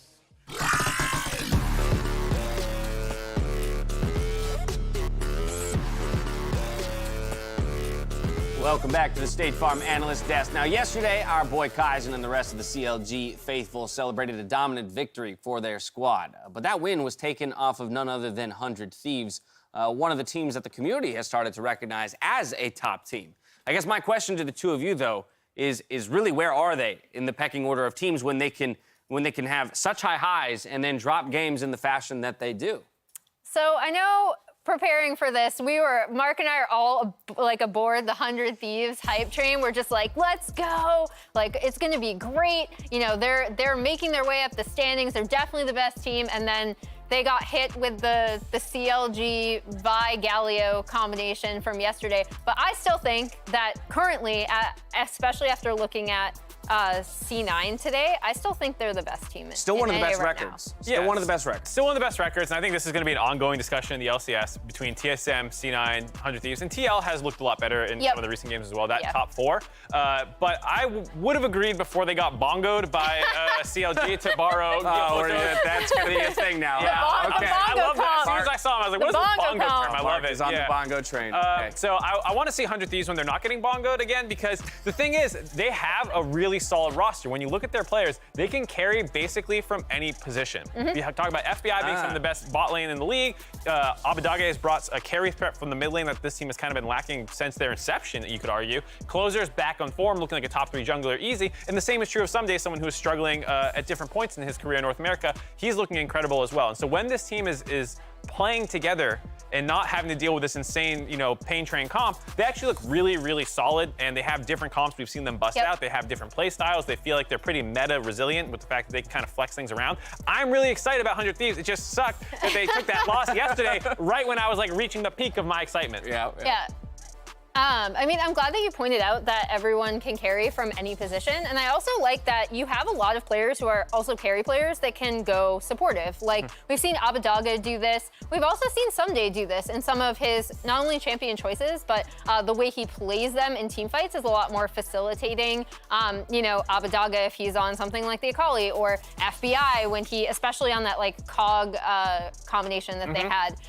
So I think that's another thing, is you have people who are always willing to step into the spotlight, but then everyone is also willing to step out of the spotlight, depending on how the drafts go. And I think the cool thing there is that as all of these changes have been made to the team itself, you have the other change behind the scenes in Reaper coming in as a coach, and what he has kind of done with those tools at his disposal in the draft phase. Yeah, so 100 Thieves have been doing this cool thing where they've basically been iterating in like triptychs, where in week 1 you saw the focus around the Karma, right? And I was initially super critical of it, but obviously they proved me completely wrong. And with every draft, they would change slightly, right? So the Xin coming in, and then the Xin Karma lasts for the next game, and they bring in the Cog. So there's like a kind of neat triple here, and then they do the same thing the next week, right? They bring out the Akali for Abadaga. They focus on Lee Sin for Someday, but then they also have the Kai'Sa Leona in the bot lane. And as you see, as we go through the drafts every single day, they change a few pieces, but keep a lot of the core, right? So you see Closer on the Rumble, you're gonna see that again. You're gonna see mid lane swap out for Orianna, which is another Abadaga champion that he's incredibly good on. But then you keep the Kai'Sa, the Leona returns, the Gnar returns for Someday. And then yesterday, even with the loss, I do think that I'm curious to see how they iterate on this as well, because I don't think the lethality Varus is bad. I still think Someday on Lee Sin can be really good. Obviously, Closer has had a strong Rumble, and Abadaga is an incredible Orianna player. So even with going up against that CLG comp, I'm really curious to see if they continue this kind of like triplicate thing. I feel like also in terms of in-game stuff, Closer got put in a tough position in the previous game where the roaming Galio mid was able to secure both Scuttle Crabs and put him behind in what probably should be be an advantageous matchup a little bit for the Rumble. And so I want to see if that, if they can get him off the ground, if that also helps in their next game. Yeah, not to excuse it, but I think any team would be hard-pressed to predict the Vi. CLG draft that was coming at them. And not just the Vi, right? It was hard CC on top of hard CC on top of hard CC. So that probably would have caught any coach Unless off guard. they followed Moon and Academy. Unless they follow Moon and Academy. That's why you should watch Academy, everybody. All right, well, as we go, LaTigris had a chance to speak with our MasterCard Player of the Week, Abadaga, ahead of his matchup with FlyQuest. Check it out. I am here with your MasterCard Player of the Week following week 2 of the LCS 100 Thieves Abadaga. Deathless in week 2. How confident are you feeling about your personal level of play right now? I'm very happy that I put on a good performance, but I still feel like I could do better. So I'm just keep working hard and don't get complacent just because I had Player of the Week or that we are on a winning streak right now. We need to keep working hard to keep it up. And speaking of that effort to not get too comfortable and keep it up as a team, we've gotten to see you on a variety of styles. Obviously, the Karma coming in clutch initially, but now on the Akali. How much are you enjoying getting to experience a lot of different styles of play from the mid lane? It's very fun right now. I think it just helps mid laners to showcase right now. The meta is very flexible, and you can show off if you're good, like you'll get rewarded. And if you have a big champion pool, it really helps. So it's very fun right now. You have been rewarded specifically with the statue this time around, something only our MasterCard Players of the Week get. Do you have any special plans of where you would like to feature this version of yourself? I'm not sure, maybe next to my jungler's table or something. Say, come gank me. Yeah, just always be a reminder there for your jungler. Show him where to gank or who to gank. Now, one thing with your performance here in the mid lane, obviously a lot of strong strength with closer, but you individually, people are talking about you as one of the top mid laners in the LCS, coming in so strong. What do you think about the current level of competition when it comes to the mid lane position on the other teams? I think generally I've not been that impressed, but I believe that there's a lot of good mid laners in this league. So, and they're going to step it up when it comes later into the season. Because otherwise, it's going to be a bit too easy. But I don't want to get cocky. I think I've showed up well in the LCS, but I think that generally I still have to adapt to just the new kind of life I chose here in America. And I have felt a bit overwhelmed with all the changes, but I think once I adapt more and get more comfortable, I can perform better. Is there anything that you have to say about the team around you in helping you adapt, coming through for competition, but also just to lifestyle here in North America since you moved? They helped me a lot, definitely, for sure, because even from day one, I already felt like I've been a long time team member, and they're all really nice and outgoing, and they're helping me, showing me around LA and just moving into my apartment and stuff, so they are nice. We love to see the team come in together, and you will be coming together once more for your matchup against FlyQuest. Any general thoughts on that match specifically? I don't know, I think we'll just play our usual style, play controlled, no fiesta, and we should be able to take that win. Sometimes a little fiesta time is good, but always great to have you here. And congratulations again on your MasterCard Player of the Week victory. Thank you. We are going to get into the action for 100 Thieves versus FlyQuest. Stay tuned on the other side of this break. Hello, everyone, and welcome back here to the caster desk. I'm Captain Flowers, that's Kobe, and we do have some important business to take care of before we get into our next matchup here with FlyQuest and 100 Thieves. We are teaming up with the White House. Yes, the actual and not just a random house that happens to be white, to keep spreading awareness about COVID-19 vaccinations. Getting vaccinated is the quickest way for us to get back to normal, and if you are here in a good old US of A, the vaccine is free and available to everybody. If you are able, get yourself a vaccine, help help us continue our campaign for hashtag butts in seats at the LCS. There are hundreds of seats and like 3 or 4 butts in them seats. That is not enough butts with too many seats. It's for the greater good, and let that greater good return, baby. Come on, people. This is kindergarten stuff. You need a seat and a butt, okay? We've got a lot of seats. We don't have a lot of butts. Do the math. You can do the math. Kobe has 12 seats. Kobe needs 12 butts. Easy. We got that done, and now we're getting FlyQuest and 100 Thieves going. Let's see how the draft shakes out. I'm putting that in my contract next year. You need... I demand an equal number of butts to seats in the audience. The man is a shrewd negotiator. Honestly, we live off that crowd audio, and if we don't get enough butts, then we're going to have to fill them with bots. Oh, no. I've decided a robot audience noise coming to an LCS near you. Let's get into the picks and bans, though. The extra Enchanter is still available. Lulu is definitely available here. Karma's definitely been the higher prioritized and the one that 100 Thieves went back to. But they do have the option if you want to do the Lulu plays. It looks like FlyQuest will take that for themselves. Thank you very much, Mr. Flowers. Not locked in yet. Not locked in yet. Still hovering. We just want to go ahead and read off the bans here while we have time. Akali, Karma, Varus, Viego, Gwen, and Set all banned away. And that Lulu will be locked in here for FlyQuest. There's an Ornn inside joke that among the top laners here going back and forth. Meanwhile, insta-locks here. Since out for 100 Thieves, even without an Enchanter mid, is interesting, but you see the immediate pairing there with Senna. One of the biggest things for me with Senna is always, yes, she does allow you to have a Fed support. She does allow you to scale infinitely into the late game with extra range and provide good damage and a global ultimate, but she also provides so much healing. One of the biggest things that people overlook is the post-game stats for healing that Senna does. This further empowers your front line like Xin Zhao, so I do like that extra little inkling. Any sort of extra power you can give to champions like Xin that are on the front line but also building decent amount of damage goes a long way. There's your cog Lulu, though, the classic. Oh yes, the traditional make sure you protect the VIP type of composition, and along with that they'll have that Lee Sin. So we know where Lulu and Cog are going, but then the power of Lee Sin, 3-way potential flex, could go any of those remaining 3 roles. Gonna keep 100 Thieves guessing. They're hovering over Graves with Xin Zhao already locked in. This one's probably not another real. meme, my friend. Another meme. Another champ select. Another meme. Yeah, I was gonna say, and it's the Ziggs. The bomb boy is locked in here. Honestly, the damage potential is what I want to focus on. Okay. Because yes, the wave clear and the cross map ultimate, trying to make hover plays where you don't really have to leave your lane, but you can add big CC or you can add big damage to CC of your other lanes if they're trying to make early game skirmish plays. Really, the burst damage is what should not be underrated.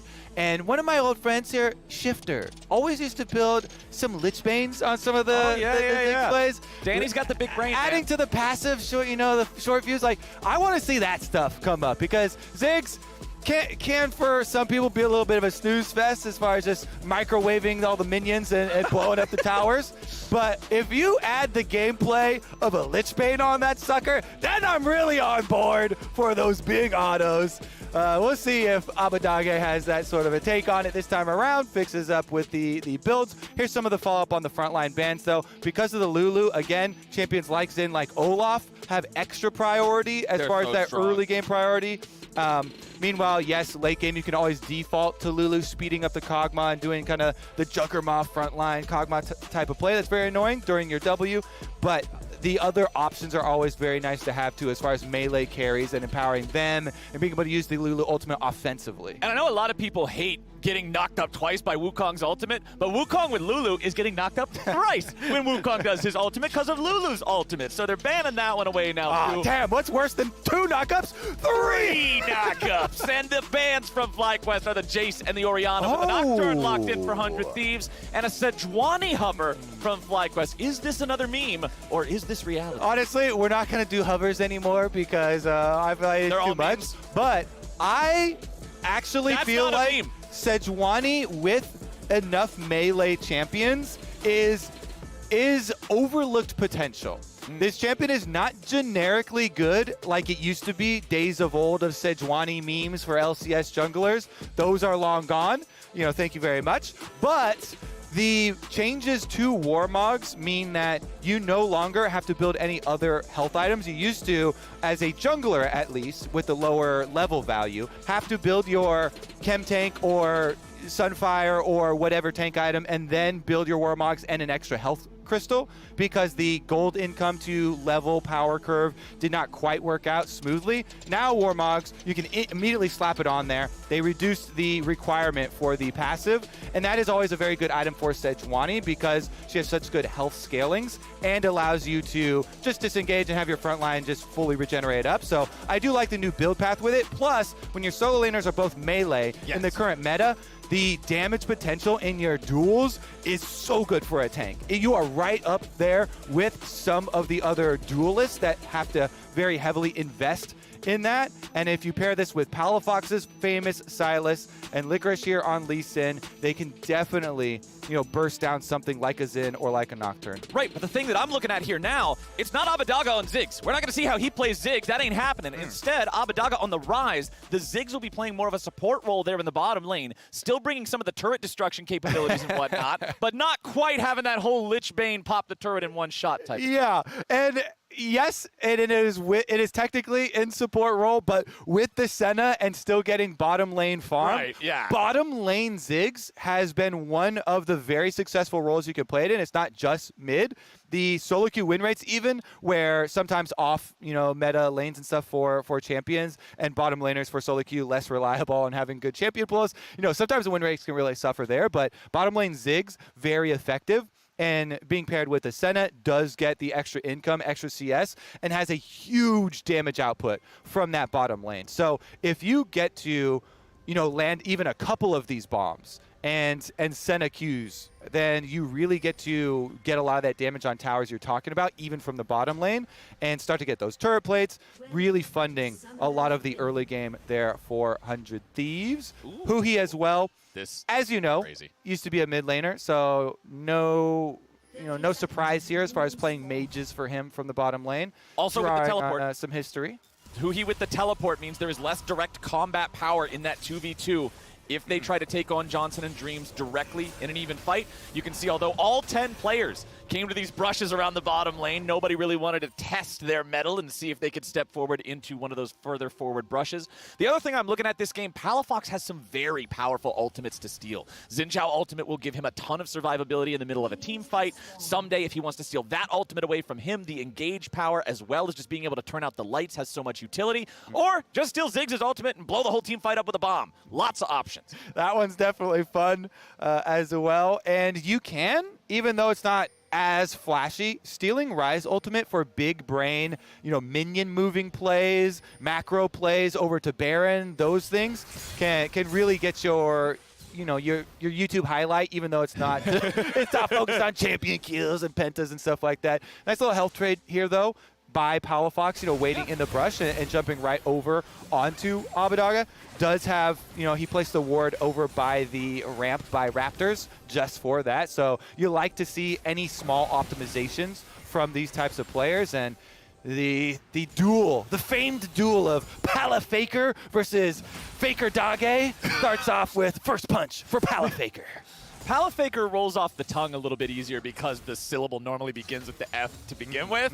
That's the problem for Abbedagge is a different letter in there. There's no F in that name. So Palafox and Abbedagge, we'll keep an eye on them here. We know both of these champions can easily take over a game of League of Legends if they get themselves a lead, can play team fights, side lanes, all sorts of stuff. I will say, Faker Dage, though, is looking a little bit more like the original with the Rise, one of the most iconic, Faker champions, as he's been in so many cinematics as the champion as well.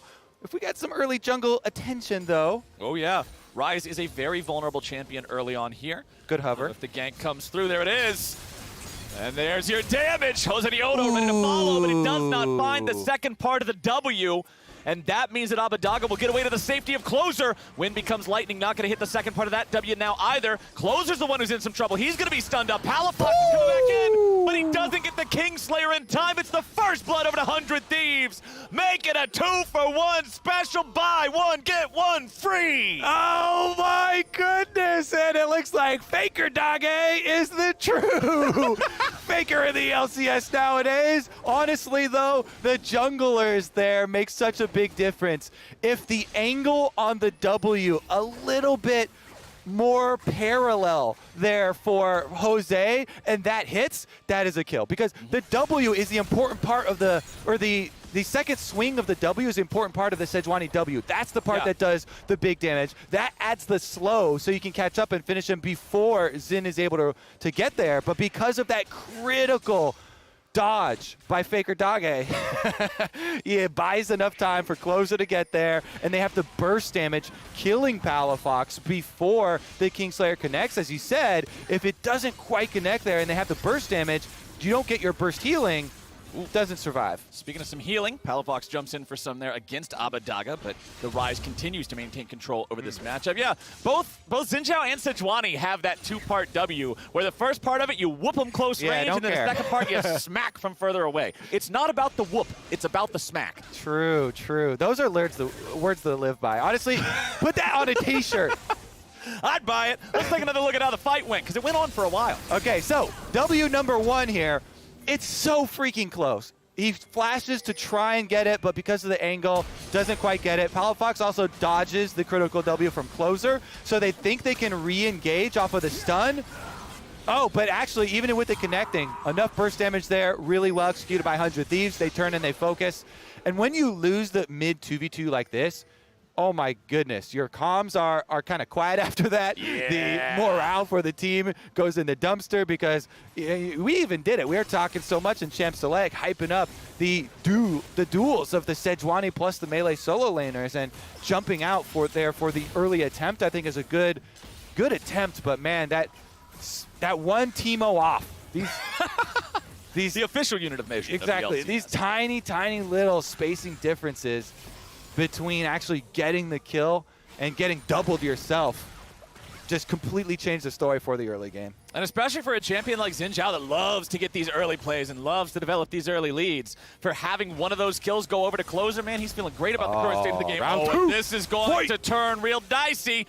You got Someday lower HP, Closer jumping in, he's ready to go. They're going to switch the focus over onto him, but now the fight is looking real bad for the Thieves. They will lose one and they're about to lose another. Flash into follow-up now, and Someday's getting away. The stun comes out, and there's the whoop. They don't even need the smack.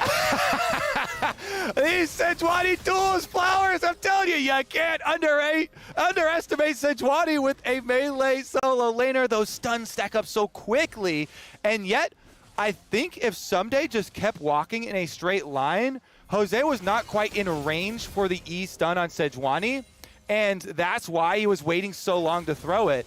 The E range activation is deceptively short on this champion. Yeah. So while you can proc it and get it prepped on a lot of champions very quickly with a bunch of other melee champions on your team, you do have to chase them down and get in range to actually be able to activate it. So I would love a pro view from one of the FlyQuest members, point of view here, from Jose's point of view, to see. I'm pretty sure that was just outside of range, and the attempt at the dodge actually cost him his life. So there's the first kill. That one's going to go down anyways off of the re-engage, but here, that range is so close. He's trying to dodge the W, but you have enough time as well with the first swing coming out first to continue to walk straight there, and in the end, the kill given over. But 100 Thieves on the reset. Remember, the first duel in the mid lane went 2 kills in their favor, and so they've been riding that power spike from their early attempt a lot easier. They still retain this big gold lead, plus capitalize on it with Drake number 1. Right, the 2v2s have gone even now over the course of these couple of plays, but it is 100 Thieves with massive farm advantages in the jungle and mid lane roles that have them with this gold lead, and that have given them the opportunity now to further that lead with the first Drake 7 minutes into the game. Not super early, but still not one of those mega late ones that feels like it takes forever for the soul to come online, even if you're 4 stacking. So Licorice backing up here after clearing away the wave. Now that he has Closer, I should say, Someday is feeling comfortable enough to farm up underneath the turret.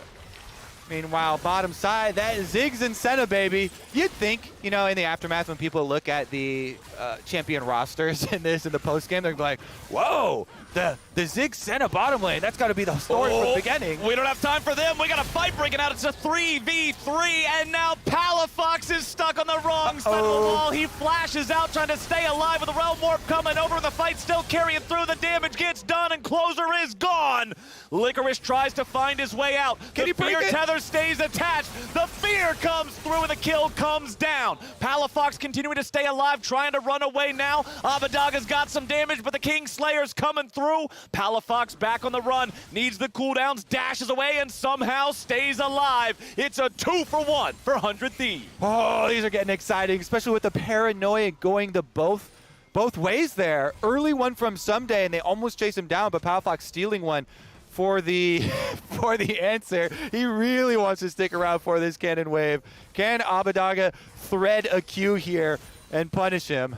Looks like he's just going to be forced to play very cautiously behind the wave. Yep, just hanging out, but Licorice is here and he's ready to go.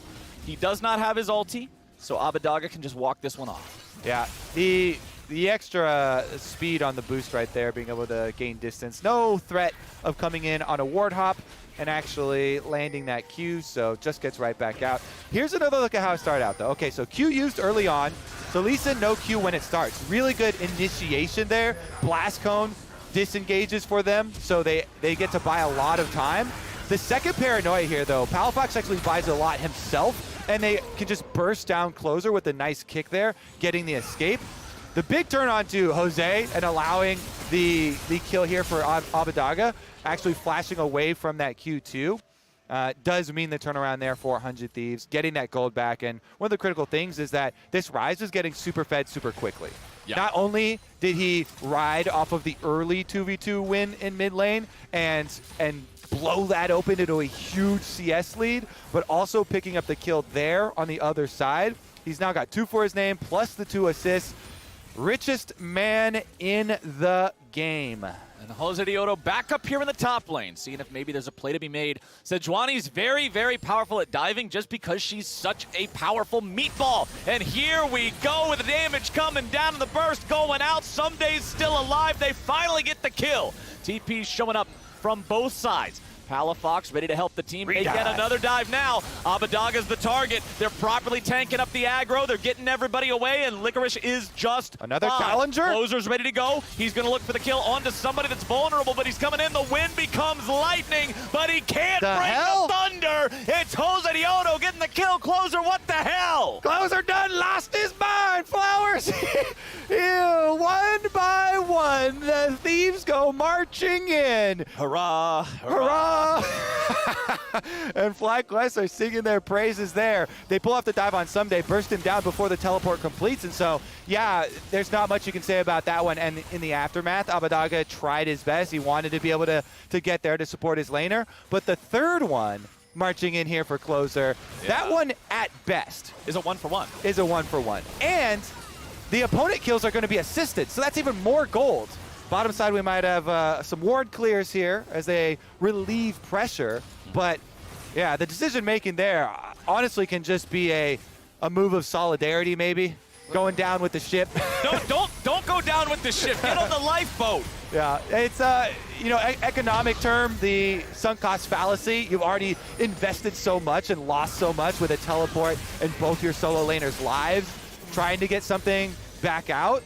But it's definitely not worth it here. So goes on in with the challenging smite, tries to get it, but Lee Sin, very good W there from Licorice, and the crab emote goes up. The crab emote is the perfect emote for that situation. Closer now having the assistance from his bottom lane. And you were talking about this before the red buff fight. FBI and Huhi have massive bot side control. That first turret is already down here in bottom lane, and 100 Thieves can use that presence and that pressure and that priority to secure the second Drake. Every time we start trying to talk about, oh yeah, send a Ziggs lane, baby, so much damage, pushing it on that turret, blow it up with the satchel charge, there's just fight after fight after fight on the top side of the map, always initiated by FlyQuest. This battle Sejuani lock-in with the intent of fighting around their double melee solo laners, and have had both sides of the coin, but more recently, a lot more success. It also turns into first Rift Herald for them, so they can easily get huge value out of this. They honestly don't even have to use it to finish off that top turret and could focus more on mid. You see they already rotated over Johnson and Dreams. Is going to be a strong move here on the reset from 100 Thieves, though, to try and clear out an answer. It is a very late first Rift Herald, though, which means they only have about 45 seconds if they want to get the guaranteed plate money on it. So if they're looking to max out on that, get that guaranteed value, it needs to be dropped mid very, very soon. Right now, 100 Thieves has a lot of bodies defending the Tier 1 turret here in the top lane because it's been pressured so low, it's down to about 1 plate without a Rift Herald. Yeah. Jose Dioto's still just chilling. Just can't get it in. 30 seconds. Because Abadage in wave here, so the minion wave as well that will stop the Rift Herald. If Sejuani makes a dangerous play, he could walk up to the turret now, cast it in range, 20 seconds. They let him do it. They let him do it. That's getting up. Now. He gets the money. Yeah, you can't kill it in time, so they just let him do it. I thought that Nocturne and Ryze were going to block him from doing it, but that feels so good. 6 seconds is the spare for Shelly there. Jose is feeling good. There it is, taking out the plates right before they fall, as 100 Thieves have put their bottom laners up here in the top side, and you'll see FlyQuest respond the same. Fly looking for a play here in the bottom lane. Licorice and Jose Dioto here in that 2v2. Going back again to the power of Sejuani with these melee solo laners. Palafox will bring in the wave. They have a 3v2, but Abadaga is very close to turning into a 3v3 with a Whelmore. That is a trap set by 100 Thieves. Please dive us. Oh no, there's only 2 of us and 3 of you. Oh, we're so weak over here. Daddy Dogge, please come save us. I like Faker Dogge better. No, we ain't getting into the world of ooh-woos and IILs. All right, Licorice is going top lane. Let's see if there's a play to be made up here. FBI and Huhi are trying to take shelter underneath this turret, but it is still very, very close to dead. Yeah, and very, very cautious play up there, as should be. You see them slowly working in, clearing out these control wards. I like the kind of reorientation of the map for FlyQuest. Sending Duo up on top side, sending Jose over here as well to make the strong push through here. They even just run right past Red for the dive. Oh, nice aim there on the ulti as he tries to hop away with a satchel charge. FlyQuest picking up the first kill here for free. That is Huhi's first death of the game.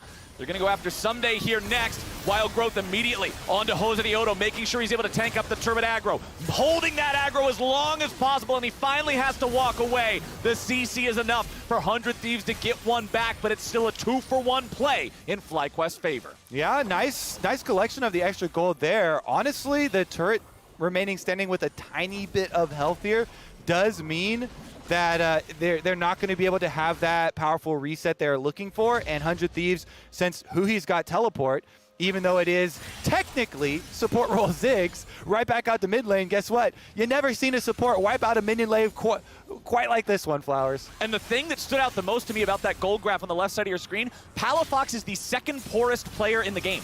He is very, very far behind the curve of things. You're not happy to see that one. Yes, he has only about 100 less gold than the enemy Senna. McDonald's mid laner. Yeah, exactly. This is not the look that FlyQuest wants for this champion who needs to be able to dive into everybody and stand his own ground and be able to drain tank a little bit. So Palafox has some catching up to do. 45 seconds to go, Kobe, and we have our third Drake of the game spawning. Ocean Soul is on the menu. Yes, sir. All right, so first thing there, even Ziggs unable to clear out that minion wave, and really good focus by FlyQuest jumping in on him for the first kill. Then they want to repeat here with 5 members, so they do burst him down. However, it's the extra last attack from Closer. With his ultimate on Xin, he gets to still auto attack, gets the last hit of the Talon Strike there for the knockup, keeps Licorice inside for at least some gold back for themselves, and they defend the tower, keep that one standing. So 2 dragons, 100 Thieves, still many capabilities here as far as setting up on this one. They've got a teleport for Abadage from top side. He would have to channel it very quickly if they actually want to make the move, though, and I think they've just made the call.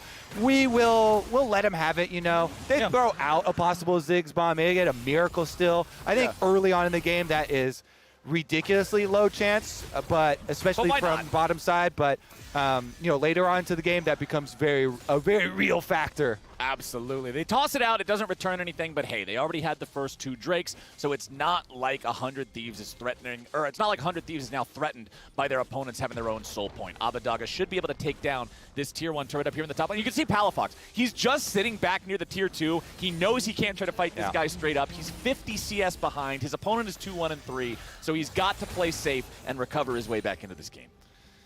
All right, meanwhile, bottom side, Someday has not had a very fun time this game. Repeated Sejuani visits, constantly trying to dive him. They tried early in mid lane. They got noped out of that one real quick with the first 2 double kills, so FlyQuest then turned their sights towards the other solo laner, and Someday had to take a lot of that focus for 100 Thieves up on that side of the map, but he's still going to be Nocturne.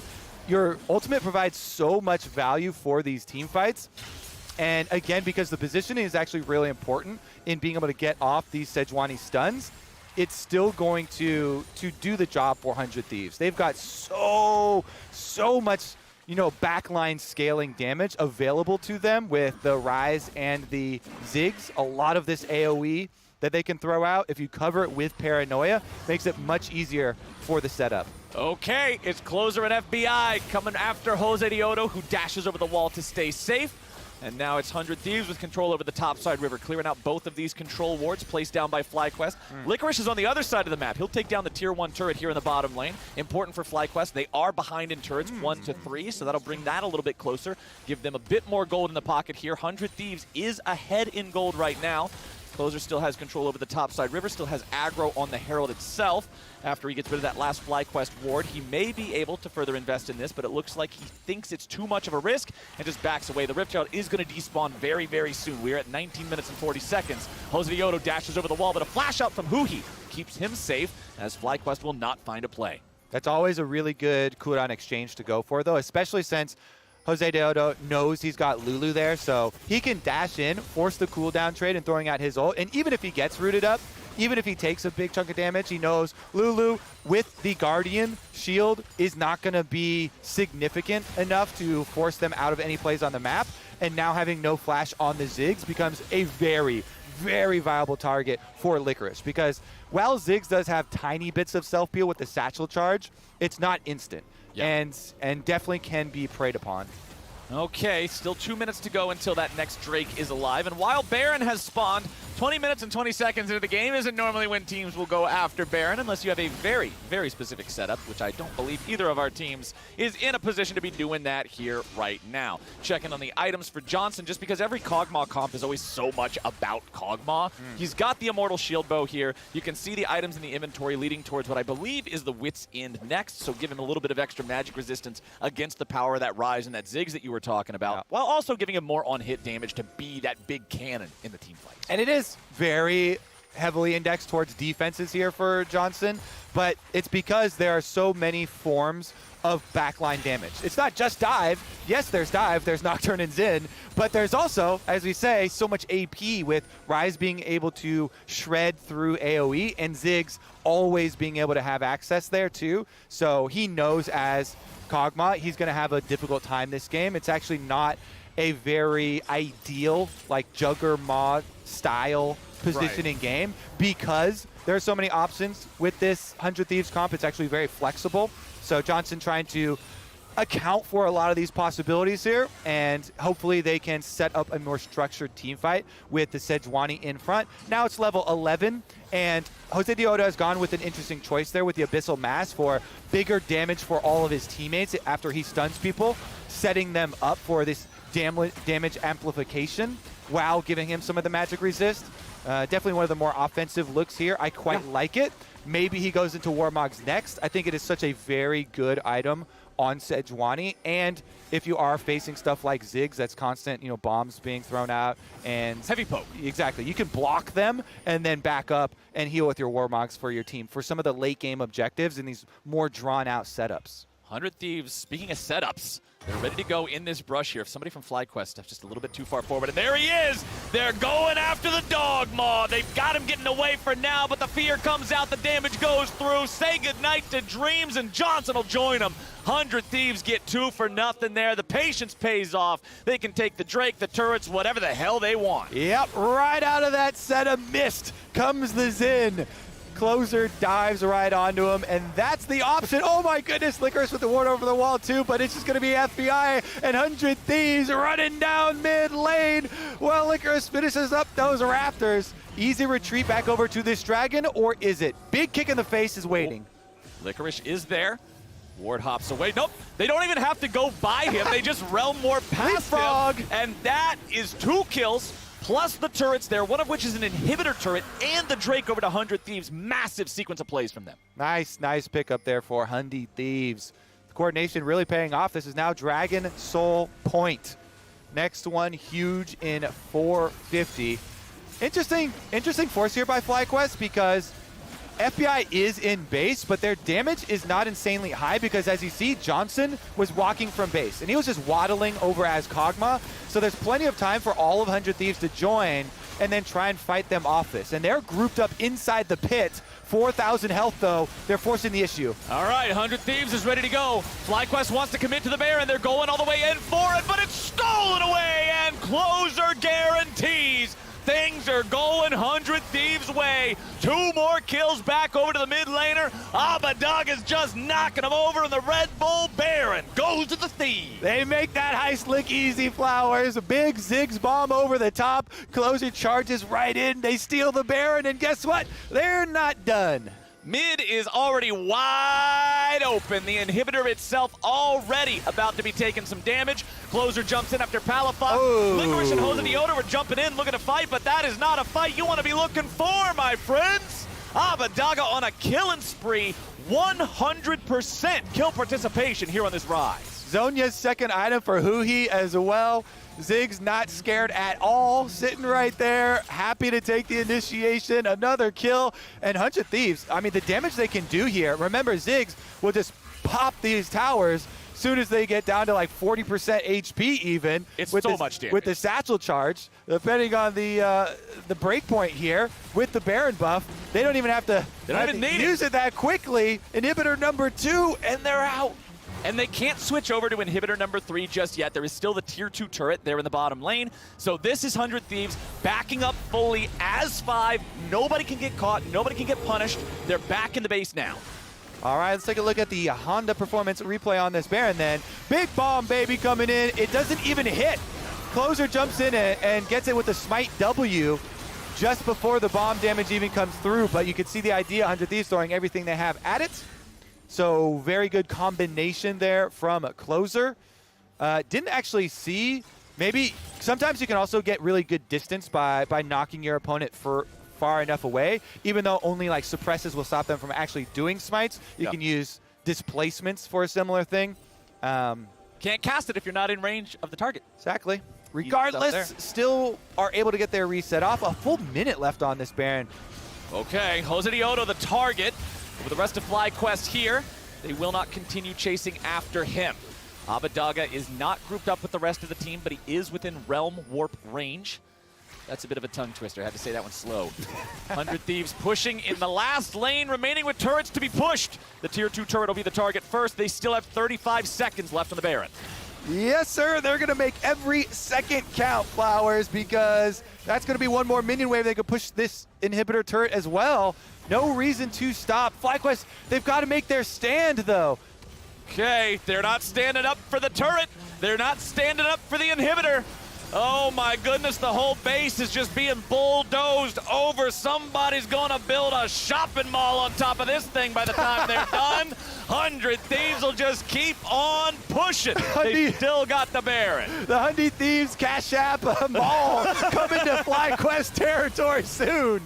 Oh my goodness, these Nexus turrets are under fire. Half HP left in the first one. 100 Thieves taking it slow and steady. Jose Dioda jumps in, but he's out of mana. By the time he engages, he flashes back out with the follow-ups coming in. They don't have the money, they don't have the damage, they don't have the health, they don't have a prayer. 100 Thieves take out the mid laner. They're not done yet. It's a double kill back over onto the Cog. He stays alive. He wants to get away from the dead body, but it will not work.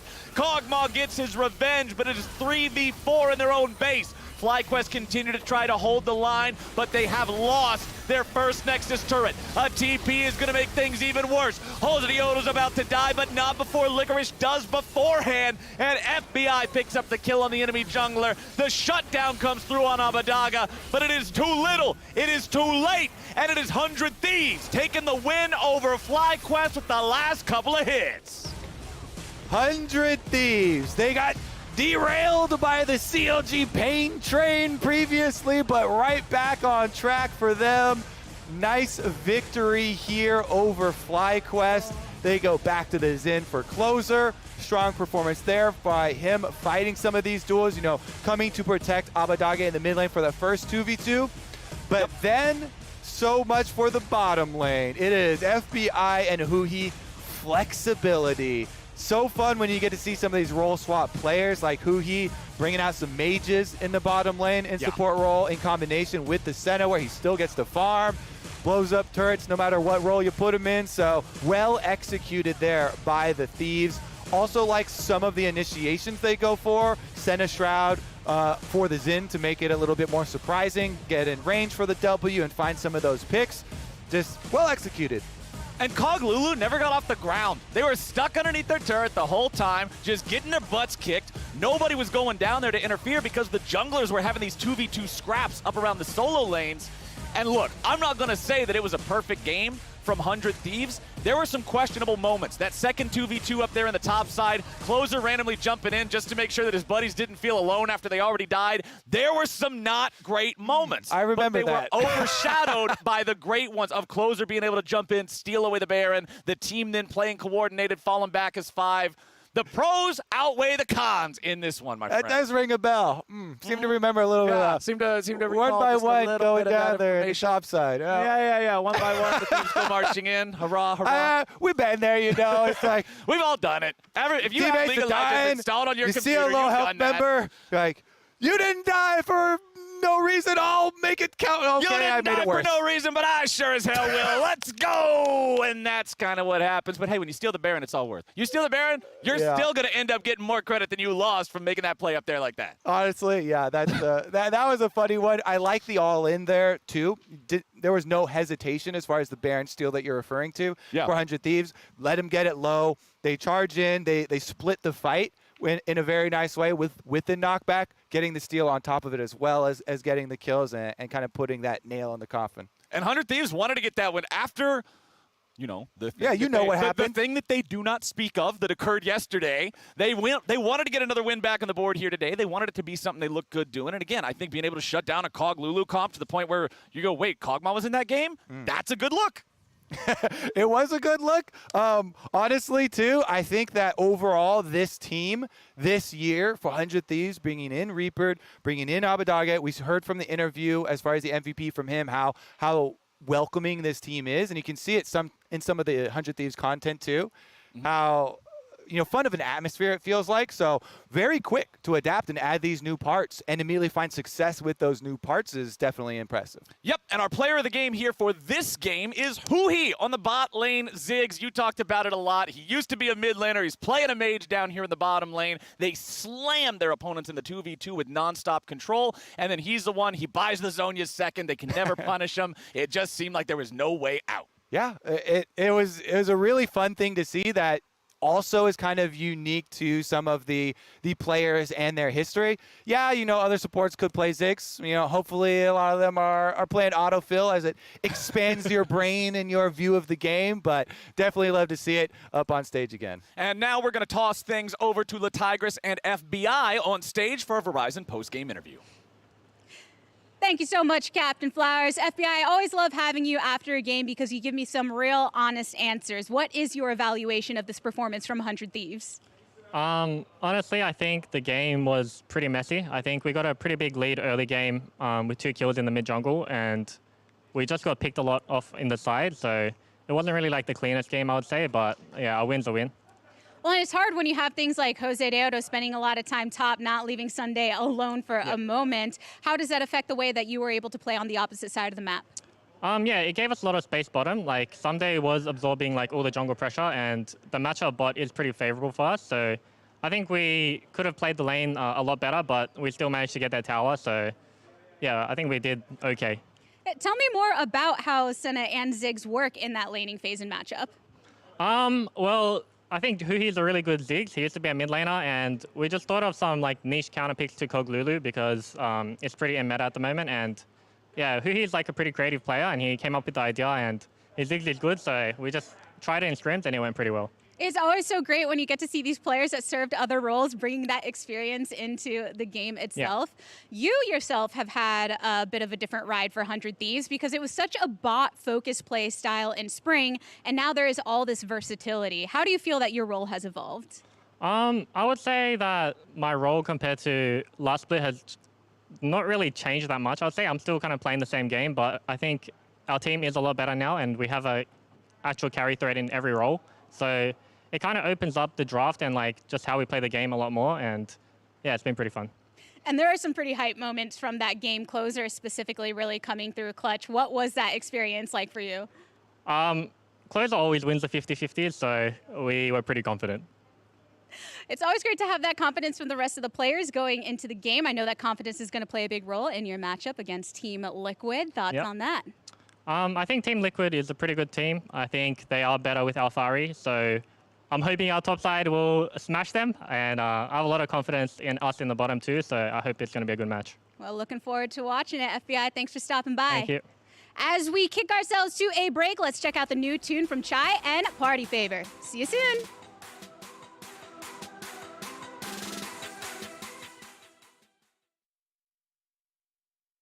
Hi LCS, I'm Chai, and this is our song called On a Year. I had so much fun making this joint with Party Favor, and we really hope that you enjoy it. So check it out on LCS. Bye. And I'm Party Favor. What's good, LCS? This is our brand new record on Yeah. Hope you enjoy it, and as always, thank you so much for the support. Mad love, LCS. Enjoy.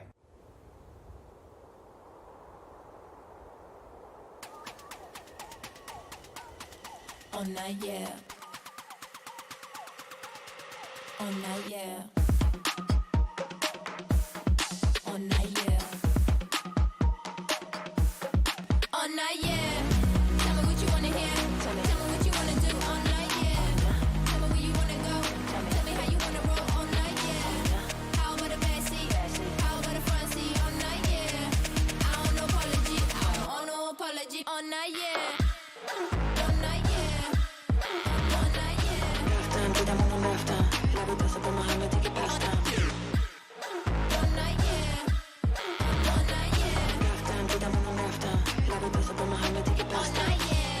Hands up, don't get hit with a pistol. Hands up, don't get hit with a pistol. Hands high, waving back at the pistol. Hands high, waving back at the pistol. Tell me what you wanna hear. Tell me what you wanna do all night, yeah. Tell me where you wanna go. Tell me how you wanna roll all night, yeah. Tell me what you wanna hear. Tell me what you wanna do all night, yeah. Tell me where you wanna go. Tell me how you wanna roll all night, yeah. Tell me what you wanna hear. Tell me what you wanna do all night, yeah. Tell me where you wanna go. Tell me how you wanna roll all night.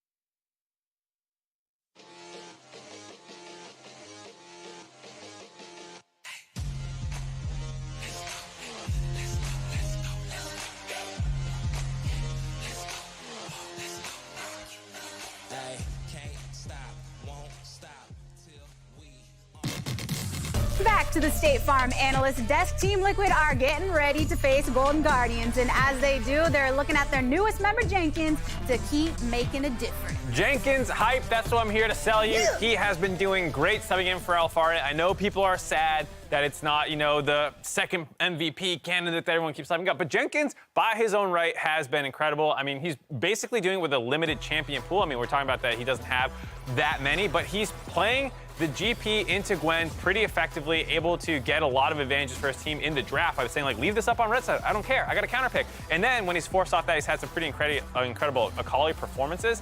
I was super impressed by his actual mechanics on the champion, given that he was a Kennen one-trick, and to see the growth that he's had through Academy now starting in the LCS, I'm very impressed by him. And if you look, he's #1 in a number of the categories. People are like, we missed our first place top laner. It's like, you still got him. It's not quite as dominant, you could say, but those stats are still great. He's still doing good in laning phase. What are you sad about? Not yet. I agree with you. Oh, not yet. Not yet. He's been performing, and even though I would say that he's still for me bottom 5, he's climbing up rapidly, and it's been based off the performance. If he's going to consistently put out that performance on his Akali, sure, strong champion, great flex. I still think he has a pretty large champion pool, and also Team Liquid is just doing a great job of being able to play towards him in certain instances as well. So those are the type of plays we need to see from him and from Team Liquid playing towards him if they want to succeed continuously. Yeah, it's not just Jenkins. Tactical has been showing out too. Yes, Tactical is on. I remember hearing, Santorin in an interview talking about where their focus is going to lie, right? And he understood, now with Jenkins, they're not necessarily playing towards the top side consistently. It is now in their bottom lane. And Tactical and Core JJ has always been performing. It's great to see stats like these as well. Dude, I thought he was scripting. If you see this guy in solo queue, you're like, that's a scripting Varus. He hit every queue, the flash forward. It was incredible this game, how many snipes he got. Damn. And, I mean, this is what was great to see because last split, there were so many Tristana jumping in, Malphite memes, and to see him, coming back down off, that crazy level, and maybe it's because Varus doesn't have a way in, but he still has Prowler's Claw, and I actually think I've just been really impressed by the entire package out of Tactical. Solo queue, where he was forged and made to come into the LCS. LP gains. And I mean, speaking on that side, Jenkins, for instance, we talked about the interview, and Santorin was specifically calling out that he doesn't feel like somebody that's coming into the LCS for the first time. He feels like a veteran here. Yeah, because in the great thing about Academy is the fact that you're running games constantly, right? Game days are coming through, and it felt like that's what Jenkins within Team Liquid Academy has been putting in work. And it feels like at least this split's been paying off, or at least last split it was definitely paying off. They were successful, and now coming onto this team, I love the fact that there are no nerves, and that multiple plays that we've already shown and has been apparent in his previous games, he's been doing really well in his flanks.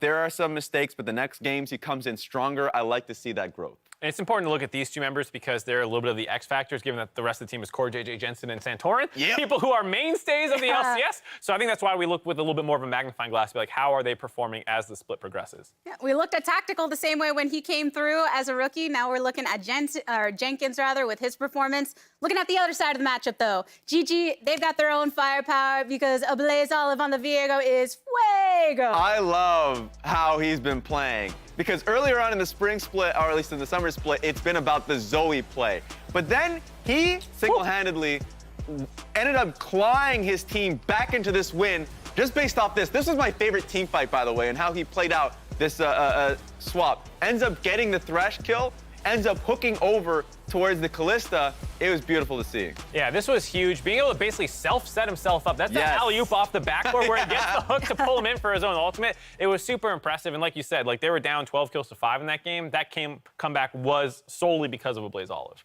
And when you're looking at Golden Guardians' performance back in spring, Ablaze Olive still had a lot of moments that were very, very promising for the team, but it feels like he's been even more unlocked since the roster changes, people like Solo coming in and greatly influencing the roster. Exactly. It's literally those two things. The first thing that you mentioned, Solo being, in the interview, he did credit Solo for talking about creating that calm environment. When they were behind, just playing it a lot more relaxed. We didn't get to see that in the spring split when they were behind. They kept running into those fights and losing and getting behind a lot more.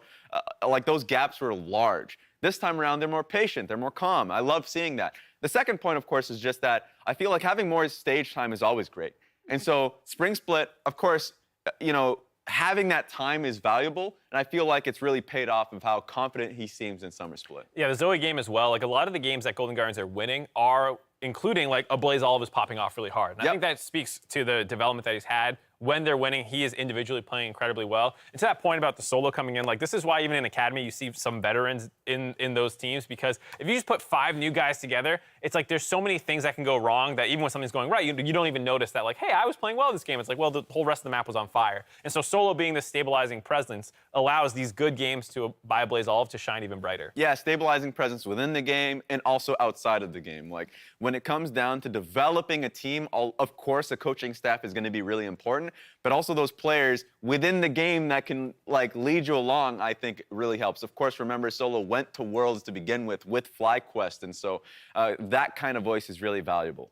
And when we're looking at the influence over the whole team, again, back at a Blaze Olive, where, yes, he has been performing well over time, but that flexibility, you mentioned the Zoe, we were just talking about the Viego. Mid lane has been such a discussion in how it opens up the play styles for the teams. Yeah, I mean, everyone can kind of pick what they want right now. There's all the assassins, there's the melee ones. Now we're starting to see some Ziggs in, the previous day where we saw Mortals potentially running away with that. I don't know what's going to come out next. I hope it continues to be aggressive, though. Yeah, aggression, we like to see it. We like to see some games. For everybody that is watching at home, though, make sure that you join Riot and the LGBTQ+ community in celebrating Pride Month. Inclusive games do mean a better experience for everyone. And while we can't march this year, we can certainly celebrate in game. All of our games, including League and Valorant, will have Pride content, such as emotes, player cards, and more. So equip your content and show your support for LGBTQ+ players everywhere. We're gonna go ahead and get a sneak peek at some of those cool Pride player cards or emotes, and we'll see you on the other side for some Golden Guardians taking on Team Liquid all night, yeah. Not yet. I didn't order a pizza. I know, but that Parker promo saved me so much on my insurance. I brought you a little something special. Parker, State Farm offers everyone surprisingly great rates. You're the man, man. You want the real deal? Like a good neighbor, State Farm is there.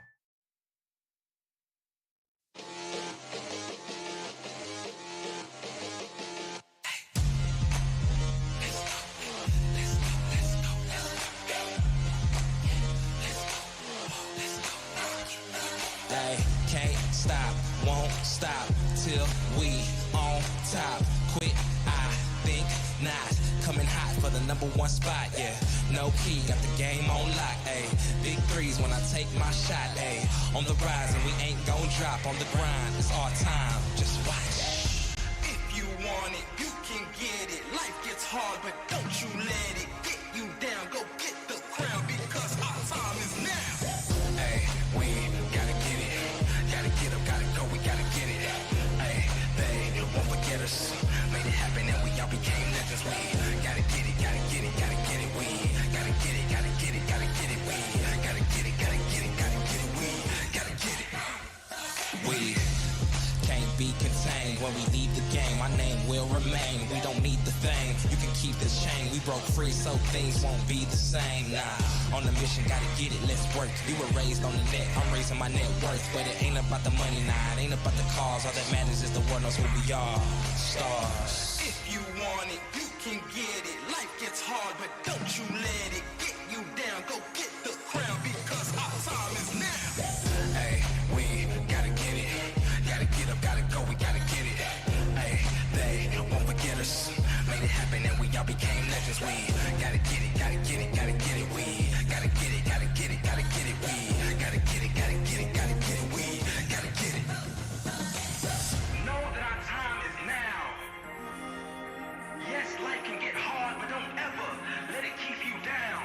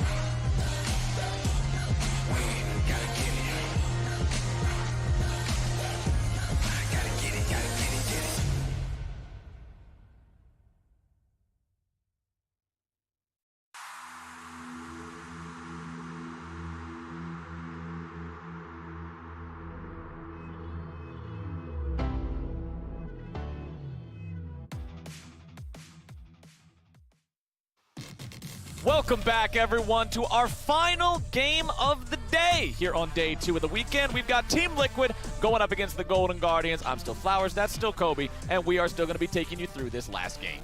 I want to know, what is Team Liquid's warm-up? Because Jensen and Tactical were just yelling at each other at the top of their lungs. It wasn't an angry yell. It was a funny banter. It has to be some kind of one. But he's looking at it right now. They must have been 1v1ing, and he just trounced him or something. Because that is, we've been here for a while, so I'm used to hearing some of the player combos and stuff. But that was the loudest that I've heard in quite a while. Getting warmed up, oftentimes they'll do some 1v1s, and if any other role beats a mid laner or a top laner in a 1v1, them's is. It's like you're now the second best mid laner on the team. Sorry to tell you.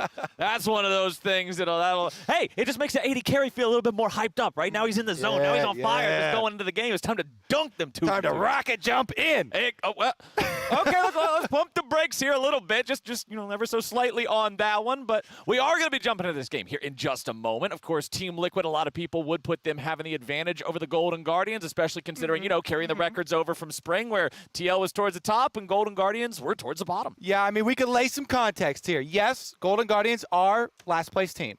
True. It's been true several seasons, a lot of seasons, okay? But again, the carryover, they've already, at this point in summer, tied their wins from spring. Right. And the team does look better overall. It's not just a one-for-one. Hey, they picked up Chime and Solo, and these individuals are looking better. The team coordination is also looking better, and they themselves cited that the communication from these players as well, especially Solo coming in, veteran player for them from top side. So looking better. Improvement is the name of the game for the Golden Guardians.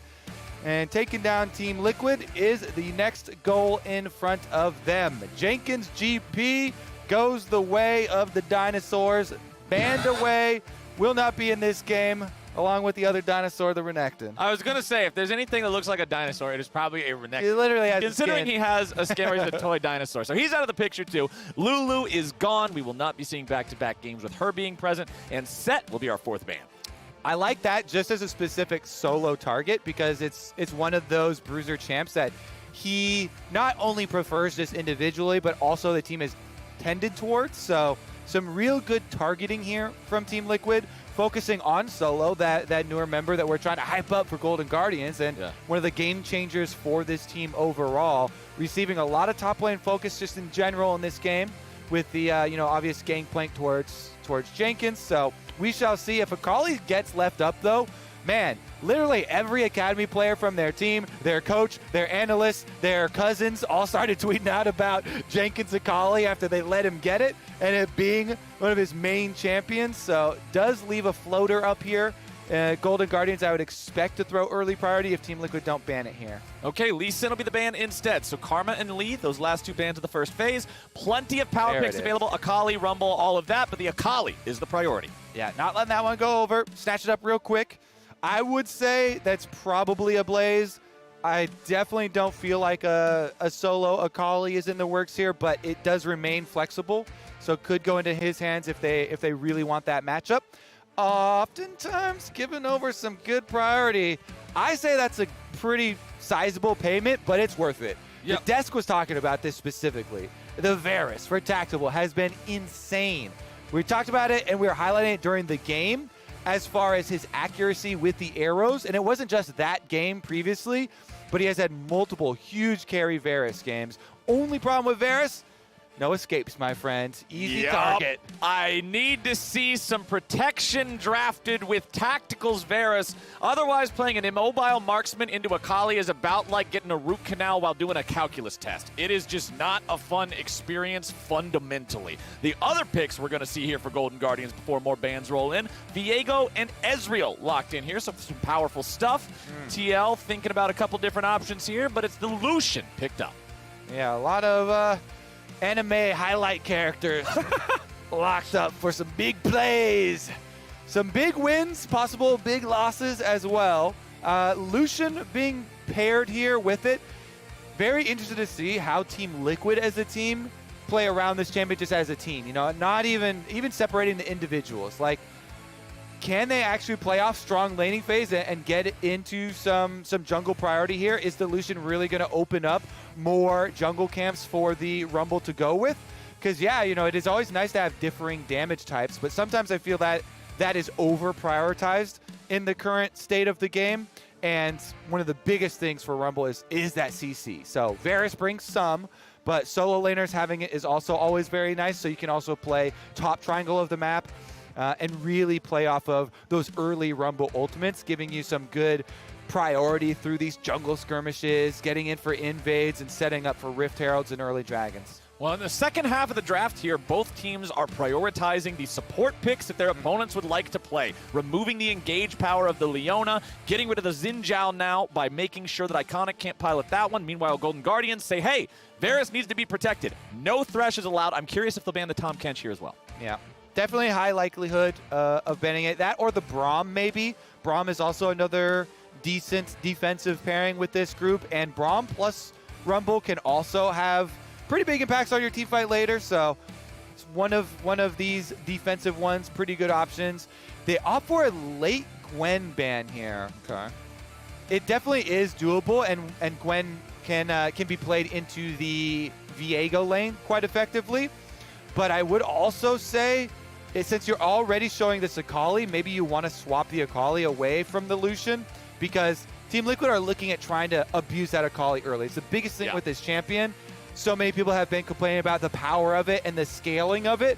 But what you really need your opponents to do, or what your opponents really need to do, excuse me, what you don't want them to do is punish it so heavily early. You know, taking away jungle camps, abusing her before she does have that big kill threat, before you get your max rank and your 5-point strike. Yeah, if I remember correctly, the last set of changes to Akali did tone down her early laning strength, made it so she wasn't as much of a guaranteed I get to get past lane phase no matter what you do, instead making her more vulnerable, more squishy, and giving her a better payoff later on. The Braum will be locked in here for the Golden Guardians. And what will their final pick be? Everybody's hovering over so much different stuff. We're not even going to comment on the hovers anymore. That's not the point of things. What will the final choice come out to be? Golden Guardians, and it looks like this one might be the most serious one. Yeah, yes, the Nocturne locked in. Okay, so Viego jungle, high probability there. Yes, they can be swapped around and you can Nocturne jungle, but I say your default now is Nocturne lane because the laning is actually very strong for this champion. Top side, last late lock-in here for Jenkins. His Gangplank is banned away. The Akali's taken away. Oh, is this? Okay, I really wanted that too, okay? I wanted that. For those that, you know, don't have the Jenkins history laid out before them, Kennen was the original main champion for him. Created a lot of waves there. Even people went so far as to call him one trick on it, but they don't lock it in. We don't get to see it today. This is one I've been looking at as far as LCK and LPL top laners already been bringing the Camille back. And the reason for it, Flowers, is the rise of Divine Sunder and the better option for a Sheen item, because it means that the Camille doesn't have to fully invest in the Trinity Force, and you get to abuse the Divine Sunder power.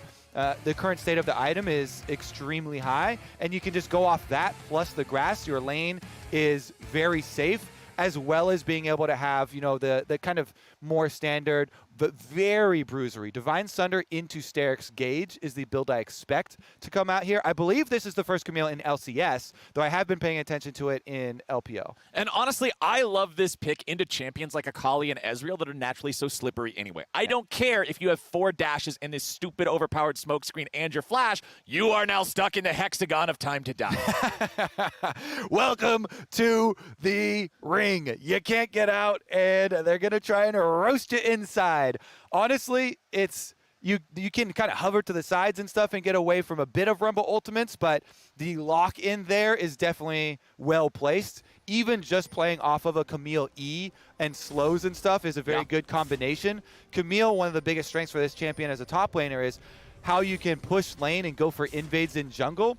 So when you combine it with a long range ultimate like Rumble, it puts so much threat on those Camille picks. So if Jenkins does have a good early lane, and you should, into Akali here, because they've swapped it up to solo on top side with the Ignite teleport, honestly, this can become very, very annoying for Iconic in the jungle.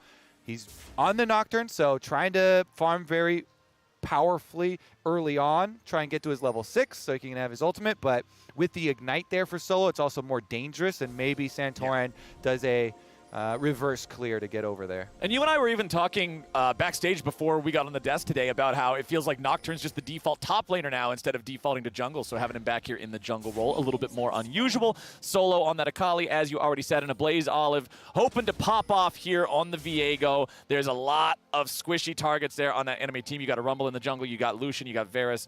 Very easy to reset off of some of those and continue to chain that team fight power. Golden Guardians are setting up defensively just in case there is a late invade coming out from Team Liquid. And remember, if y'all got some weekend errands to run and you don't want to miss any of the matchup, you can check out an audio-only cast of the games throughout today on League Day. Be sure to check that out, especially if you've got a boring meeting like Kobe suggested yesterday or I suggested earlier. Everybody's got boring meetings in their lives. It's the nature of the game. Why not do your best to pay attention to something fun? They're listening. We're not supposed to say that. Well, I don't work for them. I work here. I'm not in a meeting right now. Go watch our show. Okay. I also wanted to give credit to a Blaze Olive for his Viego play earlier, so shall see if he can have the big impact that we're looking for him, because Jenkins has role swapped the Camille into the Viego lane and away from the Akali lane. So as we suspected, trying to pin down this matchup here for Team Liquid, get that Lucian into the Akali lane so you can get full punishment. Really trying to abuse it early on before Akali racks up gold. Your goal here with the lane swap is to push in the Akali, force the Akali to miss CS early on, so it delays power spikes. It delays, you know, the extra gold funding this champion that really does rely on getting your max rank 5-point strike, plus then your extra ranks in your ultimate. That's when the back line really starts to cry. Tactical and Core JJ, very effective trading there in the 2v2 bottom side. They had the level 2 spike. Their opponents couldn't respond, and Stixay and Chime both lose about half HP for it. As Solo is not feeling much better up here against this Lucian. Yeah, Jensen with the role swap doing a very good job pushing in the minion wave. Also, you see him trying to harass on every attempted minion here. He waits for the attempt on cannon, cues right through the minion there, easily able to get extra harassment and force out the potion. Okay, invade from Santorin, but the smite by Iconic rings true, and he's able to secure his own Gromp. Honestly, Jensen and Jenkins being on the same team is hella troll. I'm just going to say that right now with the names because it's so easy to get them. It's like Huhi and Huni in the same game, but they're on the same team too. It makes it very confusing in the middle of big chaotic fights. I will tell you that right now. And then they swap lanes. Yes, and then they swap lanes. So now I got to try to get them right even more. Okay, super focus time. Team Liquid, Core JJ and Tactical still having control over this bottom lane. Very modest CS advantage, but you can see a little bit of roaming going on here as Chime leaves the lane. Santorin will look to secure this second Scuttle Crab. Yeah. And so that's a double crab early on for him as Core JJ goes on Stixay here in the bottom lane, gets the heal out early. Yeah, pretty big punishment on the hook here. Core JJ finds another opening, but they don't have vision. Ooh, not what they wanted to see there. Chime jumps in, but the Winter's Bite will not find the target he wanted. So Tactical just walks it off. Yeah, there's not a lot else for Iconic to do because as we kind of suspected from Santorin, he did the reverse clear where you start on red side so you don't get counter jungled, then down to blue and back up for top scuttle so you can make sure your Lucian lane has priority over the Akali and you track enemy jungle so that there's no gank thrown Jensen's way and he can continue his crusade of abuse on the Akali. Yep. And that was well executed. So it resulted in double Scuttle Crab for Santorin for Team Liquid, in addition to the Lucian being able to punish Akali, keep him very low on health as well as CS. Solo has well. Okay, Core JJ starting off things here yet again in the bottom side, and even though Iconic has been hovering around here, he's just never there at the right moment, and Golden Guardians can't make much happen. Now back in the mid lane, it's Jenkins who will be getting some help here from a Blaze Olive. It's the flash in coming out from Santorin. Electro harpoons! And he caught himself a big one. First blood to Team Liquid. It works everywhere, Flowers. The Camille Rumble combination. Top lane, mid lane, doesn't matter. Very good move here from Santorin. He knows as soon as he exit the Black Mist, there's no extra steroid for move speed. for the Viego. So yes, you can trade flash for flash, but if Rumble flashes first, you've got scrap shield speed, you've got your electro harpoon slow, and you can run them down. Flame spitter on, overheat auto attacks. Santorin is crushing it for Team Liquid. The coordination early we talked about with double Scuttle Crab, allowing the lanes to play how they want to with the Lucian top, but also combining there with Jenkins off of the good E stun for the kill in mid lane and turning that into an early dragon. Incredible stuff here with the coordination from Team Liquid. Let's see how he got around this ward. Okay, so he should know. Seen. Yo, you just placed a control ward, but guess what? The Camille engages, and it is that little step back. You saw that little step back from a Blaze into the mist. Santorin knows where the rest of the mist is. There's no way this is leading back towards your turret, so guess what? Here comes a Rumble. Yeah, if you're too far forward, the ward is not going to save you. This is a public service announcement. This is not an excuse not to buy wards. Please continue to buy them. Just make sure you're looking at them. And thank you for the observers for pointing that one out. They give us the replay showing the placement of the ward and the kill of the ward by Team Liquid. So no extra excuses there as far as the information available to the Golden Guardians. And all credit to Team Liquid for their early decision-making and how Santorin's playing around both solo lane matchups. Yep, talking about them solo lane matchups, 60-38 is the CS count in the top lane. You've already got the Seeker's Arm Guard built for solo. Yes, this is no longer the incredibly overpowered laning item it used to be, but in a Lucian matchup, you gotta take what you can get, man. He's just trying to survive up there. Yeah, you gotta just pick up any scraps of gold you see on the ground. You see a torn dollar bill, doesn't matter as long as it's not torn over 50%. You can Tape still it back use together. that. Look it up. As long as there's more than 50% of it left, still good. Honestly, Santorin now, though, with the Rumble Ultimate, things get worse. Bottom side, we've seen these repeated engages from Core JJ. They have not resulted in any of the significant summoner spells being blown by the Golden Guardians bottom lane, though it has resulted in one turret plate being lost as far as the constant punishment from the Team Liquid bottom lane. And this, by the way, is their preferred bottom lane. I feel like there's so much control in it. Yep. Another game where they bring out the double CC. The Nautilus Varus brings so many picks for them later on into the game. It also allows them to punish the lane phase so that it opens up roam timings for Core JJ, and he can get out, use his ulti and his hook towards mid or jungle. And Core JJ is a world caliber player on all types of supports, but watching him on an engaged type of support versus an enchanter, I always want to see him on the engaged types of supports. His ability as a playmaker, his ability to recognize situations, both offensively and reactively, is so good. I just love seeing him shine on these types of picks. Solo going in on Jensen here in the top lane, finds the ignite. Jensen with a flash away, trying to stay alive, but the calling's coming down. Solo's going in, Iconic is popping off here, grabbing the kill on the enemy top laner. A Blaze Olive looking for the kill onto Santorin, now back in retaliation. Jenkins is here and he's ready to go. A Blaze Olive stealing away the Rumble body, and Jenkins jumps back in for the stun. Flashing forward with a Hextech ultimatum. Needs a little bit more to get it done, but he won't quite find enough damage here just yet. Jenkins backing away, maybe wants to go back in, but not quite yet. That trade doesn't end up cleaning up the final kill here for Jenkins. It's the funniest thing, you know, and we always wait for the breakpoint in these Akali matchups versus the ranged squishy champion that's trying to abuse them early on. All right, you're basically just trying to tire them out, you know, float like a butterfly for the beginning. Okay, dodging punches, dodging auto attacks, harassment constantly early on, pre-6, and then you've had it.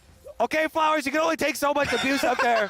And Akali with level 8 with the ultimate goes for the all-in with the ignite, tries to get the solo kill. And they do convert on it, so do get the extra gold with killing off both Jensen and Santorin here.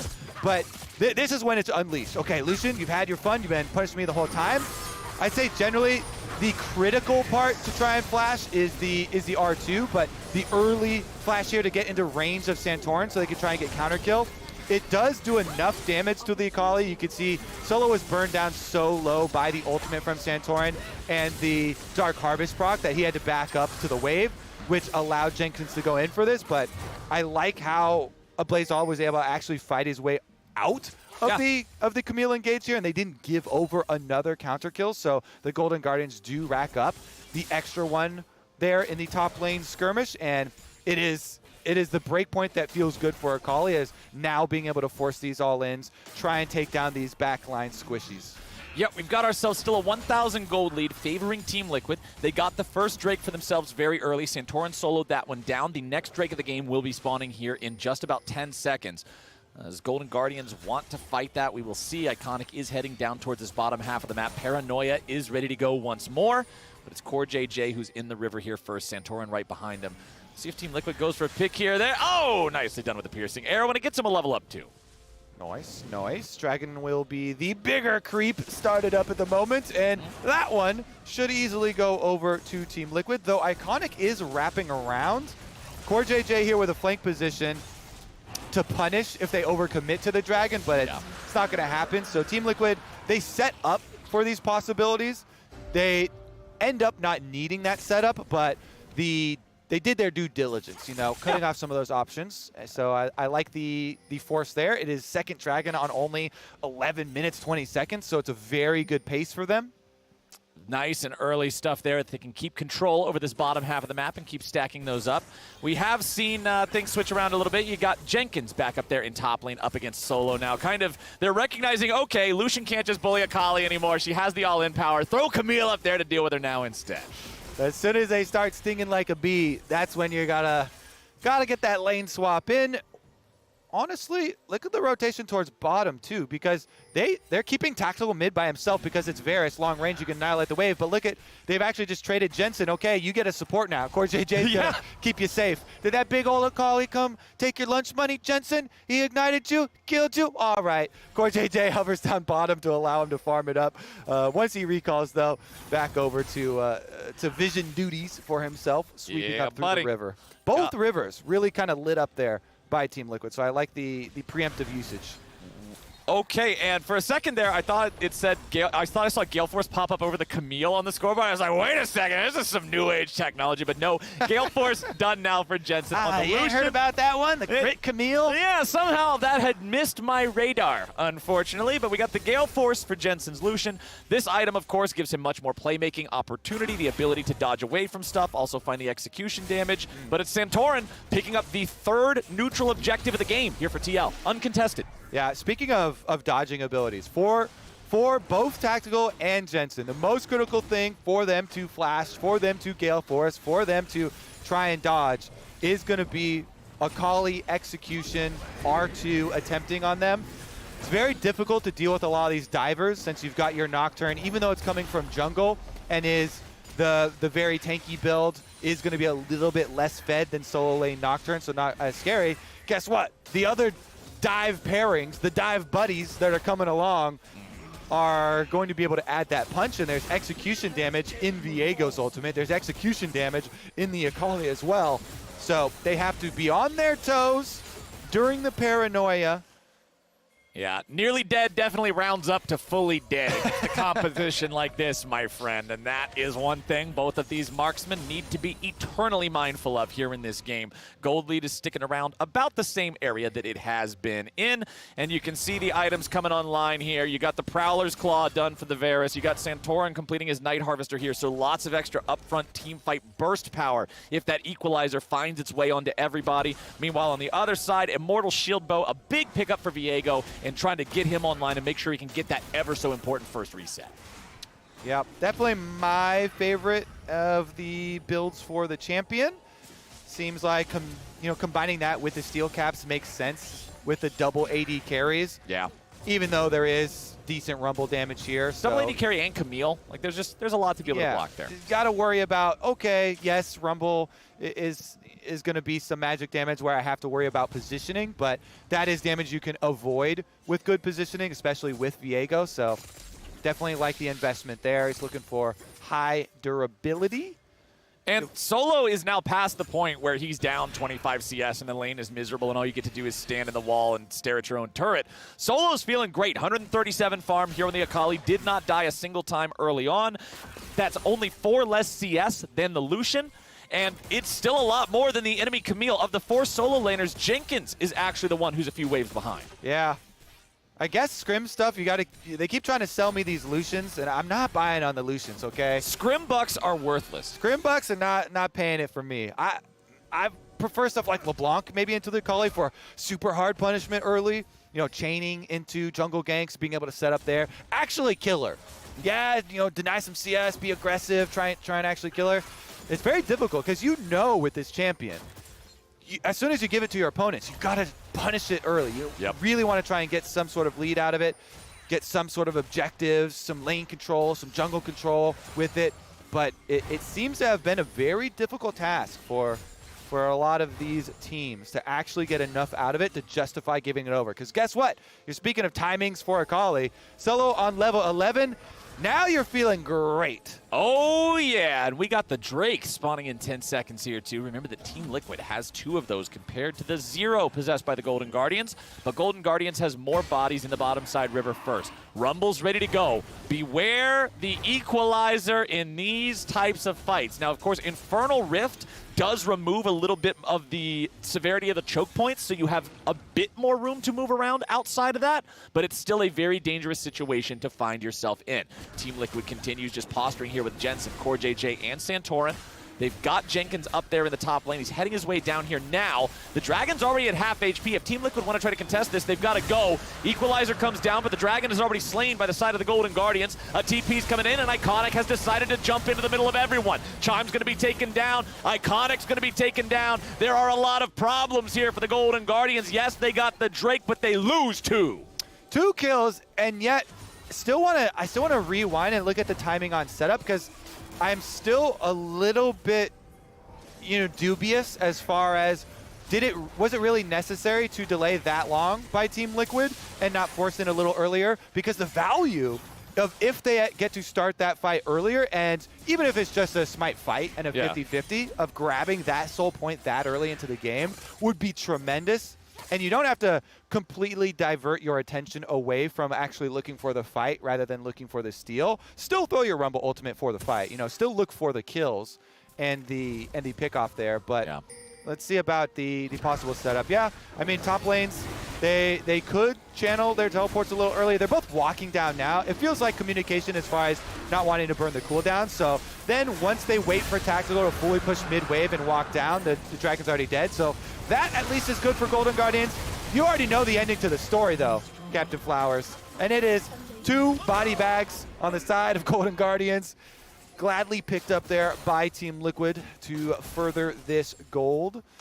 I hated that stasis from Chime, by the way. That was one of the, hey, here's a golden trophy for the kill you're about to get stasises. Whenever you're about to die and it's just not going to do anything, you don't like to see it get wasted, but Jenkins going in for a quick trade here against Solo in the top lane. The Akali still without an item fully completed. I mean, that's going to be the story of things when you have to stop off to get the Seeker's Arm Guard, you get the tier 2 boots all the way. That Mythic will be delayed, but it should be coming online anytime soon here as the paranoia is used, and Chime is out of position. The CC comes down, a lot more going through. Jenkins ends up in the wrong spot, and Jenkins is now cut away from everybody else, but they've turned their attention over onto Solo. The Akali's getting away, but Core JJ's gone fishing. Somebody get the kill. There you go. Jensen gets paid. Akali getting away. Not today, says Core JJ. Flashes in to be able to get it, and guess what? Now your jungle is TL territory. And Core JJ is not stopping. Viego wants to go in for the reset. A Blaze Olive being kept alive here by an Immortal Shield Bow proc. Core JJ is at about 12 HP, but that's enough to get out. Jenkins keeps on going in, and Stixay is going on the retreat. Jensen has approached from the flank. They force out 2 flashes, and everything's coming up TL. And they even got Mr. President Core JJ evacuated from the jungle just in time. A Blaze Olive procced his Shield Bow and flashed out because they saw Jenkins coming from the flank, and they didn't want to wait for the Camille to get there, but that means they also don't get the reset. Prowler's Claw ult attempt from Tactical does force out Summoner Spell here with the Rumble Ultimate also being used on Stixay. Okay, Golden Guardians kind of losing control, losing their footing in this game. 6-2 in the favor of Team Liquid as they have that 3,000 gold lead. Under 2 minutes until our next Drake spawns. Everybody's feeling pretty comfy. The only 2 deaths are on Santorin and on Jensen, but they're both still doing A-okay. And you can see now with Santorin not having that stopwatch available any longer, at least he will be a point of vulnerability there if he goes in a little too ham. That might be something the Golden Guardians can punish. But honestly, Kobe, it just felt like the Golden Guardians Guardians aren't on the same page. People are getting caught out, and it's not working for him here so far. Chime has rotated down here into this bottom lane, but Santorin is right there too. And you got to start worrying about that Camille. The Divine Sunder way past done, already looking for the Hydra as well. So, gonna be a very difficult side lane to deal with, if I don't say so myself. Yeah, and yeah, you're gonna have an Akali, but Akali doesn't want to be hunting Camille the entire game. She wants to be hunting Lucian and Varus and these more vulnerable targets. So that's going to be another thing that they have to deal with moving forward here. Ezreal is on the 2-item power spike. Muramana fully evolved, Divine Sunderer in the inventory. Made sure he rushed those so completely. He's still just got the level 1 boots. Chime is still sitting here in the brush. Now, Chime did not connect a lot of Winter's Bites during lane phase. So we'll see if maybe he can aim those a little bit straighter here. Gets the ulti through. Jenkins trying to get away. He wants to stay alive, but it's a 3v1, and Golden Guardians get their pick. Great use of the extra members of the team. Yeah, maybe the 1v1 is a little dicey, but they get the 3v1. Well, here's the follow-up, and Team Liquid immediately make it even numbers on the map. Now, of course, support for the top laner is not an even trade. Tactical's under a lot of pressure here, but it's a double kill. The smoke ain't gonna save you from the fire. The damage comes through, and Solo and Iconic are both down. Tactical survives with 200 HP, and a Blaze Olive and Stixxay are left in a 2v4. Yeah, that's going to be Team Liquid with the Dragon setup, too. They've got Core JJ to start this one out. If they could actually land one onto a Blaze Olive, they've got plenty of damage to follow up. The teleport flank will come through.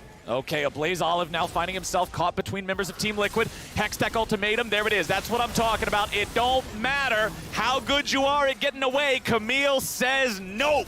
And Jenkins looks for even more. Core JJ, Santormin, and Jensen right behind him. Stixxay tries to walk it off, but over the wall comes Camille, and the uppercut kick straight out of Mortal Kombat. See ya. Finish him! He's able to get it there. Chops off the head. Meanwhile, they actually just run straight to Baron, my friend. With those death timers, they're not messing around with this small fries dragon. Well, I mean, Iconic is alive. He can try to paranoia in for a steal, but Team Liquid will force their opponents to come try to answer this. They're saying, all right, it's a 22-minute Baron. What are you going to do? Already down to half HP. They do this incredibly quickly with 2 marksmen. Baron at 4K. They're ready to turn if need be. Solo's already jumped in. Solo with a stasis, buying himself a moment longer. Iconic is instantly dead. Solo will follow. They do not die alone, and Baron's over to Team Liquid. Ezreal probably... Oh!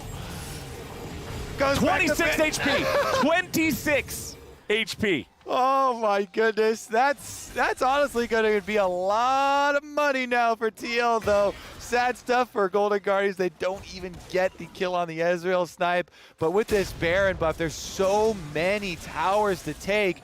They've only taken 1 tower this whole game. So these are the types of Baron power plays where you get 5, 6, 7K even in the aftermath because there's so much to pick up. Here's a look at how they got so close, but not close enough. Nope. Akali goes in for the execution damage over the whole team, but they're not low enough to finish anyone off, and being close doesn't count at all. So Dragon picked up here as well since they got the extra kills off of Baron, and TL just get everything they want wrapped up with a nice little bow. And their lead is so extreme now that we might not even get the 5-minute timer for the Infernal Soul. It is highly possible that Team Liquid can just end this game if they get another really good team fight for themselves. And Core JJ has found so many dredge lines to get so many picks and do so many fights this game that I have full faith that they will be able to find a team fight if they want a team fight. They will continue pushing down here in this bottom lane. They've only taken 2 turrets so far the entire game, so there is a lot of standing gold for them to collect here with this Baron. Okay, easy split pushing for the Camille. That Titanic Hydra we're looking for is complete, so you annihilate minion waves. Oh, bottom side engage though. They're trying to engage while Camille isn't here, but it will not work. Jensen's already on a killing spree and Chime is already down. Jensen does a little bit of a YOLO play and it don't work out, so he'll be taken back. Santorin with the stasis.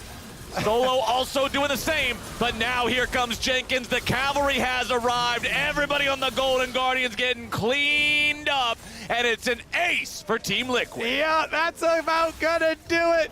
The only one down for TL is Jensen, dashing in on the Lucian right into face first tower aggro. is going to be finished up with Baron, though. Honestly, 20 seconds left on a Blaze Olive as well as Solo. Even though Iconic comes up, Sticks A2. They get right in there. This is going to be huge devastation late on the base. Won't quite be an ender, but yeah, that is gonna be so big for Team Liquid. Not enough to end the game, but having that lane vulnerable, having that inhibitor vulnerable. Another one? Chime, what are you doing, buddy? What are you doing? Now we got a TP. Okay, Solo gets slowed down a little bit. We got vulnerable health bars here. Iconic's getting away. Team Liquid still staying grouped together. Solo is here on the flank. He jumps into the middle of 4. Solo at half HP. Tries to find the damage. Won't get it. Tactical dominating. A Blaze Olive jumping in. It's a 5v1. And Santorin is unstoppable. The score was only 420 even for a moment. They rack up another one before I'm even able to make a joke out of it. Team Liquid just slamming this game. Yeah, they're not stopping for memes. All right. No. Okay, please get out of the way. We're trying to end the game here. Stop harassing us. Let us back. Spend this money and return to your base.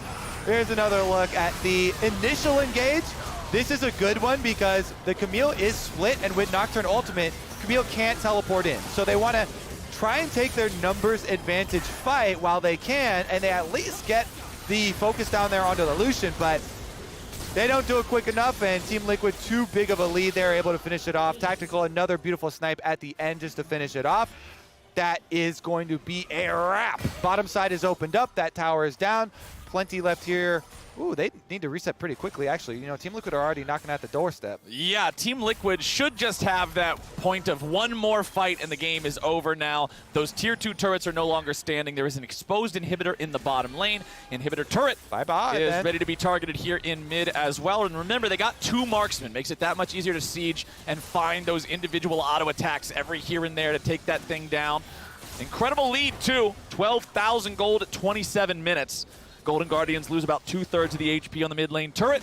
Minion wave floods into the bottom lane now as well. 90 seconds about on both Infernal Soul and Baron. Are they actually going to go for the dive or just 2-shot the turret? Well, CoreJJ says both. I will flash in for the dive, and we 2-shot the turret. Yeah, even though he doesn't find the dredge line, they get the turret anyway. I feel like that's the first one we've seen CoreJJ miss all game. Blaze Olive and Solo trying to join up here with the rest of the team. Solo's below half HP. They can't really even try to go in too well, but instead they're going to give it a shot. Paranoia's already out, Chime's already down, Solo's doing the same. There is not a chance in hell that Golden Guardians survives this. Team Liquid doesn't even need to use the equalizer to the very end. 5-0, a clean ace to end the game for TL. Team Liquid back on top here, racking up another win. That's going to put them at 17-9. Team Liquid just making it look clean and easy here. Nearly 1 kill per minute, 26 kills in a 28-minute game. They don't even have the chance to pad the stats at the end because everybody on the enemy team is still dead, and TL take the dub. You love to see when everybody on your team ends with a bounty. That's true. Fedora tips all the way around. What? McCore JJ. Well done from Team Liquid, though. Honestly, like, Golden Guardians just seemed that they never really were able to find their footing too much in that game. They had a good moment there in the top side where they got the 2-for-1 play, but that's really about the only moment that it felt like they had a win in their column through this entire game, because they had the neutral objective control for Team Liquid the entire time, right? Santorin getting those first 2 Drakes and that first Rift Herald. They had the laning control, swapping to keep Lucian with Akali and then getting him away once Akali, you know, became Akali. Team Liquid just had the strats to get it done. Yeah, honestly, Santorin is my vote for player of the game because of the way that TL were able to play as a team, you know, around the lane swap, his pathing, covering for both sides, double scuttle, into the play on mid lane, off of the Camille stun, punishing the Viego for being up in the lane. These timings he's working off of, finding the enemy jungle. I thought that was really well coordinated by the team. Feels like he did a lot as far as information gathering and giving the lanes for what they need for their matchups. So, you know, big props to him. And for me, my personal vote for player of the game is going over to Core JJ because turns out when Nautilus Q is a point-and-click ability, it is rather overpowered. And the man started so many fights for this team, so many engages, so many picks, so many counterattacks that the Core JJ Nautilus, I already said I love to see it. I'm saying it again. I love to see it. This is what Core JJ is made of, man. Yeah, honestly, the bottom lane for Team Liquid, especially with these picks, they've had such consistent success with both Tactical on the Varus, constantly getting his harassment in, sniping people later into the game as well. But bringing the structure to their team fights and those picks you're talking about has been one of the biggest things, because with Varus Nautilus, they both have been able to get their own lane priority to buy time for Core JJ to roam. They haven't had to call people to come unlock Core JJ and allow the roam. He's like, I'm coming to you guys. And they've also been able to bring that to the team fights as well. So it's definitely a team effort. Yeah, and we got to see the whole team work together well with those two doing their job. You already talked about what Santorin did, and then the solo laners being fluid back and forth. Okay, who needs to go to the Akali assignment? Who's on Akali homework now? They juggled it well. They were able to keep solo from ever being able to pop off, because there were a couple moments in some of those fights we saw how little the health bars were remaining on Team Liquid. If the game was a little bit closer, if solo was able to have a better early phase than having to deal with Lucian, could have been different. One of my favorite moments of gameplay is when Santorin on the Rumble, and he does get player of the game. He gets player of the game. When the Akali goes in and the Shroud goes down, he gets to play the game of Flame Spitter's on, turn in a circle, find the Akali. Yep, just make sure she dies anywhere in here, and they got that one done as well. It is so hard to hide from that incredible AoE on that thing, and man, Team Liquid just made it happen, right? They worked together as a team. We never saw a moment where it's like, all right, we're just going to yeet the ball down the field and hope we don't throw now. They played it well, they played it coherently, and they played it as a team. Dash is now on stage with Tactical for a Verizon post-game interview. Thank you very much, gentlemen. Standing by with Tactical after another incredible performance here in Week 3. Back-to-back Varus games for you. Incredible individual scorelines, but as a whole, the team looks like they're finding a bit of a rhythm. But just curious from your perspective, where you guys are at now here, middle of Week 3. Yeah, so I think we have a pretty good idea on how we want to be as a team. I think we figured out like what kind of champions we want to play. I think we have a really good read on the draft right now, or for us at least, like what we want to do. And, you know, just it feels good to go 2-0 so far, but I want to finish with 3-0. Now, within that, you've jumped to Varus twice in a row here. Be honest with me. Are you a little sad that you're not playing Tristana at the moment? No, honestly, I'm not too upset. Okay. Well, hopefully, if Tristana's going to be the champ where I end, Varus will be the champ where I'm smurfing, you know? Right, yeah. Well, I figure Prowler's Claw gives you a little bit of that Tristana feeling, right? Where you still get the kind of really jump nice forward. with the minions and stuff, yeah. Exactly. Kind of back to kind of taking stock of the whole league. While Team Liquid here is on a 2-0 streak for the weekend, all of the top teams, it seems, have had periods of incredible dominance, games where they're near perfect gaming their opponents, but also a few where they looked off kilter. So I'm just kind of curious, again, from your perspective in that position of Team Liquid, Cloud9, TSM, 100 Thieves, that have had games go both ways. Do you feel that that's more to do with the overall competition in the league, or that teams are experimenting more? Where is that kind of, polarity and results coming from? Yeah, so in my experience, whenever a season starts, it's I guess the thing that teams that work on the most is consistency, and usually it'll get better throughout the season. But at the beginning, it can always be hard. Like no matter, like even if you, because everyone takes breaks, you know. Yep. So it's really hard to like maintain what you had before. For us, I guess we had I guess for even other teams, even C9 had the ADC switch, and for us, we had our top inner swap. So it's like it's kind of like a new team, new thing. But definitely at the beginning of seasons, I think it's really hard to be like consistent through all the time. But as the season goes on, I think that's when like the real good teams like will shine. You mentioned the 80 carry swap for Cloud9. To me, that's just kind of indicative of the continuing changing landscape of at least the bot lane here in the LCS. I'm thinking back to when you first joined the league. Lots of eyes on you alongside Core JJ as challenging for best, if not best, bot lane in the LCS. Now with players like Sven taking a back seat, and King, Raze, these other young guns coming in. How you feel about kind of the makeup and the competition in the bot lane here in the LCS? So right now, I don't really think there's anyone better than me that's individually. I think I'm doing really well this year in terms of that, like way better than last year. It might not seem like it maybe sometimes, but I think right now I'm pretty confident me and Core are the best ball lane in the league. as long as we get to play our game. And yeah, it's that. That's interesting to me that you say you feel like you're playing the best you've ever played, even though it may not look like it. So how do you evaluate your own ability? Because if you're not doing it like a lot of people at home are doing, where they're just watching and they're like, well, the win either came in or it didn't. He's either good or he's bad. For you as a professional, how do you determine whether or not you feel like you're at the top of your game? For me, one thing is it's about confidence. I feel like I'm doing really well this year. It's just that I've had, I guess, some coin flip moments. But I think it's a learning process, trying to find the balance. And so far, I've never really struggled that hard, especially summer. So that's another indicator for me that I think I'm doing really well. Cool. Final question to you is tomorrow you cap off the weekend with 100 Thieves, another team that's looked very solid throughout the summer split. Their drafting, I think, has thrown some people for a few loops, but just what's your confidence level? What's your mindset like going into tomorrow's matchup against FBI and Huhi? Well, for me, it's just another match. I try not to think about the opponent too much. I just focus on myself and just think of them as another bot lane to play against. All right, just another bot lane to smash. Tactical, thank you so much for taking the time to interview with me. Congratulations on the victory today. Thank you. From here, we're going to a break. When we come back, it's the State Farm Analyst Desk, closing out the day. We'll see you there.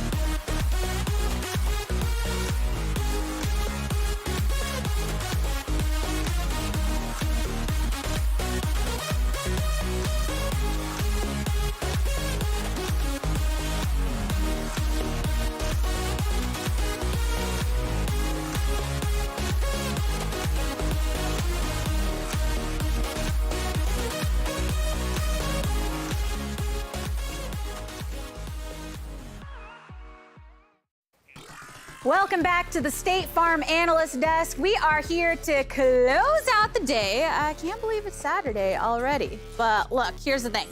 We just saw Team Liquid. I think it's fair to say they did some Team Liquid things, right? Looking fairly clean in that game. So I want to evaluate them against some of the other top teams that we have seen coming through. We know that Team Liquid are facing off against 100 Thieves tomorrow. So if we're looking at them, what are you making of these two? it's definitely going to be a strong matchup. And just thinking about this, man, I would lean towards. I'm going to regret this. I'm going to lean towards. Here we go. I'm going to lean towards Team Liquid a little bit. Whoa! Yeah. I'm going with 100 Thieves. A little bit more. Yeah, go for it. Why? I just think they are a little bit more flexible and a little bit more cohesive. Let's just forget about that one top lane play in the game where they all went in one by one. I don't know if I can just like put that out of your brain.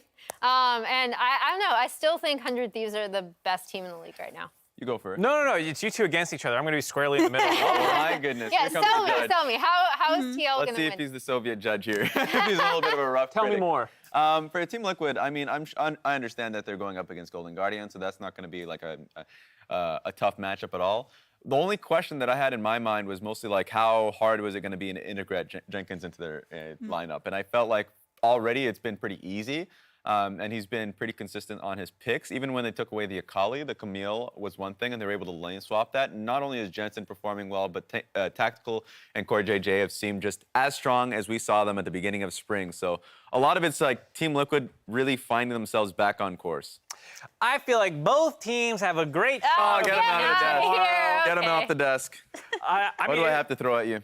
If I had to lean one way, I'd probably side with Emily, but it feels really weird because their games look almost the opposite in some ways, even though they're both winning. Like, a lot of TL games are kind of slow, even though there's like plenty of kills. They're snoozers until they win, and it's all like, okay, Santorin's getting double scuttle, right? And then he goes mid for the gank, and that sets up kind of their early game where they're just sitting there waiting to contest for objectives, and that's not a bad thing. Right. But like that's why it's kind of hard to tell, because it's like they're ahead.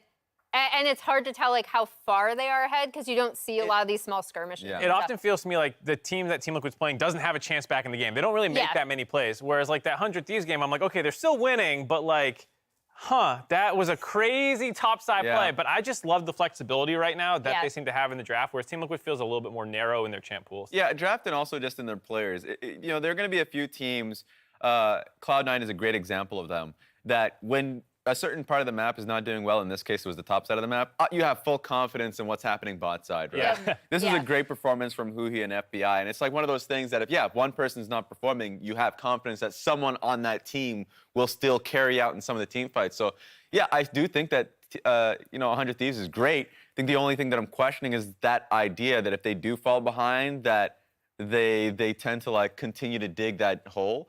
They're great playmakers, so it's like any game is on the table, but that's my concern when it feels like Team Liquid is getting themselves in order.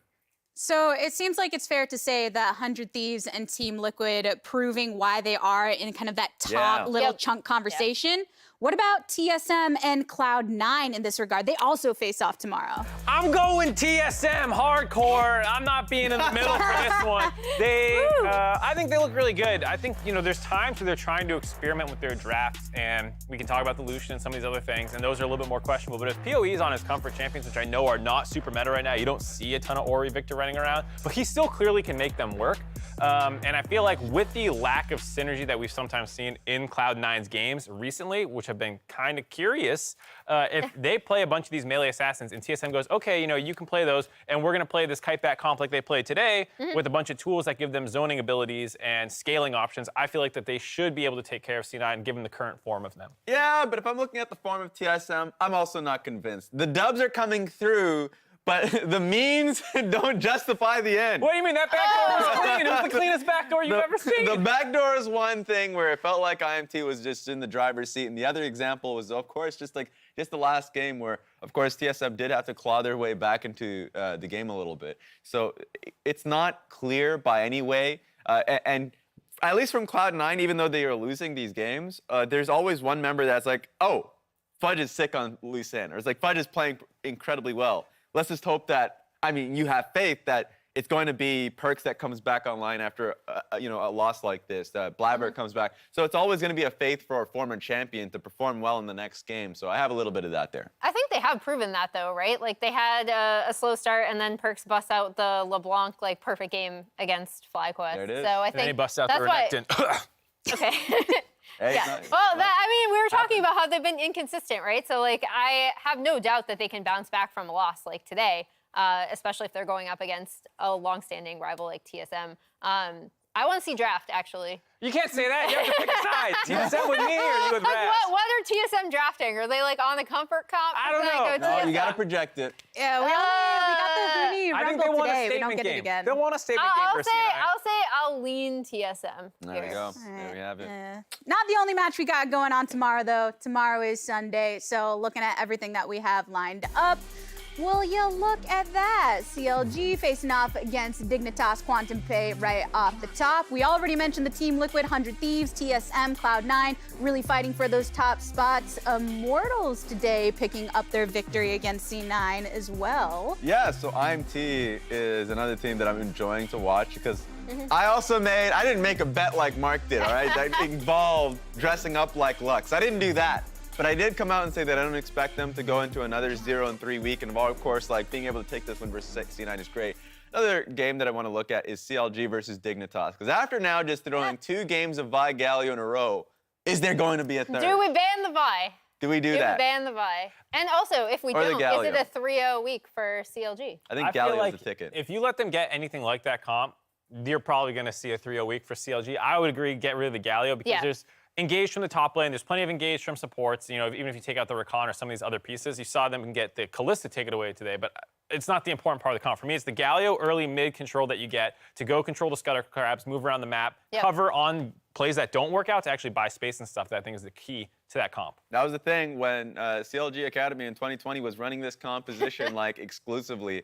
Teams were just saying, all right, you know what, just take away the Galio. You weren't winning beforehand with the compositions that were more honest, then like force them away from this constant dive that they run. So I want to see what Dignitas is doing. They're a team that's a bit of on the slide. So let's see if they can bounce back. Yep, CLG side Vi and friends coming out to play. I don't know if Vi's going to be around on Sunday, though. Let's go ahead and take a look at our standings. TSM, hey, they're up there in that #1 spot, followed by 100 Thieves, Cloud9, and Team Liquid tied together in second. And as we look a little lower in the standings, CLG's wins this weekend mean they're inching even closer to overtaking FlyQuest. I know we're all just talking about what it'll take for CLG to pull out the win, but is there any hope on the side of FlyQuest from what you have seen? Jose Deodo, for instance, kind of showing out on the Sejuanian moments. Oh, I want to love FlyQuest, but they feel like they just lack a little bit of consistency that they need. Like when one member or 2 members are having a great game, it's kind of falling apart somewhere else on the map. This time around, they dominated the top side in 2v2 skirmishes and stuff against 100 Thieves. But then too many other things were going wrong in the bot lane. You know, you heard in the FBI interview, he was like, yeah, I'm fine with all that stuff going on top side. We'll just keep taking your terror plates. Yeah, and I mean the tweet that Licorice had of just saying that they're feeling like a team, that's great. That's really encouraging. But when I remember hearing the sentiment of course, like a FlyQuest not having an identity. You have an identity if you have consistency on your map, and we need to have someone on the map that is a star that rises up. Jose Deodo has always kind of been that person. I'm looking towards the mid lane in Palafox. The number of assassins that he's able to pull out. Let's see if they can play a little bit more consistently through mid. Tweet sure did warm my heart, though. That's true. Love it. Love it, love it, love it. All right, that's going to do it for us here. Now, on behalf of myself, the casters, and the entire remote and live broadcast crews, thank you so much for watching. We'll see you tomorrow for some more LCS. Yeah, until then, good morning, afternoon, evening, and good night. I hope you sleep well. Get some Z's. They're good for you. Or watch LPL. Yeah, that too.